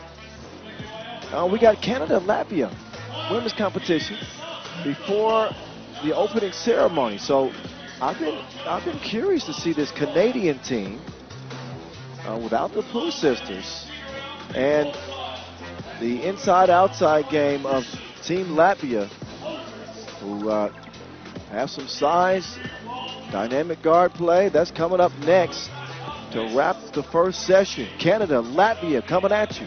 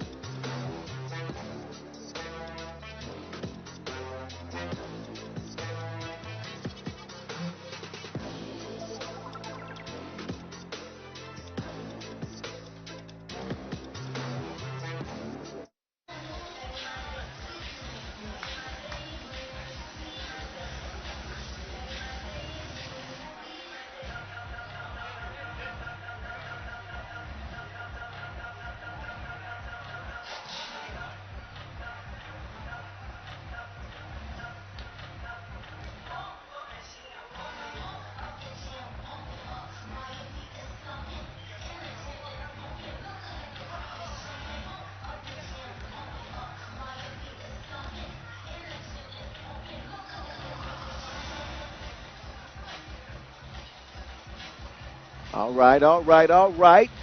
Here we go. Game number 10 of day one back in Ulaanbaatar on the voice of 3x3. Kyle Montgomery with Boz Rosendahl, a.k.a. The Mountain. You can, well, they could see us there for a second in the background, but we go now. Yep. We go. We going into the next game. How about old Canada? One of the premier powerhouses in women's 3x3. It is not to be debated, not to be disputed. Maybe the two greatest players ever in Catherine and Michelle Plouffe. But guess what? They aren't featured on this year's roster. I think for the first time ever for a World Cup team from Canada, you won't see at least one of the Plouffe sisters. They do return Casey Bosch, Paige Crozen, Sasha Grant Allen. There you go. And Cassandra Brown, CB. Breezy. I think she might like that nickname. Breezy, huh? Breezy. All right, let's go with that. But, man, for me, odd to see a Canadian national team without one of the Plouffes. Agreed, man, and it's a weird look. But it's something we're going to have to get used to, I think. And headlining the squad now is Sasha Granallen together with Paige Crozon, inside-outside ability, and some real tough defense. Oh, absolutely. Sasha Granallen was unbelievable. Put on a show at the AmeriCup 2024. And for the last couple of years, she's been on the come up. So maybe it's that time to start seeing that, changing of the guard, if you will.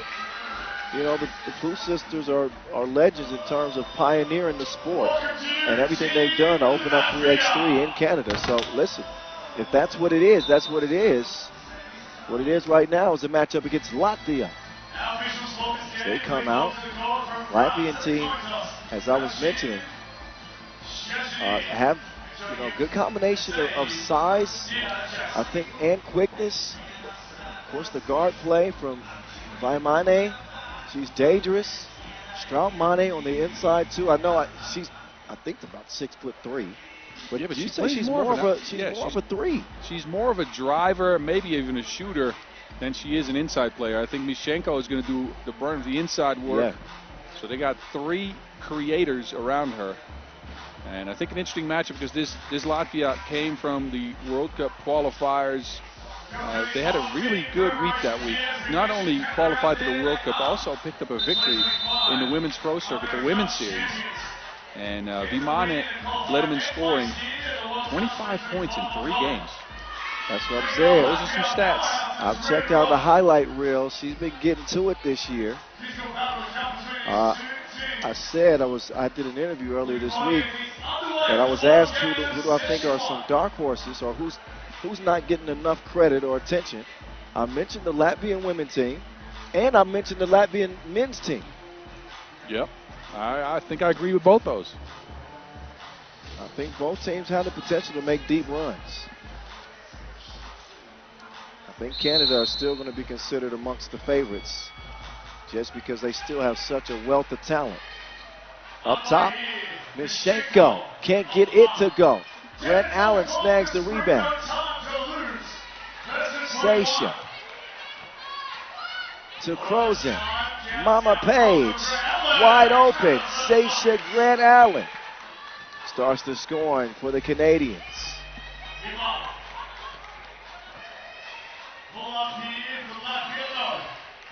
Vaimane can't get it. Stop and go. Vaimane off iron. And the battle of the bigs getting too physical. Mishenko will get whistled for the first Latvian foul. It'll be an interesting battle because it's a different set of styles, right? Mishenko is strong and tough. And not to say that Sasha Grant Allen is not, but she's light-footed for her size. Understandable. Crozon, turn around, not happening, loose ball. Oh, that's going to be a shot clock violation. So Canada, who have won gold medals at the AmeriCup, the previous edition. Grant Allen MVP out there. Champions Cup as well. So the past 12 months have been good to the Canadians. They took a silver at the World Cup back in 2022, but never gold. That's what they set their sights on this time around. Is this the right collection? Oh my goodness, she's a ballerina. Ain't that the tallest ballerina you've ever seen? That's a fact. But look at this majestic move. Spinning like a ceiling fan. Keep you cool. Sasha Grant Allen. I was calling her Sasha Fierce at the AmeriCup, and word trickled down to me that it's Sasha. Sasha Fierce. It doesn't roll off the tongue quite as well. Sasha Fierce is Beyonce's alter ego. Did you know that? Yeah. Come on, Grant Allen, just accept Sasha Fierce for me, please. Do the voice a favor. 3-zip.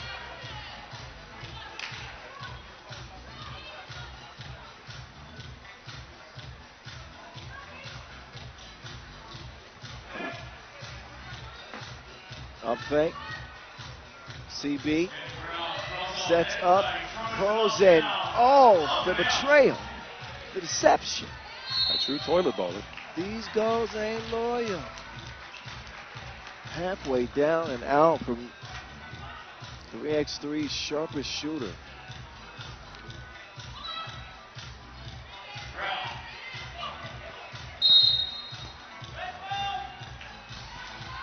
Being too physical there. Gotta like how aggressive Canada has been at the start here. Getting some coaching, right? I thought I heard one of the Poof's voices. Yeah. One of them's here. I don't know which one. Oh. Breezy. Will not get the continuation.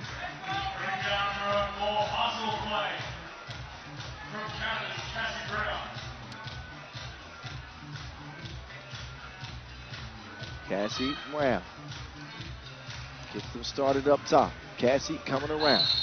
Grant Allen is fouled. Second time we've seen Strautmane come into a screen like that and just run through the screen. Those are not the fouls you want to pick up. Latvia 0.6 fouls.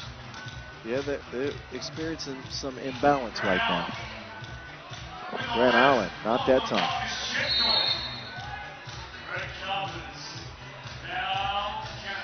I like the energy she plays with, though. Grant Allen is quickly emerging as one of my favorite players to watch, just because she's such a competitor. All energy all the time. She's fierce. Got lost right there. Nice move on the baseline. It doesn't amount to nothing.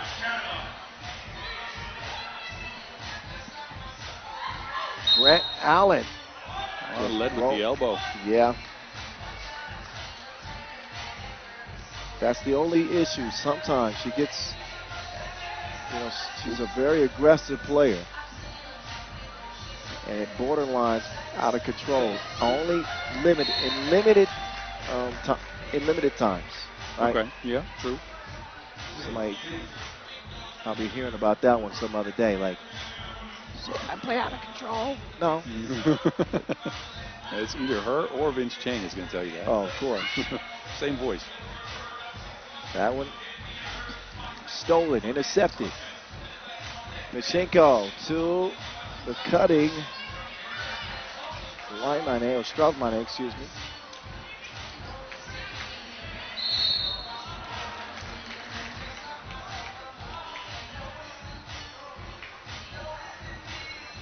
A 3-1 game. Kind of shocking to see that Canada's only leading by 2. Latvia with only 1 score, 6 fouls. That will be a part of the storyline as the story continues to unfold. Breezy, no good. You are not going to out-hustle Casey Bosch. I'll tell you that right now. I'm hoping this tournament she gets through it without sustaining another wound. But yes, you're right. No, look, she hustled so hard in the tournaments we've seen her play. And one of the better and I think more underrated players in all of 3x3, because I can remember games from her where she didn't only get all the deflections and all the defensive stats. She carried Canada offensively in spurts as well. It is not a FIBA 3x3 World Cup without Casey Bosch needing a Band-Aid or a stitch. One of the two. It is not a World Cup without that. All right. No, hopefully she avoids it this time. Laimane with the hezzy. Go. I did that one for you because I know you're a Justin Timberlake fan. What? Yeah, I heard you got a poster up in your room. Yeah, you're right about that. No, don't go chasing waterfalls. Pull up after the Grant Allen 2-ball. Both teams getting little sparks of offense. Are you saying that was TLC from SGA? Ooh. See, no, you had like 30 seconds to think that over. Yes, it took me a while to figure that one out. But I still got it in.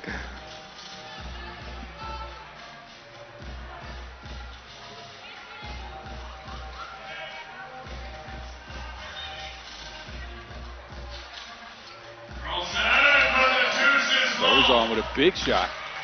Canada is starting to find a groove. Chunk the deuces. 5-point advantage for the Canadians. Oh, my goodness. They got shooters on their crew, too. Laimane.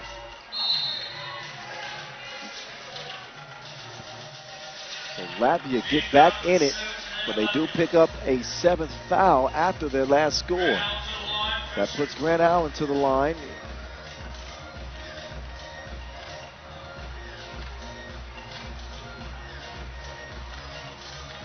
The way Grant Allen played at that America in San Juan to cap the year, I don't know if you saw it. I did. But from the quarters into the gold medal game, absolutely unstoppable. Look, if she plays like that, there might be 2 SGAs from Canada crowned this week. Ooh, Bars Rosendahl is in the building. Well, that's because Halliburton got injured. Yes. Yeah. Well, Keeley. they might have won anyways, but yes, that surely helped.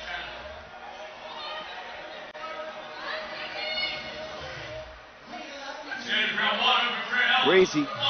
Grant Allen.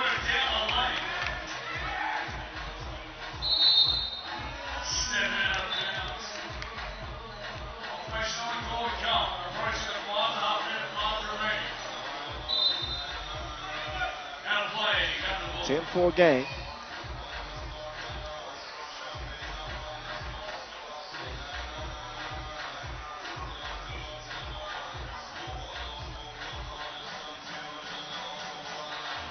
Brown gets him going. Right back, Brown. Dropped off, Page. PC still offline. Offensive rebound from Brown, gets him reset. Page, Croson, is crossing. Brown can't put it down, but Croson, right place, right time. Canada with a commanding lead right now, 11-4.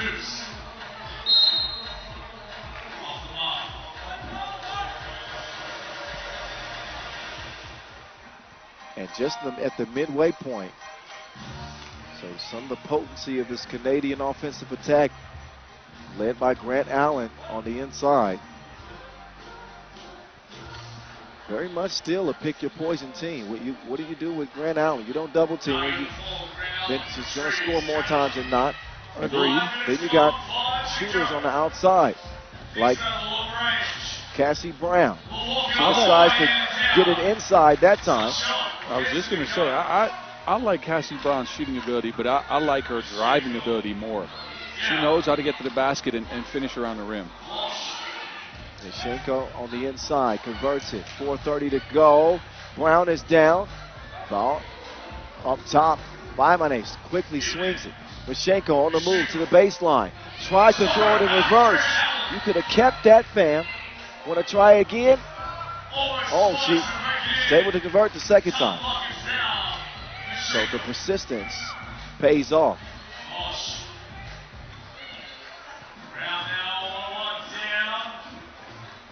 There we go.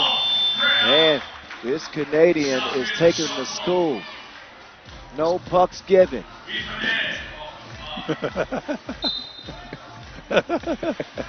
Okay. Credits. That's nice. I like that.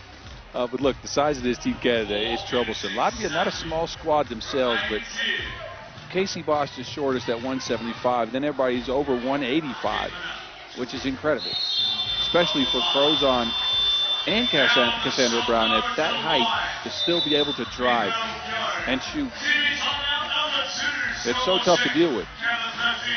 Yeah, they're living that life right now, bro. Latvia is trying to figure out a remedy for the Canadians right now. 13-6 rather. 3:55.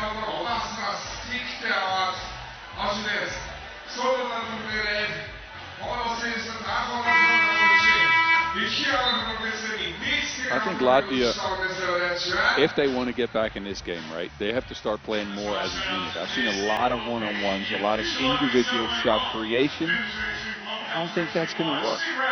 It's going to have to come off of screens. It's going to have to come off of backdoor cuts and smart play in general.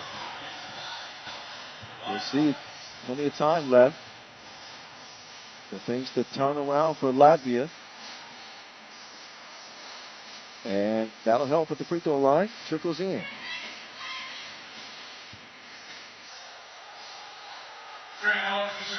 Grant Allen for two. No, man. Shot clock violation. Waste that possession.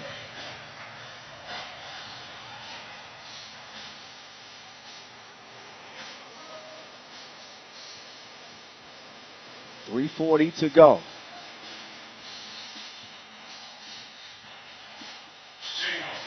Casey Fox getting some work on her shoulder, it looks like. It looks like it might have popped out of the socket a little bit. Man, she is tough as nails. You just asked the medical staff. Just put my back shoulder in back the socket. Go ahead. I'll be right back out there. Brown gets it to go down from deep. Left wing two-piece. Extends the lead to 8. And Greasy ain't done just yet. Frozen. Little long, Grant Allen snuffs out the rebound, throws it. Still off target. But Paige doesn't have to shoot it great in a game like this. This is the luxury of having a player like Grant Allen and also the offensive service of Cassie Brown now too.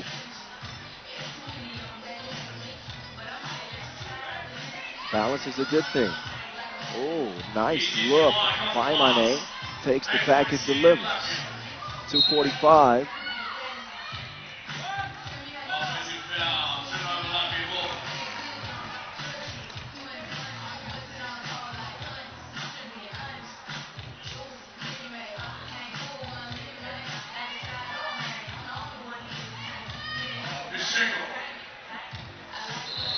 Uh-oh. Step on the line. So that will waste that opportunity. Yeah, we've seen more chances of team play for Latvia, but just not a lot of success executing. 2.5 to go. Day number 1. Officially at the midway point. Coming at you live from Ulaanbaatar. 3x3 The Voice. Kyle Montgomery, that's me in your ear. Miles Rosenthal, a.k.a. the Mountain, rocking with me as well. Frozen was not rocking with that. Swats it, trying to turn defense into offense. Frozen, cross court, down to Casey. And Grant Allen, well off the mark right there. Inside they go, Miss Shanko. Nice drop step move. That's a good save by Mischenko, squaring her shoulders and making sure Grant Allen couldn't get to the Wilson. Yeah, pestering Grant Allen defensively too.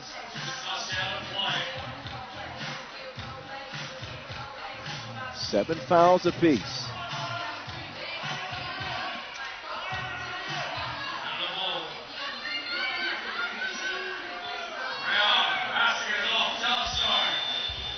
That one off target.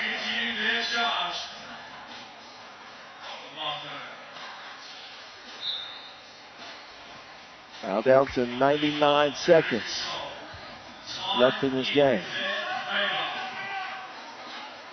Even though it's been a dominant performance by Canada so far, it's not been the best offensive performance. Let's just say that. I disagree with you. I think it's been pretty solid. I think Croson has struggled, but Grant Allen shooting at a pretty high percentage. Well, that's what I'm saying. Like, I think they've gotten the shots they wanted. I just don't think they've knocked all of them down. That's a fact.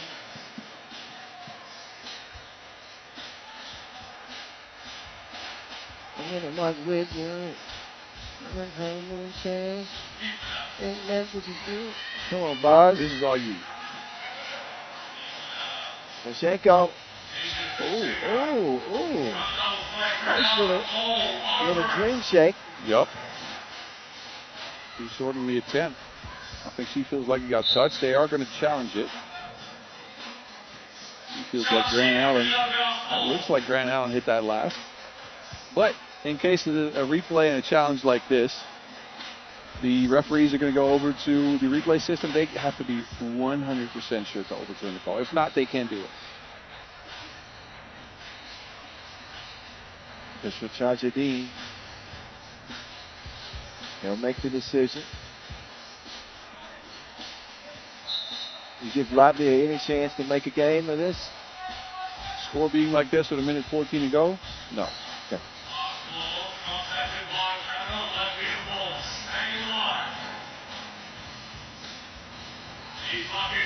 Final minute of play.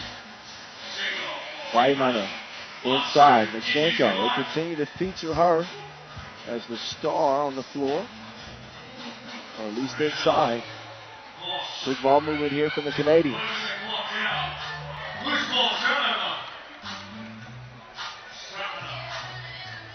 Weidmann misses it wide left. Red Allen to Corrales. Crozen over to Bosch. Back to Crozen. Page. This is the crib. Oh, Grant Allen. Off balance. And did a jump ball.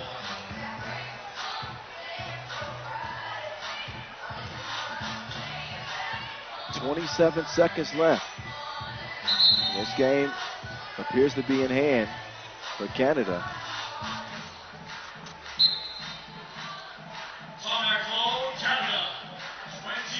They want to talk some things over. I mean, of course, Canada, the veteran team that they are, they're going to want to try to get those 16 points up as high as they can get them in case of whatever happens in the rest of group play, right? So they call this timeout. They get a couple of good looks at the end of this game with the last 27.9 seconds on the clock.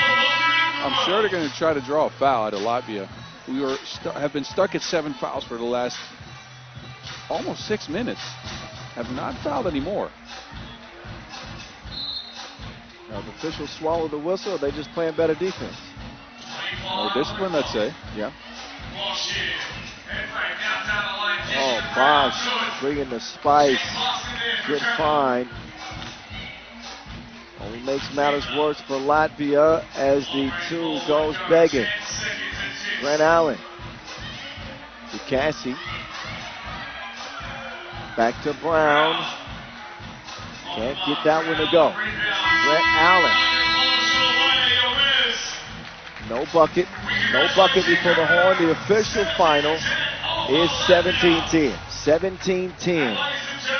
The official final score in that one. Canada, from start to finish, was it the prettiest offensive game? Maybe not.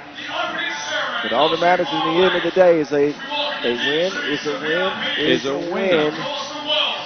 And I definitely think there was some positives that they can build off of. They usually get a more explosive offensive game out of Paige Crozen than that, but they didn't need it in this one. So highlights coming up for you. And a 17-10. Wow. I thought that was it. A 17-10 win over Latvia.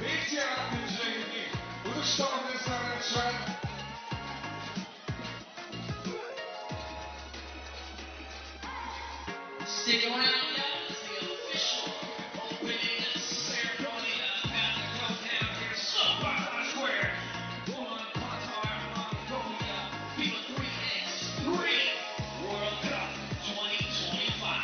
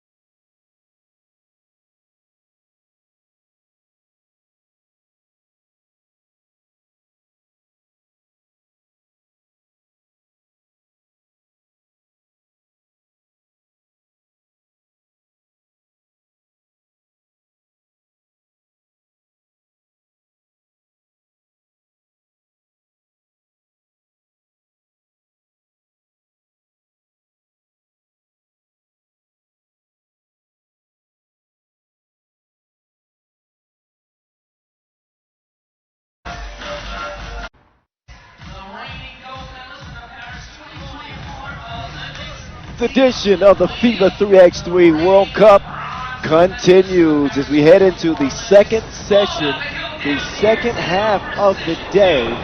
We don't know what looms in front of us. We do know we got some scary weather on the way. The wind is picking up, hoping to avoid the rain, but we'll keep an eye on it for you all. But we got 10 games still remaining on the slate to get to, and some big ones, some heavy hitters, some marquee matchups. In fact, one to start the second session, men's Pool D action, Netherlands and Lithuania. That is the weather report right now. You can see that it is windy as we head into the thick of the afternoon hours. And again, just something that the players will have to deal with, the elements. As long as the court is not wet, as long as there isn't threatening lightning, then we will play on. That's how we do in 3x3. I'm Kyle Montgomery, aka the voice of 3x3. Boz Rosendahl, aka The Mountain, is here with me as we give you a peek at the Pool D standings. Spain, wow, they've been in Spain the way they played. Unbelievable. Netherlands start off 1-0, but it didn't look like they were going to do it. Got a favorable possession there late, thanks to a jump ball that set up Worthy for a game winner. And this group, we both agree, is the group of death. You're not still afraid from that thunder we just heard, though. We gotta sing the lightning song. What is the lightning song? I don't remember. It's from Dead. God, you can't. Boz Rosendahl is here, y'all. Thunder, thunder, go away. Right. No, but yeah, some thunder. Hopefully we play on. We got professionals keeping a close eye on that. Everybody's going to be safe. Officials are in place. Shout out to MC. MC Noah Lazarus, DJ Mike Lewis. Oh, there's that. It's pretty menacing crowds. Speaking of menacing, the Olympic champions setting their sights on Lithuania in a rematch of the Olympic semifinals. Can the Netherlands do it again? No, I guess the better question, Boz, is can they put themselves in that position again that they did against Great Britain and expect to win? Yeah, I think so. They played Lithuania a bunch. 5 wins for the Netherlands, none for Lithuania. 4 of those wins coming last year at the Olympic qualification tournaments as well as the Olympics.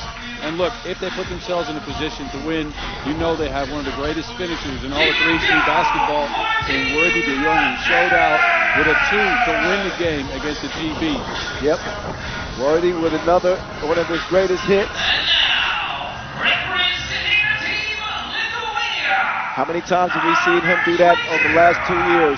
Olympic finals, World Tour final titles, and that comeback victory over Great Britain. He's out there with Jan Driesen, Ryan Alberts, and of course, Dimes himself, the male founder horse. Lithuania are coming out. They storm the floor. Hopefully they're the only thing storming the floor. I guess this group is Januszewicz, Jelgis, and Aurelius Bukelis, the Lithuanian. Yeah, Lithuanian had a bit of a rough game 1, right? Only 5 shots taken. I say only. The guy usually averages right around 7 to 8 points a game. He only had 2 points in their loss earlier today against Spain. That's unbelievable. You can pencil him in typically for 7 points a game. Yes. And to have that type of performance out of Bukelis is almost an anomaly.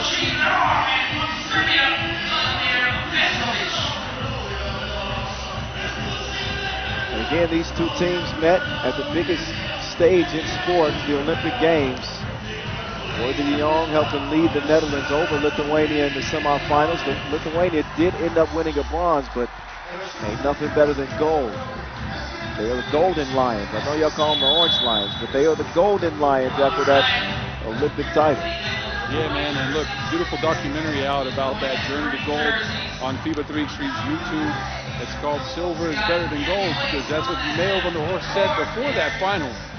He said silver's pretty, but gold is pretty. And I think that's what they got their eyes on out here in Ulaanbaatar. No disagreements here. No medals on the line in this one. This is just pool play.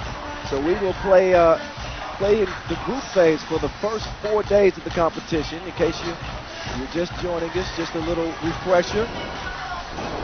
So after 4 days of group play, we'll have a round of 16 before we go into the quarterfinals, semifinals, and finally the medal game. That's the way it's going down. Hopefully my papers will stay down throughout the course of this game. Help me, boss. I'll help you catch him. Help me, please. Help me. All right, here we go. Pool D action underway. Look at Dime's already fighting with Bukelis. We are underway. Yanishevicius. We will airmail it. Worthy, what a crafty defensive play against the Lithuanian. Height with the rock. Height moving right. Height with a 2-inch sight and will not fall.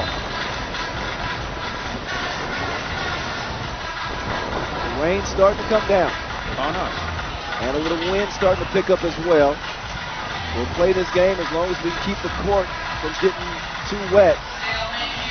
But it is something that we're keeping a close eye on.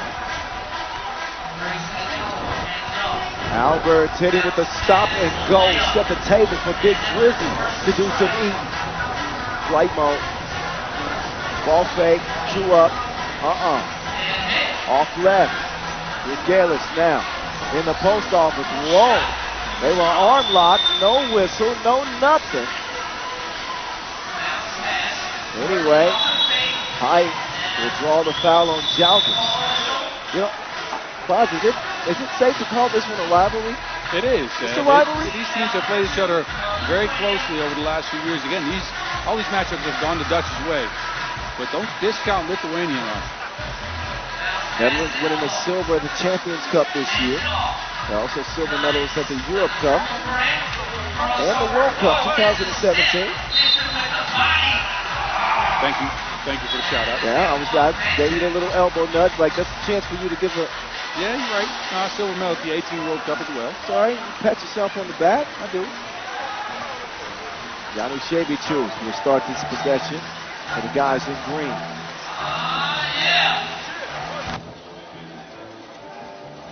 Kumpis cannot find the bottom of the net. DeMail swings it to Big Drizzy. He'll drop it off to B Smooth. Ryan Alberts. Nobody boxes out though. They don't get a body on him. And that's got to be driving Coach Daniels crazy. You know, it's the fundamentals. It's doing the small things. So important in 3x3 because every possession is a priority. It's precious. So you can't afford to give away too many of them. Full D action. Kyle Montgomery, a.k.a. the voice of 3x3 in your ear. Have no fear. Big B, Boz Rosendahl, the Mountain. We rocking with you. Start to finish, 7 days of action for the first time ever. So get comfy. Get your popcorn ready. Get your blankets out. It's going to be a week-long affair. Worthy playing with his food. Doesn't finish what he started as Vanderhorst and Jalgis get tied up. Both of them under the basket fighting. You never know with both those guys actually who commits the foul because they're very good at selling contact as well. And the familiarity you talked about, you know, the volume of games that we've seen against Netherlands and Lithuania over the past several years. And you know, it's that familiarity. They understand the system that Lithuania like to run, and so do the Lithuanians. It comes down to execution, and I think it comes down to individuals that make big plays. So this is a game, to me, of stars. Agreed. This is where Bukelis, they know where he's going to the block. He's got to score anyway. Same thing with Worthy. Whichever star outperforms the other, I think, wins the game. Netherlands now with a technical and a foul, so they're at 4 fouls total. Bukelis will take the free throw. And Bukelis with just 2 points in that opening loss. Yeah, Lithuania did not look good in that game at all. Look, Yanishevicius was going, but everybody else looked sluggish and slow. They couldn't get a grip on Spain whatsoever. I think it's more of a credit to Spain. They played an unbelievable 2 games today. So shout out to España. Inside they go. Oh man. Okay, Worthy does he get called? No foul call here. That's 2 defensive plays that Worthy has made on Pukelis.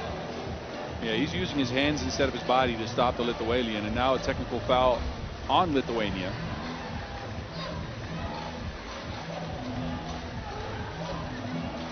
These conditions are incredible for 3x3, mind you. Now there's wind, there's a little bit of moisture in the air, right? There's rain coming down on our backs, not on the court, luckily.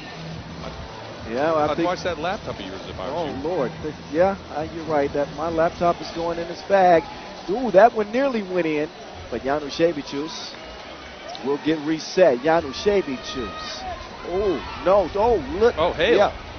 We got hail now. Yeah, that rain is starting to come in now.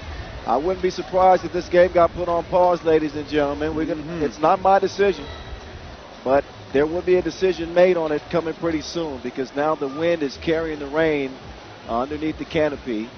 Player safety is the top priority. You can't have a slippery surface for them to play on. So it's coming onto the court. I think it's coming right. Yep.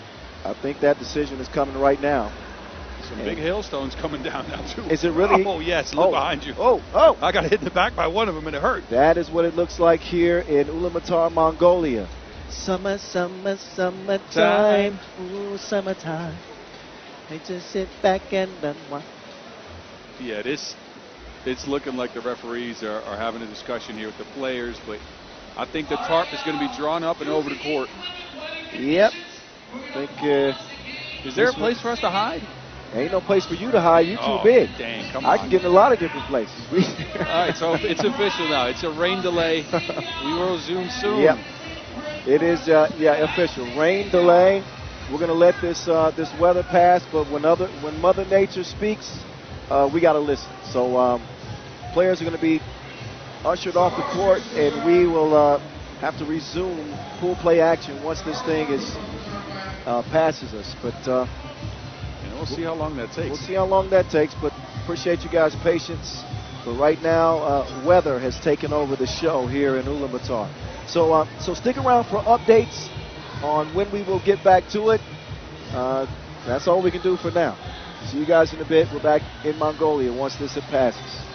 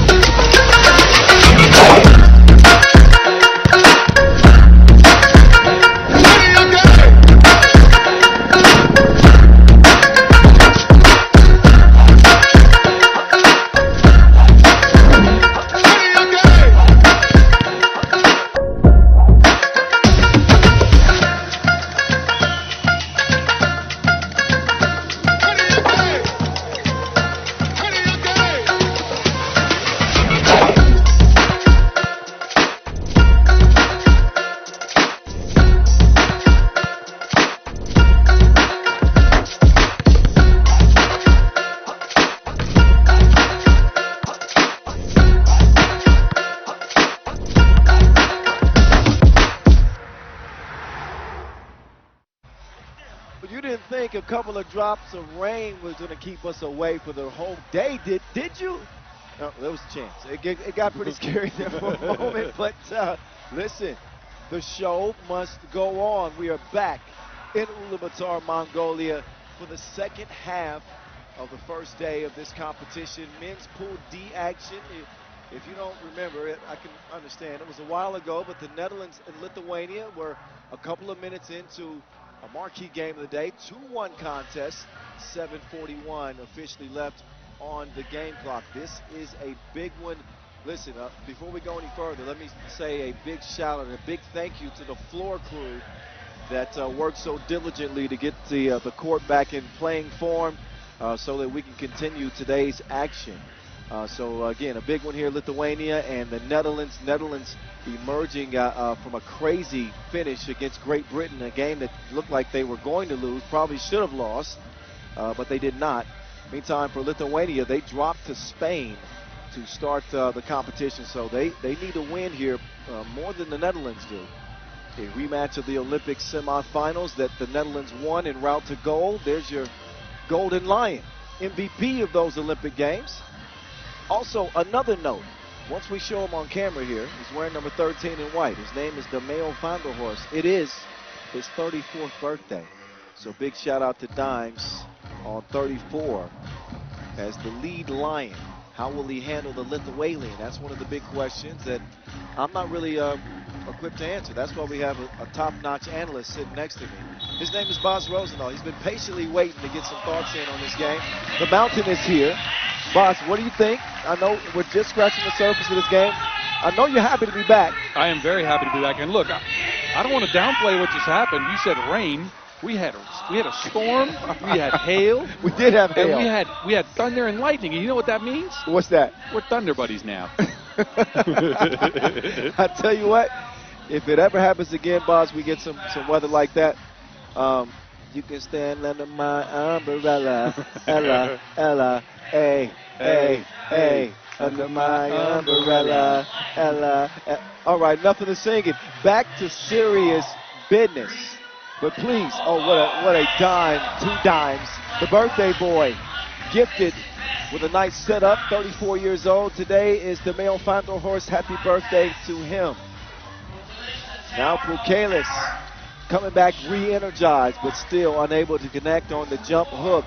Big Drizzy, the hero, or co-hero of their first game. He gets the steal. Worthy got the shot, and he gonna get another one. The net's all wet, and it ain't because of the rain. It's because of height. That got Ray smiling. All right, we back. The voice of 3x3, that's me. In your ear, what's good? Hello. But after today, it's going to be a long one. I think the only thing we should be playing is I Can't Stand the Rain Against Okay, My come on. Window. All right, that's it for my singing. That's a lot of singing, although I like Missy Elliott. I'm lying. You know I'm going to sing again. You know I will. Yeah. I'm just going to limit it. Look at the Netherlands coming out sharp after that rain delay, though. This always does something to teams, right? You have a break. You're very much unsure of when play is going to start again. Yeah. So you have to keep sharp, but not really. Yeah. Oh, that's some sharp shoot. Januszewicz. Oh no. That was looking like it was going to end badly. Luckily, there was a foul. Ulaanbaatar, I don't think he's had a whole lot of experience guarding Worthy. No, I don't think so either. Bring your dancing shoes. I think it's going to be him guarding Worthy and Worthy guarding him as well, because the man's an offensively very gifted player. He's a weapon, without question, on this Lithuanian team. They got to unlock him here. And listen, there's no such thing as a must-win situation on day one. But this is a big game for Lithuania. Again, we talked about that 0-2 deficit and how much more difficult it becomes, especially when, is that B Smooth that hit that? Yes. Yeah, Alberts is adding to the Netherlands lead. Probably a bigger game for Lithuania than it is for the Dutch. Look, I think it's a big game for both teams. You know why? First place in pool, which is what's that play for the Netherlands here? Going into day 2-0, you set yourself up for that first play in pool. That means you get 2 days off before the quarterfinals, which is incredible. Oh. That's going to count. Yes. Januszewicz, a lethal weapon in green. That two-piece goes plus the foul. Here's a look at the replay. That foul is actually off ball, but the shot is released. Foul happened underneath the bucket, so a big chance to maybe swing the momentum here for Lithuania. They'll at least have a shot at tying this game. Oh, still have a shot, 2 free throws, that's a 7. So Jalgas, and we've talked about his struggles from the free throw shot, misses the first. He can tie the game here, and both teams actually looking very sharp after that break. And what I was getting to, you don't know what's going to happen when you head into a rain break like that. You might not play the rest of the day. You might have to wake up early tomorrow and play the game. But these guys stayed ready. They ready. And guess what? We even. 7 apiece. Evel Knievel stunned like his dad. To the crib he goes. 8-7. Lithuania assumed the lead. Dime time. Dimes, the birthday boy. He got something for you. Big body move from Vanderhorst. Olympic gold medalist against Olympic bronze medalist. They will connect, but now Bukalis is able to finally convert it. Hadn't quite looked himself today. Poor performance in game 1 where he scored just 2 points in that loss. And he's coming along slowly. Meantime, Alberts is money. He ain't been broke in a minute. Right back. Man, different strokes for different folks. Both teams burying 2s. 11-10. Big Drizzy on the move. Get you some. Oh, he almost had him some, but he missed the crib. Going back to Bukalis and Jalgas, both those guys are very handy to have on your team in a situation where you have the opponent in foul trouble, right? Because they play so physical. They're so big. That's what Lithuania is going to try to play the rest of the game. 2 on the way. Dimes offline that time. Jalgas will snuff it out. Up top he goes. Kumbis. Back to Evel Knievel. Uses a screen. Evel Knievel inside. Bukalis using that side. Check out the hook while the DJ revolves it. That's a big throwback. That's way back. I don't know. Ice, baby. Oh, wow. I won't do that again. That I promise. Meantime, Bukalis in the post. Now things have shifted. The wind has changed. Alberts. That time he will miss fire. Rebound lands in Green's hands. Down to the post office. Bukalis has got to like that matchup. He dribbles it off with his foot, though. Turns it over. Vanderhorst. Ooh, he is slick as a can of oil. Watch this here. This is a very long stretch of play with no subs. Look at DiMeo. Hands on his knees. There's a timeout now, which is very much needed for these guys. They must be out of gas. Yeah, especially at 34 years old. Dimes is breathing through his mouth and nose at the same time. He's trying to get as much wind as possible. But this is the type of confrontation we expect when these 2 teams lace up against each other. Yeah, for sure. They know each other through and through. Again, they played against each other 4 times on the national team circuit. This even discounting the pro circuit. Last year, twice at the Olympic qualification tournament, twice at the Paris Olympics. So they know what the other team wants to run, and they got a good grasp of which player to guard and which player to kind of leave open sometimes, maybe. The familiarity is there. Jalgas with the runner. Too strong. Kumbis. One-handed rebound. He'll snag it. Get him reset. Januszewicz off target. Tip to Worthy. Up top to B.A. B. Smooth. B. Oh. He misses it. Dimes. He's there to clean up the mess. And shout out to the fans, too, that stuck around. We had fans that sat out here for 2 hours waiting for the action to return.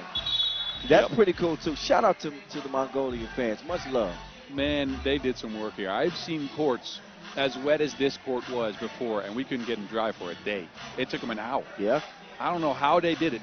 There's some Mongolian nature magic. Miracle workers is what that is. It didn't look good. Had water coming up through the floor. And within a couple hours, they were able to get it back in playing condition. Serious business still at stake. We got 10 games remaining on the day. The pump fake from Bukalis. Big on big. Dreesen holds his own. Height. Got that thing on a yo-yo string. It's Kupis' turn to dance. And it come back to Worthy. Worthy on the baseline. Count that.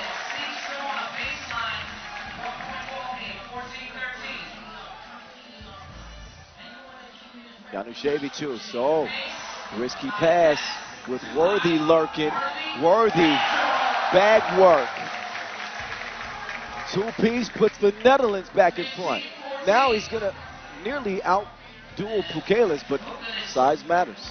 I don't care what they say. The length of the long arms of Pukelis earns the rebound. That one off target and in the hands of Lithuania. Pukelis now he's settled in.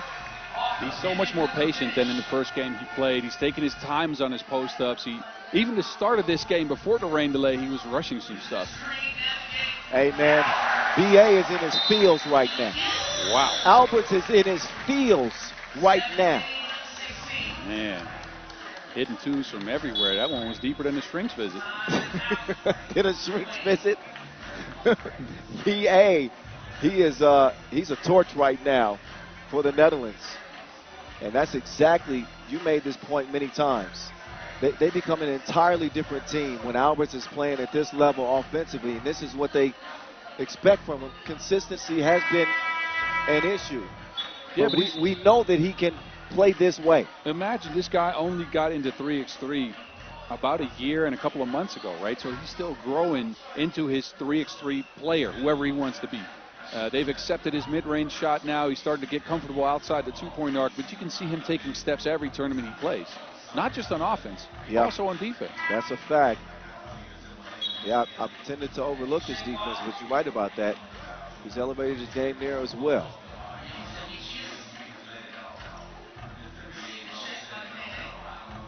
Januszewicz will get him started.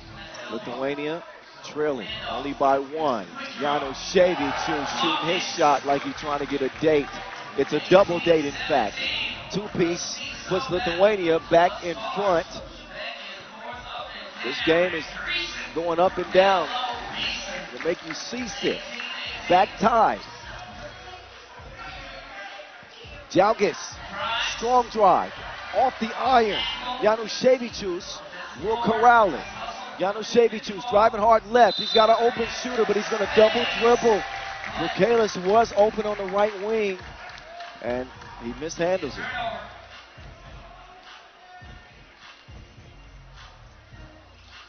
Worthy over to BA. BA, Worthy to the crib. Uncontested layup. Netherlands trying to start 2-0 with a 1-point advantage. Oh, Jalgis. He links legs with Worthy. Doesn't get a whistle. Gets the score, though. I think fortunate not to get called for a foul there. Worthy. No. Worthy's got some fans out here in Mongolia. People standing on their feet.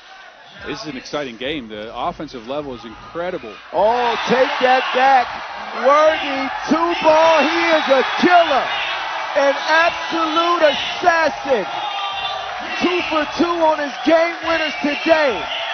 Height Worthy for the Netherlands yet again. The man is magical. Second game winner of the day. How many more clutch shots do we need to see from this guy? He's as magical as Dumbledore. The man's got a whole poker deck full of game winners now. His right wrist is like Potter's wand. Worthy de Jong with all the sauce for the Dutch again. Mama, there go that man. He said, I'm a real Batman. I won't argue with that. He is. He's Michael Jackson bad. My goodness. Another incredible finish, and it is Worthy de Jong proving why he's the league MVP on the Pro Tour, Olympic MVP, and that's an 0-2 start for the Lithuanians. Think about it, though. Lithuanians actually came out very sharp. They were hitting shots. They were finding Pukelis. They were getting Jalgis involved. But against this type of shooting from the Dutch, I don't know if anybody can beat them like that. And Januszewicz was great. Alberts really carried the weight in this one. He did. And he just set Worthy up for the knockout blow. And man, I think I might have to change what I've been saying. We love Ralat as maybe the most clutch shooter. He always makes the big but I think we might have to change that. I think we might have to switch. I think Worthy is Worthy. He got the clutch gene, man. Yeah. So until further notice, I think Worthy has got that crown. Those big shots today and his body of work the past couple of years. Like, what can you say? Anyway, enjoy those highlights. That was as good as advertised. It was a 10-minute action film. And we see who starred in the ending. It is Worthy, Dion. He is him. One more again.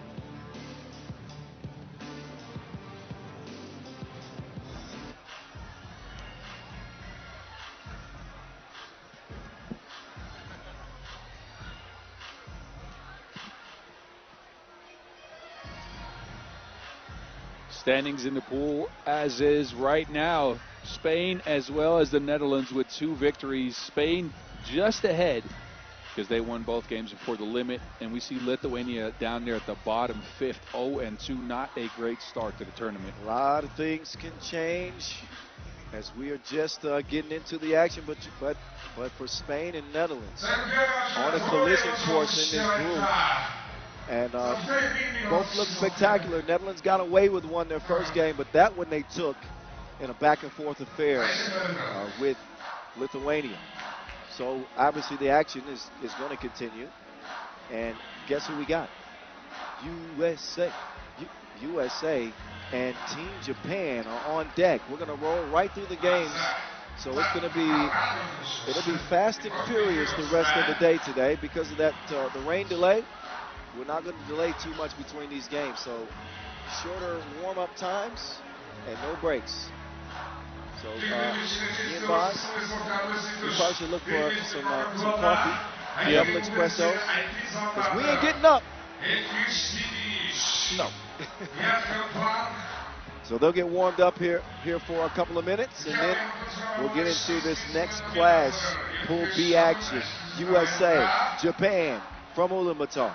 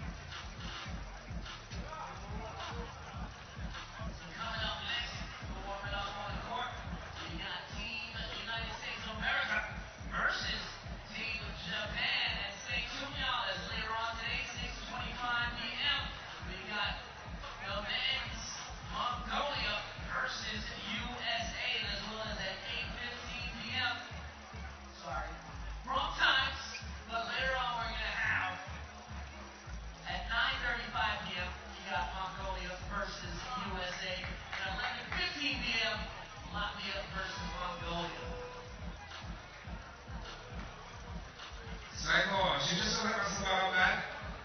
さあ、ハリウッドのシュタップのパス、モノ選手を上げて、ソーセージを上げておいて、ヤウトン、ハルボンセがアロンの目のパス、ハーフィンシュをモノ選手を、ルディコヘイトロティコエントラー、さあ、ハリウッドのシュタップのハルボンセアロンの目のパス、東京を加えますと、7番、ハウトは、そんな風で、モノ選手を、不自然にしたのですよね。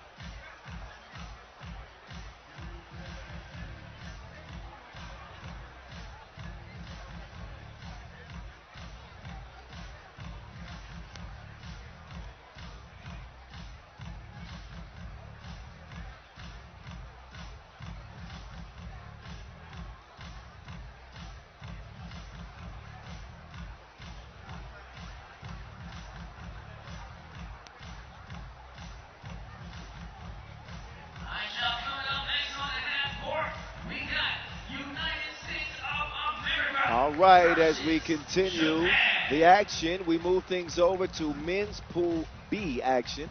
In case you're joining us here halfway through the day, men in Pool B and D and women's teams in A and C were first up here in this 9th edition of the World Cup. Well, the United States, they know a little bit about this event because they won it in 2019. The previous edition in 2023, they were a Jimmer Rimmer away from winning yet another gold. That went Serbia's way. Now they come back with an all-new team, some new faces wearing national team colors. It is Big Senny, Mitch Hans's government name, the Caruso, or the Hennessy, whichever it goes, right? The lone Olympian from this American team, the real deal killer, Dylan Travis. And it is the Slim Reaper, James Air Parrott, Team USA, coming in as your 2 seed in this event and considered one of the favorites. Their opponents coming out in the red, Team Japan, who qualified to the Tokyo Games back in 2020/21, had been a contender at the Asia Cup. Matter of fact, at the U18 level, a gold medal in 2019, but a bronze medal at the Asia Cup. They finished 19th at the World Cup 2023, and obviously they hoping for a much better showing here. All right, boss. In this matchup, I think we both can agree who the favorites are. Agreed. But what are your thoughts on this contest? Look, I think Japan has leaned into a different style of 3x3 than they have in the past, right? They went bigger in the past with Tomoe Ochiai. Kennedy, as you remember, as a shot maker on the squads. Now they've leaned fully into bringing a small squad that plays at an extremely high pace. This is one of the reasons why we've seen Ryo Ozawa now be the top scorer in a 3x3 game ever on the FIBA, anything FIBA does. At the Asia Cup, the man exploded. He was volcanic for 20 points, if you did not know that. Ryo Ozawa wearing number 13 in red. You know, this game goes to 21, okay, just so we're clear. The man scored 20 points by his lonesome. That's the type of offensive weapon that the USA are going to have to find a way to deal with. Not just him, but I think Dewa's become a much better player. And Ego, wearing number 15, great slasher. I think a pretty good defender as well. But that's the man to keep an eye on right there. Yeah, and think about it. This Team USA likes to play at pace. They like to play a flow-based system with some Princeton backdoor cuts in there. They like to get ahead. They like to get some shots upon you. This Japan team might be the only team in the field that is going to outpace them. Yeah, that's maybe that, and I'd say Madagascar maybe. Yeah. But this Japan team is the one team that could outpace a Team USA in a race to 21. I'm curious to see what's going to happen. Obviously, the USA bring the size, they bring more experience, and they bring more athleticism. Don't discount the Japanese, though. All right, I will not do it. I wouldn't dare do it. I think they got a shot. Meantime, of course, the United States have dominated the AmeriCup. Winners in 2024, also winners in 2021. Dylan Travis, Mitch Hahn, James Parrott, and Henry Caruso have all shared in those AmeriCup victories at one point or another. But now they come together as a collective on this stage for the very first time. Always a big bullseye on the Americans' back in any competition that involves a round ball outside of football. I'm talking about the real football and European football, not American football. No, it's got to be clear. So they bring that gold medal experience from the AmeriCup to this stage. And they'll see how they do. Here we go. We are back going again. Pool B action, Game 7 of the day. Kyle Montgomery, a.k.a. the voice of 3x3. Ozawa defended well. Second session in full effect right now. And an offensive foul is going to be called on Travis. You can see, I was going to say, you could see Ozawa is trying to shoot his shot early to try to see. He's a volume shooter, right? Or maybe not. He's more hot and cold. He was trying to see if he can get hot, but I don't think Dylan Travis is the guy to attack. I actually like Dylan when he's more aggressive offensively. The Wizard of Ozawa. Uh-oh, he's heating up. I told you he can erupt. He's volcanic. Owns the single game scoring record in any 3x3 contest. That one will be wiped away, but he hit another one. Uh-oh. Here's another look at your record holder for the highest individual scoring game in 3x3 history, the Wizard of Ozawa. Let's see what magic he has in store. 2-1 start. Here he goes again, and that was another one, but it's wiped away too. Woo! Listen, this is what he does. I know it doesn't count, But imagine if they don't get that whistle. He's up to 6 virtual points. Yeah, virtually. But in reality, it's a 2-1 game and a couple of fouls apiece. And a packed out crowd here from Ulaanbaatar Square here in the capital of Mongolia. Boz Rosendahl alongside. He's the Mountain. I'm the voice of 3x3. You can follow us both. At 3x3 the voice, at 3x3 the Mountain. Uh-oh. Caruso down. Oh, you got to take that somewhere else, gang. No. Big Cinny said you ain't got to go home, but you got to get the heck up out of here. I think that may have hit the backboard. Oh, you thinking it's goaltend? I think it was. Uh-oh. Well, I won't tell nobody if you won't tell nobody. Okay. Okay, then. We play on. Air Barrett trying to turn the corner.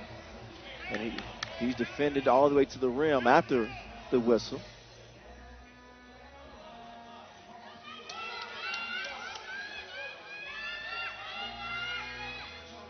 They'll start it with Caruso.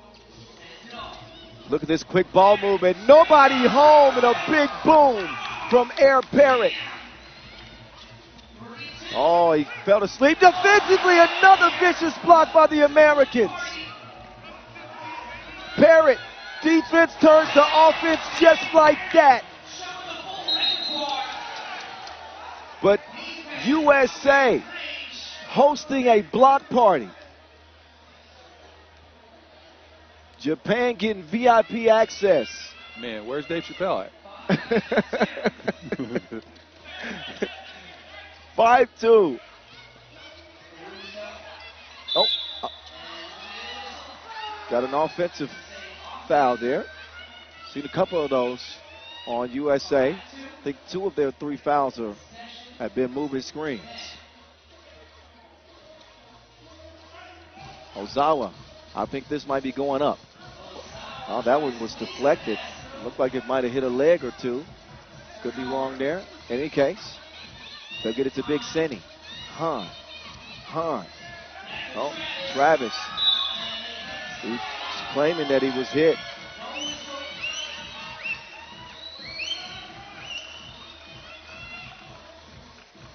This game is played at a very, very high pace. We knew that in advance. Now Travis gets a technical call on him. A chance for Ozawa to unlock the shot again after those 2 missed makes. Right, 2 missed makes. I couldn't have put it better myself. After those 2 missed makes, he's been a little bit quiet the last minute or so. Clever description, but accurate. And so is Ozawa at the line. A new-look Japanese team at this stage and a new-look American team at this stage.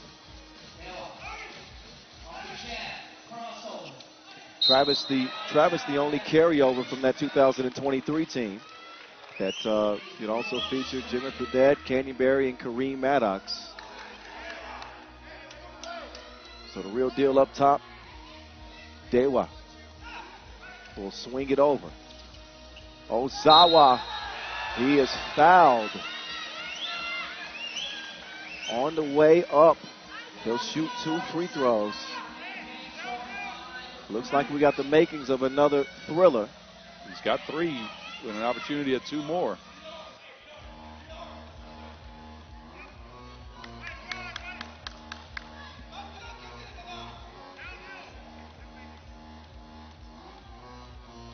Ozawa at the line, no problem. Can even this game at the stripe.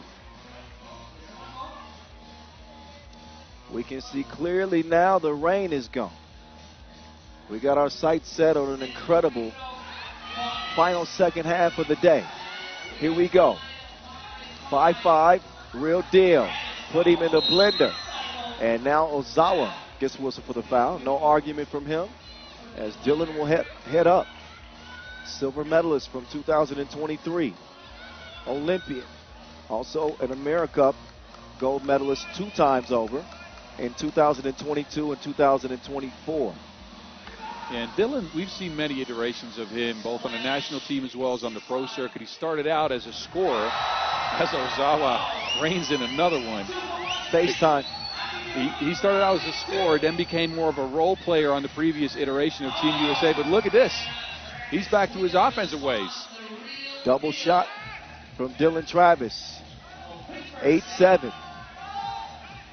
Oh, Parrott got to stop leaving his feet.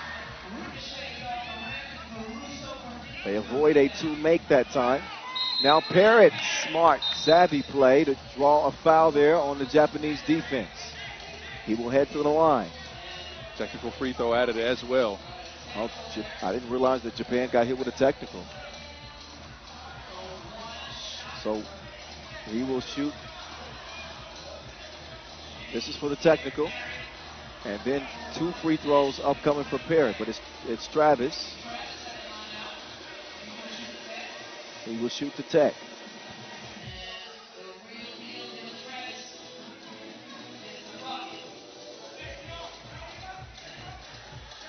Team USA, Japan. Game 12 of 20. We're over halfway there. Yes. It is going to take us a slightly We're halfway longer. home, yes. Hey, make sure you guys stick around after the action concludes at the end of the day. 3x3 overtime makes its debut as me and Boz will recap all of the day's action. Best players, best teams. We're going to go through it all. Again, that's immediately following the final game of the day. With me, the voice of 3x3 and the Mountain. Oh, Sawa all up in his pores. The man's working on another masterpiece. He's got all 9 points for Japan. Dewa foul on the floor. He's done it from deep, from the free throw line. That's number 7 on USA. That is the 7th, indeed. 2 free throws coming up. So Ozawa is erupting. Imagine we've been at it for 3 minutes, and the guy has 9 points. Some players don't even, like the best players in his tournament might average 9. Right. He's got 9, and 7 minutes to go. He's likely not done. Nope. Very few players that you have in this league, that can go off like that. Yeah, he is incredible. He's not the one you want to allow to get in rhythm. Nonetheless, tie game, 9 up, Dewa. But he contributes. Oddly enough, I think it was Dewa that scored the only other point in that 20-point game that Ozawa had. Dewa had the 1 point, and now he's the only other member of Japan to get a score here, and he will miss the second. Big offensive rebound. Ozawa, big Senny, good defense, throws the shot off. Travis, he's going to take the scenic route, goes west to east. Big Senny to Caruso. Yeah, he going to bang something. 2-hand flush, 10-10.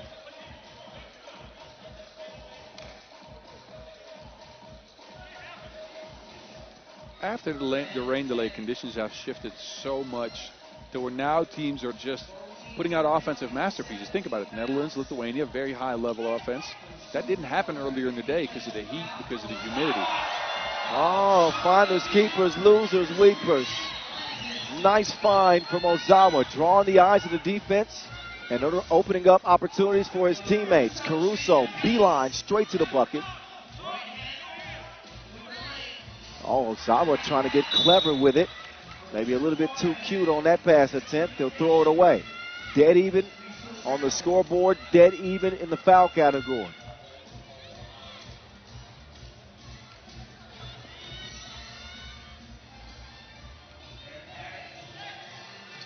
Caruso will start from the left wing. Parrott comes free, but later, Travis, that is not a high IQ foul right there. No. But they were in the penalty, so regardless, 2 free throws were going to be the result. But that's just not a spot you want to foul in general. Like, if you're in the bonus, you might as well let him take that shot. Travis money on the first.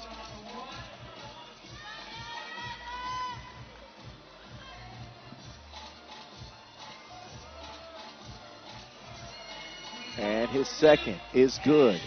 USA assume a 2-point lead. Ozawa, a narrow miss, cleaned up underneath as Japan keep pace.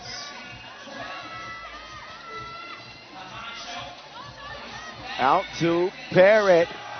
He repeats his performance from that spot earlier.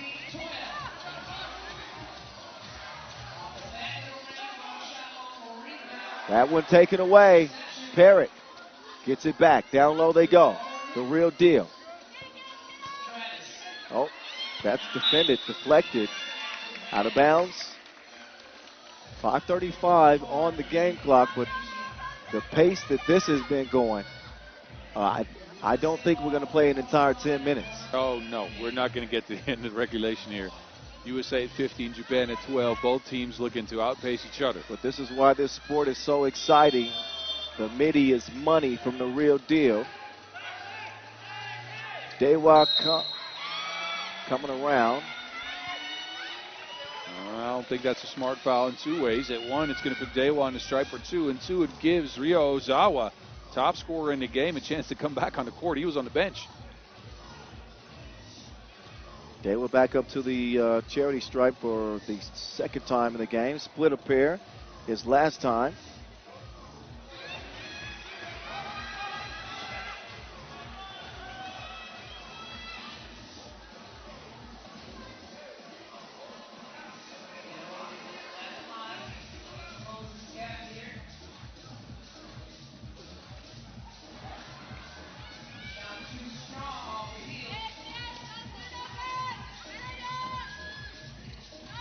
Round comes Travis.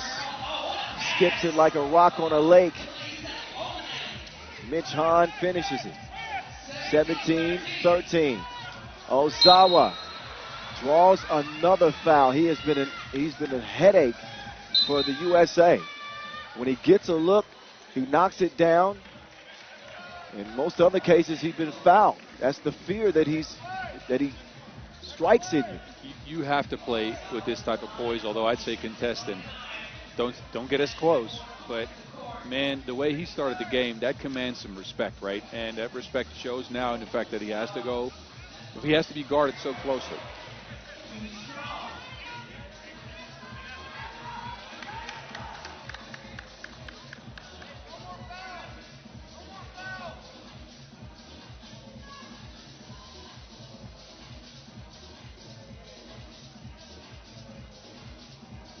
Ozawa, free throw, blown. USA with those 10 fouls and a double penalty. That's an absolute nightmare in most scenarios for most teams.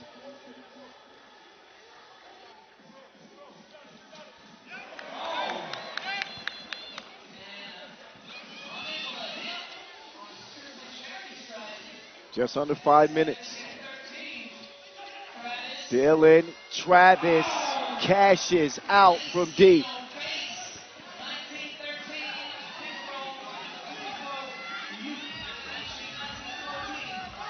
Oh, Air Parrott looking for another victim. He will drop it off instead and set the table for game point. 20-14, USA in front of Japan. Back up top, stolen.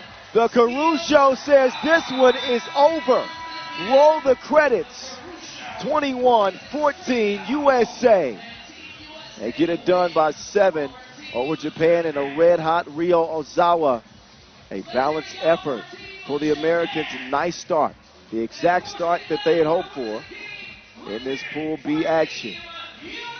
Yeah, and a game with an incredibly high pace. It's the USA that paced themselves the most. I think Japan kind of blew themselves up. Ozawa ran out of gas. USA with more length and I think maybe even the better game plan. Not only twos, also one sprinkled in, some looks for the energy. And I like Travis's offensive game in this one. He's hit a couple twos, he drove to the basket, he even posted up once. Yeah, definitely more aggressive, but also finding his touch in this one. As he's a team leader. He's Captain America for the Americans. Highlights for you to enjoy for your viewing pleasure. We will switch things over to the women's competition. And we will get Hungary and France taking the court, followed by Austria and Canada. More action to come. Why would you move a muscle? Don't do it. I'm telling you.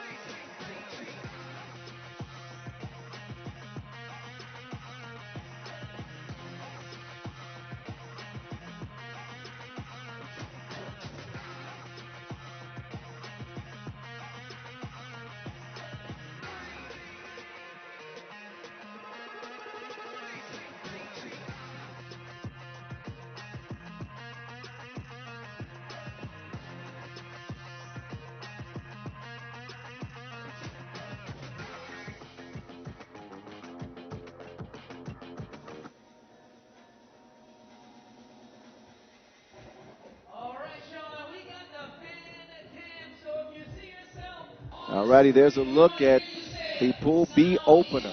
All right, tough group with Latvia homestanding Mongolia and maybe even a Montenegro team that shouldn't be slept on. But at this stage, again, this is the World Cup, ladies and gentlemen. These are the best of the best from around the globe. It has been a festive 3x3 week, more than a week. Had an Ulaanbaatar quest here, had the women's series here, had the World Tour here, and we also are beginning the World Cup here. And Mongolia, the only country to have hosted every kind of event. U18, U23, World Cup, Asia Cup. I mean, they can't obviously host the Europe Cup, so every event that they're eligible to host, they've hosted it. They could try to host the Europe Cup if they wanted to. I wouldn't mind coming back here. It would be a little bit useless if they couldn't play in it, but yeah. I'll come back here any day. They give us steak like they gave us yesterday. Woo. Yeah, really enjoyed the hospitality and the hard work from the staff today, going through that big rain delay. And, you know, it looked bleak for a moment. Looked like we might have to make some adjustments to the schedule, but fortunately, we avoided it, and we play on. We play on. It wasn't just the staff. Did you see Engtaivon out there helping drying the court? That's a player. Oh, wow. I played against him back in the days. He's still on Team Zavkan on the pro circuit for Mongolia, and he was out there helping. That's that community we got. That's the type of love. It's the 3x3 family coming together. And again, a packed out crowd here. 1,500 is the capacity here at our venue, Ulaanbaatar Square. And slowly but surely, we are making our way through the day. 20 games scheduled, not just today, but the first 4 days of action. That's group play before we narrow it down to the last 16 is what we call it. So the top 3 from each group move on. And then day number 6 is the quarterfinals. Day number 7 is the semifinals and our medal games. So again, we got a lot for you. Women's Pool C action. We've had 1 game in that group, and that was a pretty dominant Canadian performance. Not perfect, but they got a great performance out of Sasha Grant Allen, and they are the only winners in the group. One of these 2 teams is going to also get a W. 2 European powers, former world champions, in fact, in France, against former European champions in Hungary.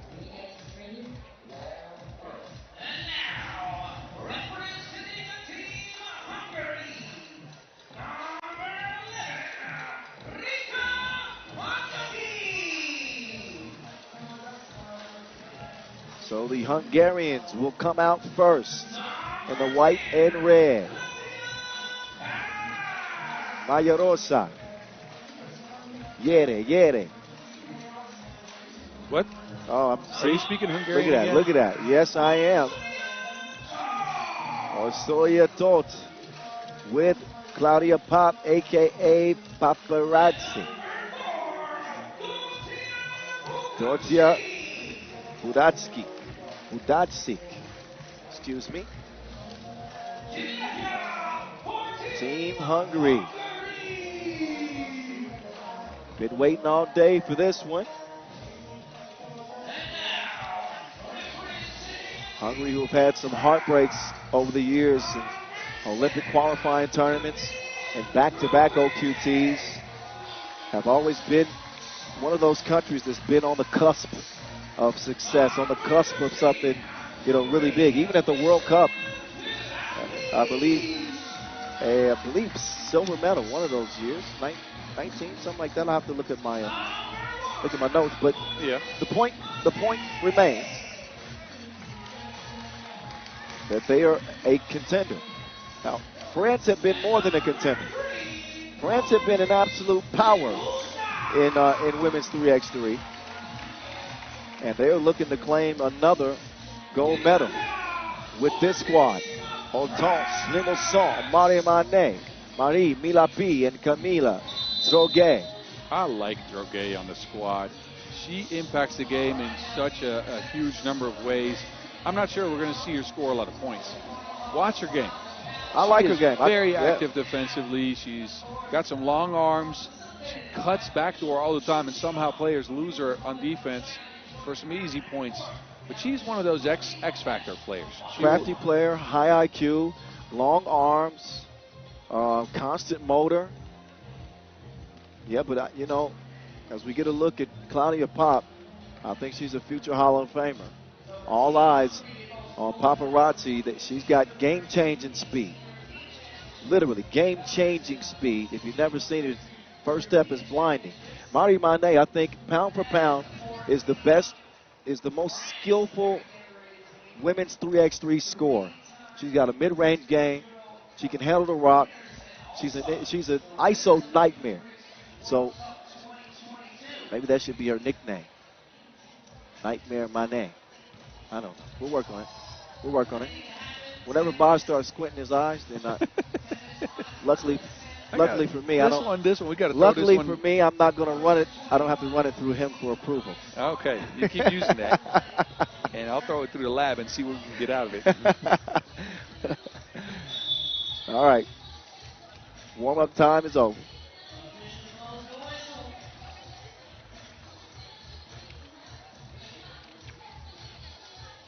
So the teams get ready to step between the lines. 10 minutes on the game clock.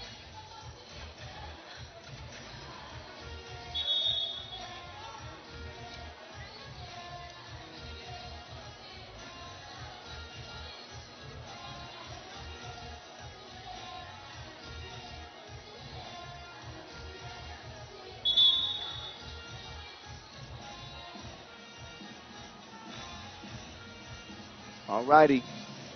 Everything's in place, it seems.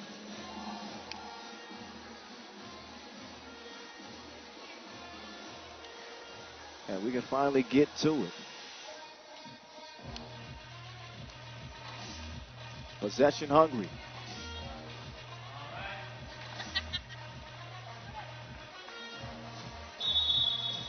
All right, it's Pop that's going to start with the rock. Work from the elbow. Too physical. As Droguet was trying to hold off Toth. That matchup between Papa and Limousin is going to be very interesting because both of them have blazing speed. They're both not that tall, but they can impact the game in a lot of ways. Also, both are great passers. The vision. Center packing. 2-ball. Daniel.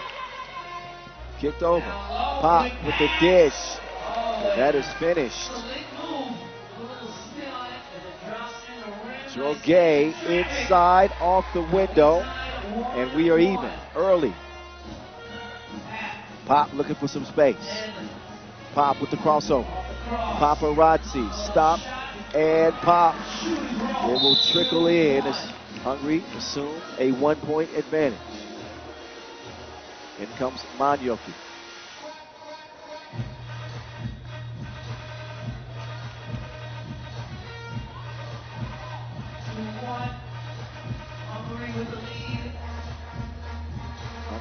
European champions in 2016.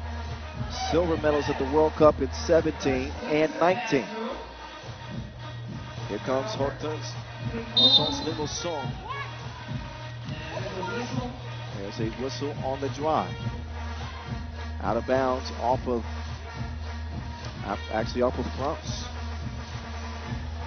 Yeah, Claudia Pop actually a part of both those World Cup silver medals, huh? So 2017 and 2019. Yep. I think the 17, Dora Medjesi hit that crazy shot in OT against Spain. That's one that's going to live in the all-time highlight for a long time. That was in the semifinals, I think. Maybe. All right, it is 2-1. Kyle Montgomery, that's my name. At 3x3 The Voice, in your ear. The mountain of 3x3. 3x3 The Mountain. Hello. Lars Rosendahl here as well. From the capital of Mongolia. Been a pretty good day one. I mean, even considering the rain delay and all that, it's really picked up here in the second session. I think it's gotten a lot better, but I'm telling you, conditions have improved. It's not as hot. It's not as humid. I think for some reason there might be a little bit more oxygen in the air after the rain. So you can see teams have more energy. Just over a minute into this one. Here's that matchup you want to see, boss. Limousin trailing Pop. Manyoki all by herself. She misses it. Limousin up top. Milapi swings it right. Mane will not get the bucket, but will draw the foul. MVP of the Women's Series Final 2024. Mane.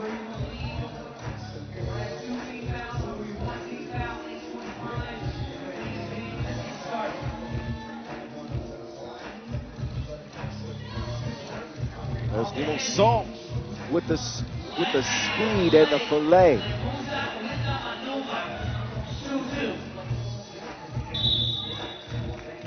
Limousin, a mainstay on the French national teams of the past, also played for France on the Women's Series. Actually made a move on the professional circuit this year. Yeah. She's playing for a new pro team out of Romania, CS Rapid Bucharest. She was also on that 2024 Olympic roster as well. I know that it ended in disappointment for the French women in Paris.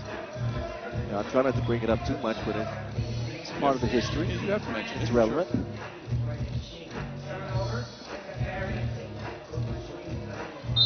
It was a silver medal for France at the 2023 World Cup, by the way, so they had been knocking on the doorstep.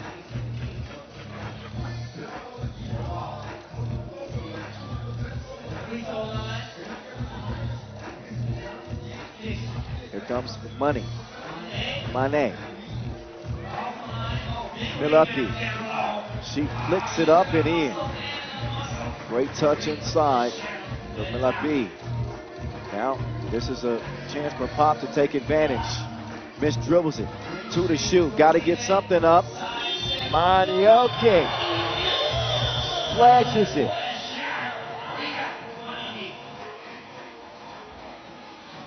Mane, no good. Quick kick. Manioki looking inside now. Budoxic didn't pick up her foot. And it's a 3 second. No, it's a 3 second. 3 seconds. Yeah. Stood in the paint for too long. New ad. Manioki also fairly new to 3x3. It is Claudia Pop and even Toth as the veterans. Oh. Clean block up top, but a little hip check, I think, is what drew that whistle. So right now, with 7:13 on the game clock, scorer is Nate Hada. Coming up with this Hungarian language, and I am very confused. Apparently, by the way, it's related to the Mongolian language, which is Namtudor? kind of confused me. All good though. Keep at it. Maybe I'll learn something. Manioki making her move. To the left, to the left. 54. Ulaanbaatar lost the handle. Toth goes down to get it. Poked away, stolen, delivered quickly. Good court awareness there from Jorge. Jorge is so disruptive, man. She gets a lot of these deflections that just break the rhythm of your team. Long arms, athletic too. I like the way she plays. Active hands defensively. Good game here to start between European rivals. Teams representing Africa, South America, North America, Asia, Oceania. Exactly. I mean, Did you say South America? yes. Okay. This is where they all collide. Pool C action. Let's get back to it, shall we? We shall.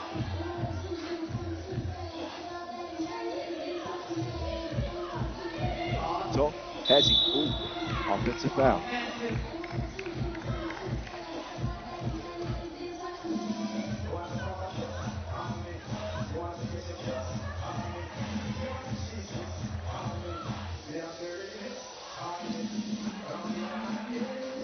Pop defending up top. Speed on speed. Ulaanbaatar inside. Lofts it. That's the mismatch that they wanted. Well, Pop might have had an argument there. She's saying 3 in the key. You're right. And at her size, you know she's counting. She's like, okay, how long can I hold her off? All right. But she doesn't get the 3 in the key instead. It's a foul.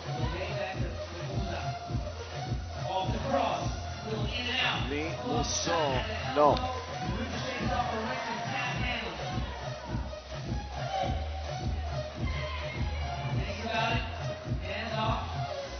Manyoki getting D'd up. Does she? No. That is a shot clock violation.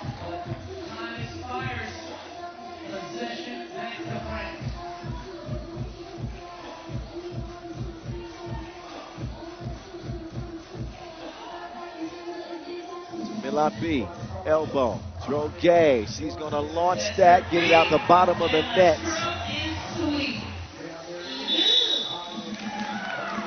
Oh, now an offensive foul. It seems like France is finding their stride. They were getting the shots they wanted early. They just weren't hitting them now. They're starting to fall.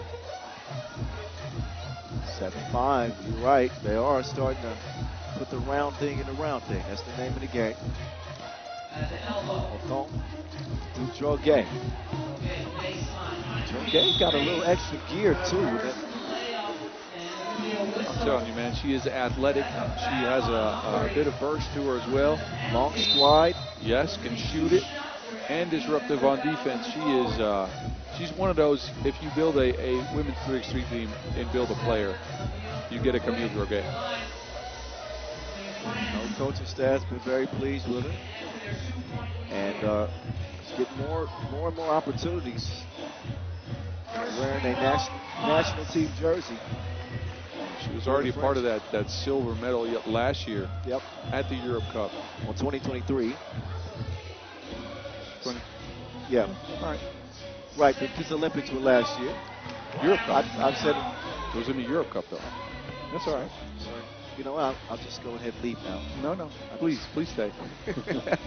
We got a couple more games to go. Can't do it by myself. Droge with 12 international caps, and Boz is absolutely right. Silver medalist in Europe Cup. It is 10-5. Yes. Also known as these Bug.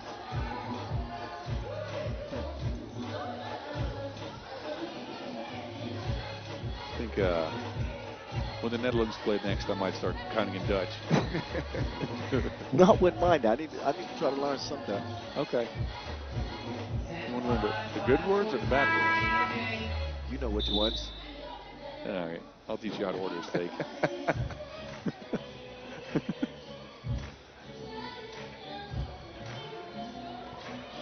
8-3. Ulaanbaatar and Pop up top. Back over to Ulaanbaatar. Ulaanbaatar crossover, drive, kick, money. Mane misses it, but will steal it, but can't squeeze it.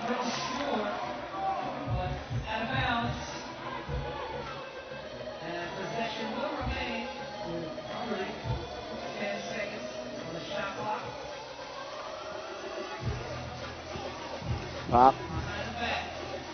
Setting it up inside. Uh-oh. Oh, step through. Nice decision. Counted plus the foul.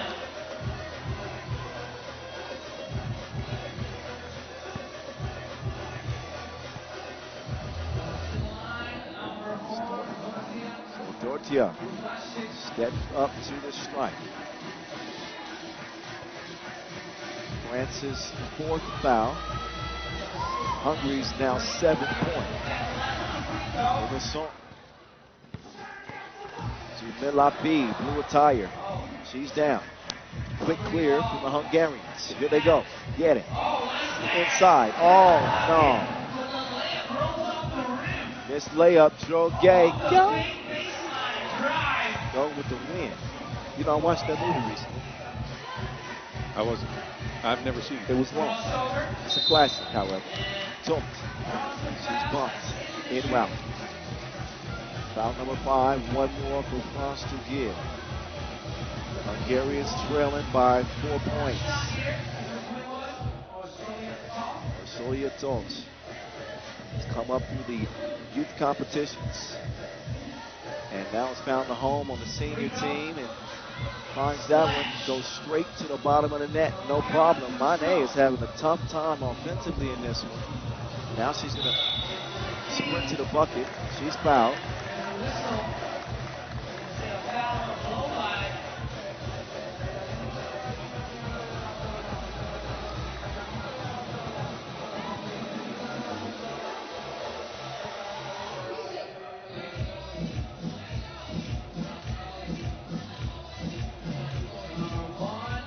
Michelle, Philippi, Mari Mane. The two Maris on this team.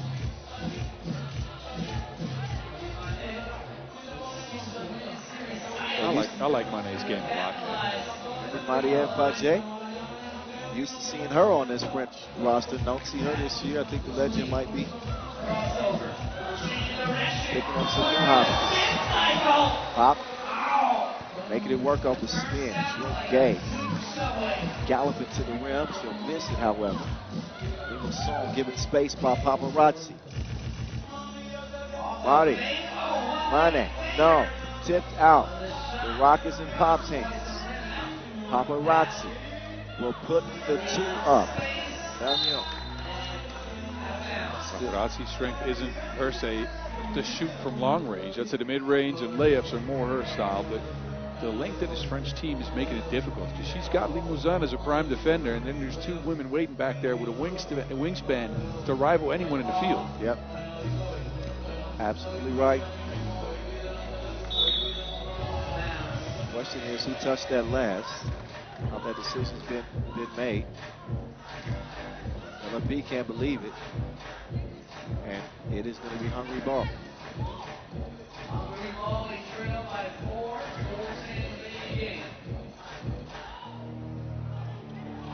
So France, they got to be looking at this World Cup as a redemption tournament.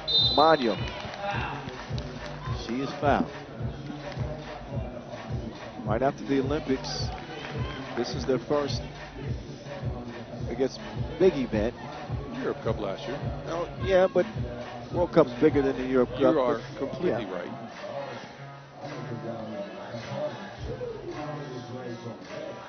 Magno. Yo.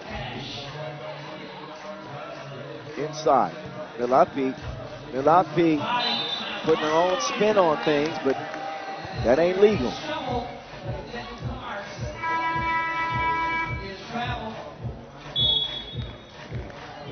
So under 4-minute timeout. Yeah, France took that 10-5 lead, and I thought they had figured something out. I thought they were going to maybe put this game to bed early.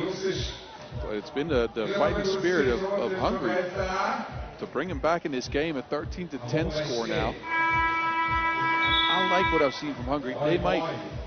they might not get the best shots. They've gotten a couple to go down, and they're going to keep fighting on defense, that's for sure. Yeah, they haven't had a big scoring game from Pop. They've done a good job preventing her from penetrating and breaking down the defense, as we've seen her do many, many times. But it's the fight of the Hungarians that have kept them in it. Paparazzi. That one's going up. On iron it goes. Droge being pestered by Pop. Kicked over to Mane. ISO. She loses it. It just seems a little bit off. Yeah. She's missing shots you usually see her make. She's losing the ball out of bounds. I don't know. It's not her sharpest game, let's just say that. Yep. Certainly been out of sync. Paparazzi. Song leaves him. Paparazzi. Excuse me. Bochana. She's got a bucket to get.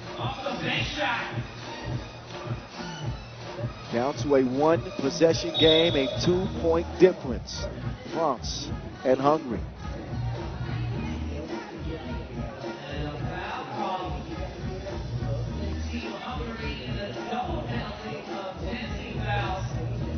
Tenth foul though on Hungary. That is not good at all, because 2 free throws make that 1 now after Droge misses the first. The possession will also go to France. Was that a technical foul? Must have been a technical, but they do have 10 fouls, so Limousin trying to get in her bag. It's foul number 11 now. There's 2 free throws coming up. Hungary, who fought themselves all the way back to a 2-point game, that's where they might lose it. All the fouls underneath the basket, all the early ticky-tack stuff we saw get called, might come back to bite them in the behind here.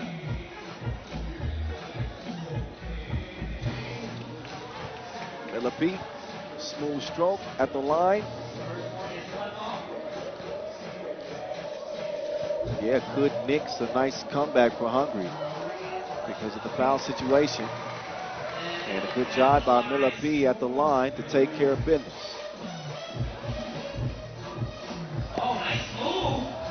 Who turned the lights out? More lights just went off. Somebody turned the lights out. Torp doing her best to light it up. Knocks down the 2. Got a whistle on the floor.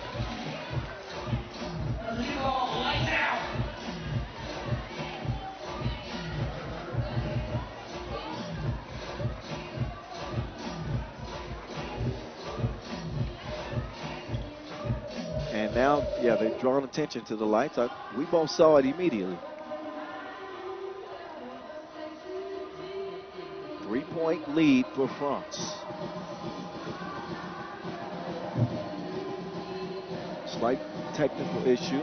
We apologize. We'll get it fixed as quickly as we can.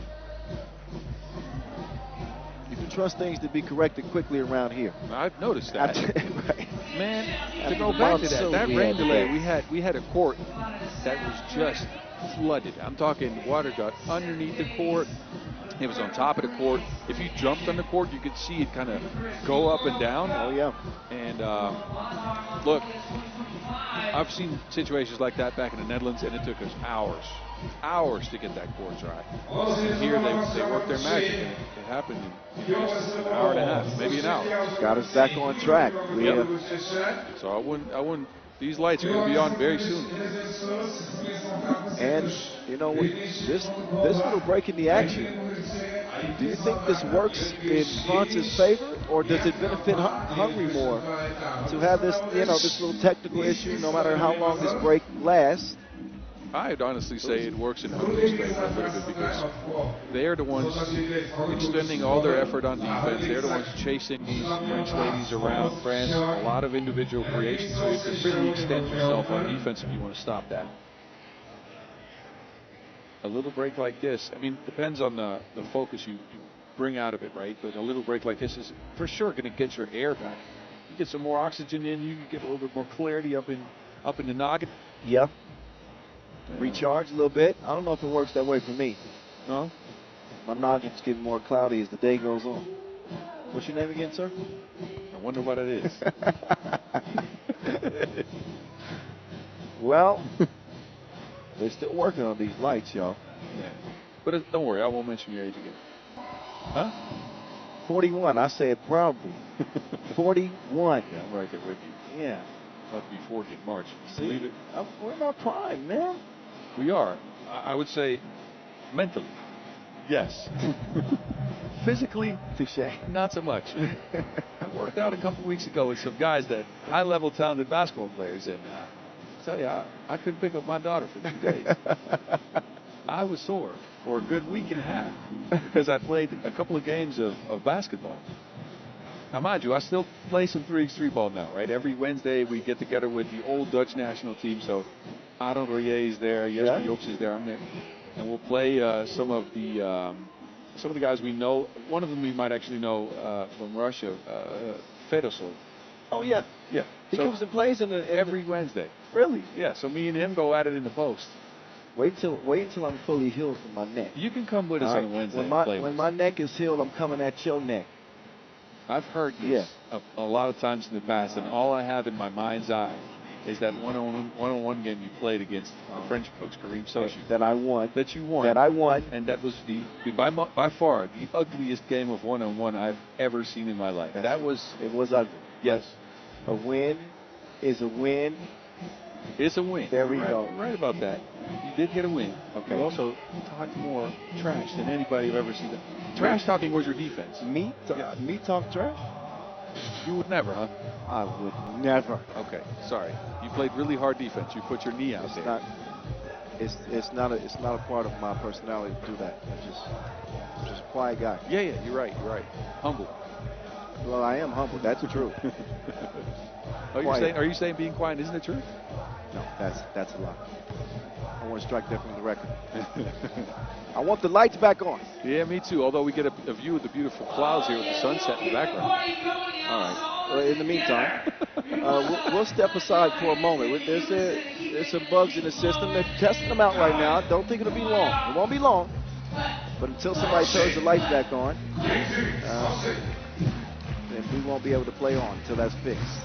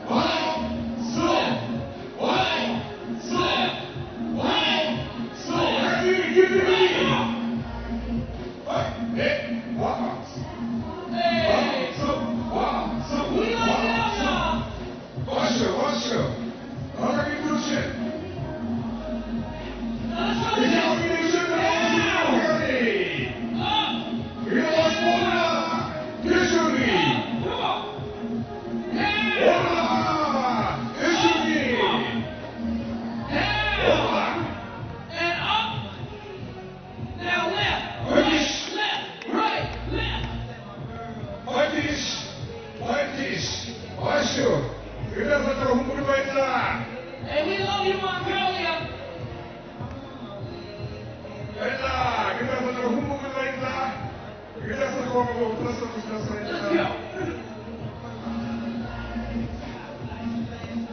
Ulaanbaatar, give yourselves a round of applause, y'all. Y'all the best 3x3 fans in the world.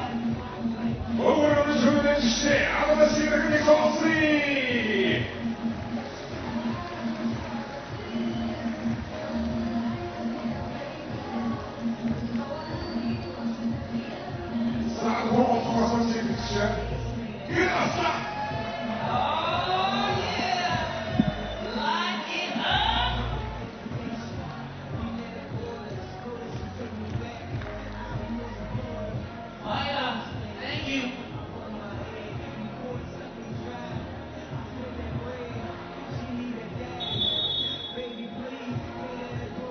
All of the lights, all of the lights. We back. I told you we was gonna get the lights back on. We had to talk to the power company real quick. They was tripping and everything, but we took care of that, so we good. We'll get the water back on next. Mongolia with the stroking. 16-15. Limousin up top. Droguet swings it left. Marie Manet. She has been in quite the drought in this game.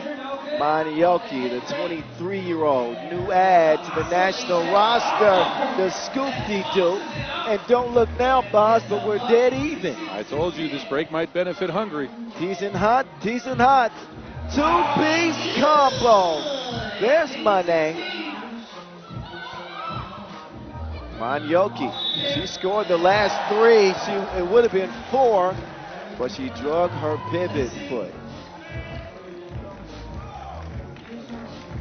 The jab step, working on Limousin here, and in super slow-mo, you're gonna see that pivot. Oh, that was, yes, most certainly a traveling violation. Here we go. France back in front though. They withstand the charge of Hungary. Toth with some good defense, but that's just better offense from Droguet. Like that matchup too with her and Toth. Agreed. On the drive, Toth got blocked by the backboard. That's never fun. France closing in though. They'll reverse it. Left wing up top. Limousin guarded by the equally quick Paparazzi. Shot clock violation. Go by. Good defense. Nothing more to add. What? I said good defense. Oh, yeah. You looked at me like you wanted me to say something. You looked at me with your eyes wide. I was like, okay, let's get back focused here. We're all focused in on Paparazzi. Oh, yeah, Pop hustling, but maybe a little reckless on that steal attempt. And already in the double penalty. This will very likely be the nail in the coffin. 2 free throws and possession for France.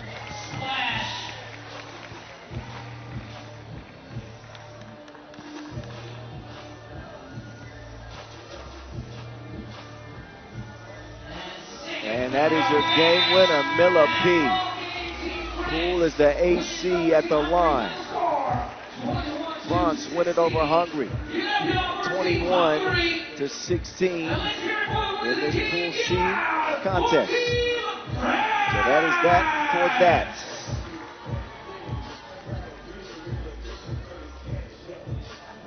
What do you think about this newly put together France team? I like it. They have a lot of offensive firepower with Manet, who didn't have a great game. Milapi underneath the basket and Droguet, as well as the speed of Limousin. I think there's still some chemistry stuff they can work out. It wasn't their sharpest game, but they got the job done. And again, that's always a confidence builder. But they certainly got options. So for Manet to struggle in a game like that, Droguet picked up the slack, Milapi as well. So that versatility of France is on full display in a 5-point W over Hungary. Right.